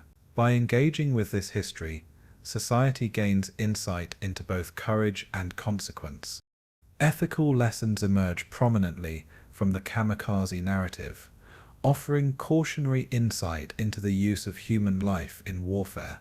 The moral implications of suicide missions challenge assumptions about duty, agency, and coercion, requiring nuanced reflection. Pilots were shaped by ideology, training, and societal expectation, raising questions about voluntary versus imposed action. Families bore ethical burdens alongside the military, navigating grief, societal expectation, and personal moral reasoning.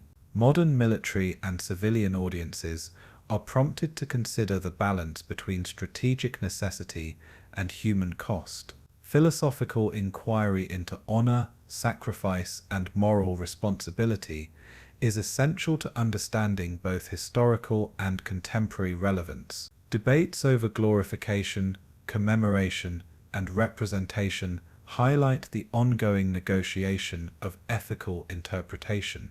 The kamikaze experience underscores the importance of integrating ethical reflection into historical analysis and strategic planning. By confronting these moral questions, we gain a deeper appreciation of the complexities of human behavior under extreme circumstances. Ethical contemplation becomes a lens through which courage and tragedy can be understood without oversimplification. The human dimension of kamikaze operations, encompassing pilots, families, and communities, remains a central focus of reflection. Emotional resilience, fear, camaraderie, and grief illustrate the profound psychological consequences of participation and proximity. Farewell ceremonies, letters, and daily life reveal the intricate negotiation between societal expectation and personal emotion. Women and siblings navigated emotional labor, maintaining households, social bonds, and personal composure under the constant threat of loss. The collective experience of grief, honor, and memory shaped social norms and intergenerational understanding.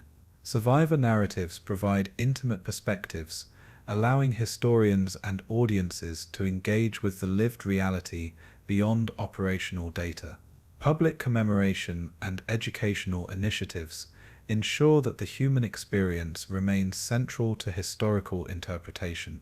Emotional insight complements tactical and strategic analysis, creating a holistic understanding of the phenomenon. Reflection on these experiences fosters empathy, moral awareness, and historical literacy.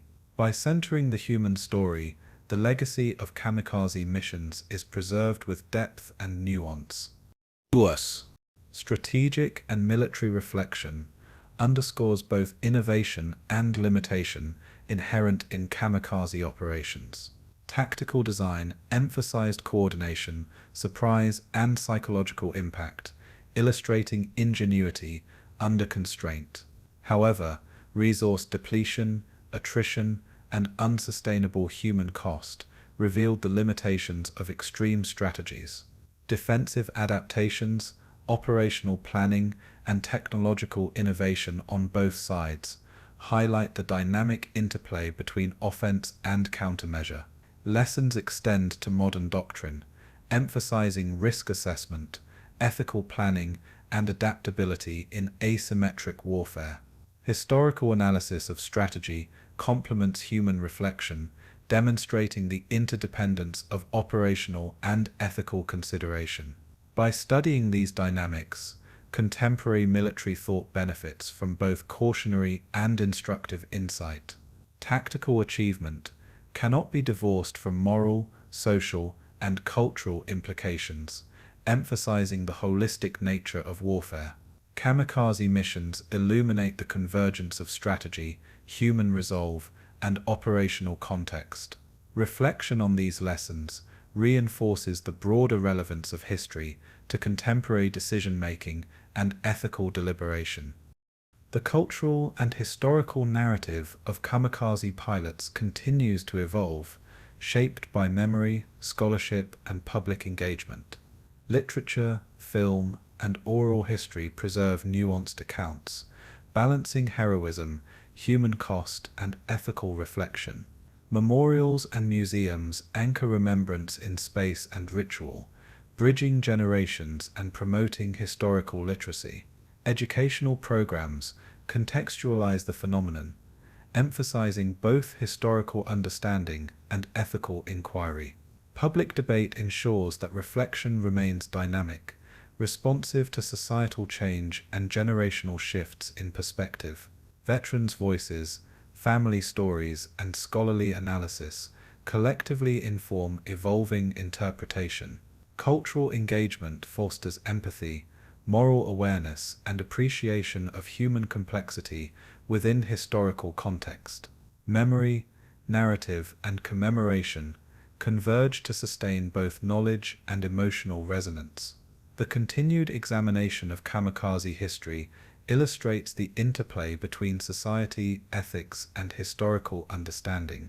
By preserving this dialogue, the legacy of these pilots remains relevant, instructive, and humanized. In closing, the story of Kamikaze pilots serves as both a tribute and a profound lesson in courage, sacrifice, and human consequence. It is a narrative where strategy, culture, and morality intersect, revealing the weight of decisions made under extreme circumstances, from tactical innovation to psychological endurance, from family grief to societal expectation. Every dimension contributes to a holistic understanding of wartime experience. Reflection allows us to honor bravery while confronting tragedy, examining both operational success and human cost. Memorialization, scholarship, and cultural representation ensure that the memory of pilots and affected families endures across generations. Ethical contemplation challenges us to integrate moral reasoning into historical understanding and contemporary decision-making. By engaging with these stories, we preserve the lessons of sacrifice, resilience, and reflection, ensuring they inform both historical literacy and moral consciousness. The kamikaze phenomenon exemplifies the complexity of human action in war, where valor and tragedy coexist inseparably. In acknowledging this duality, we pay tribute not only to those who fell, but to the families, communities, and society forever shaped by their service. Ultimately, the story leaves a lasting imprint, reminding us that history is at once strategic, human, and profoundly ethical.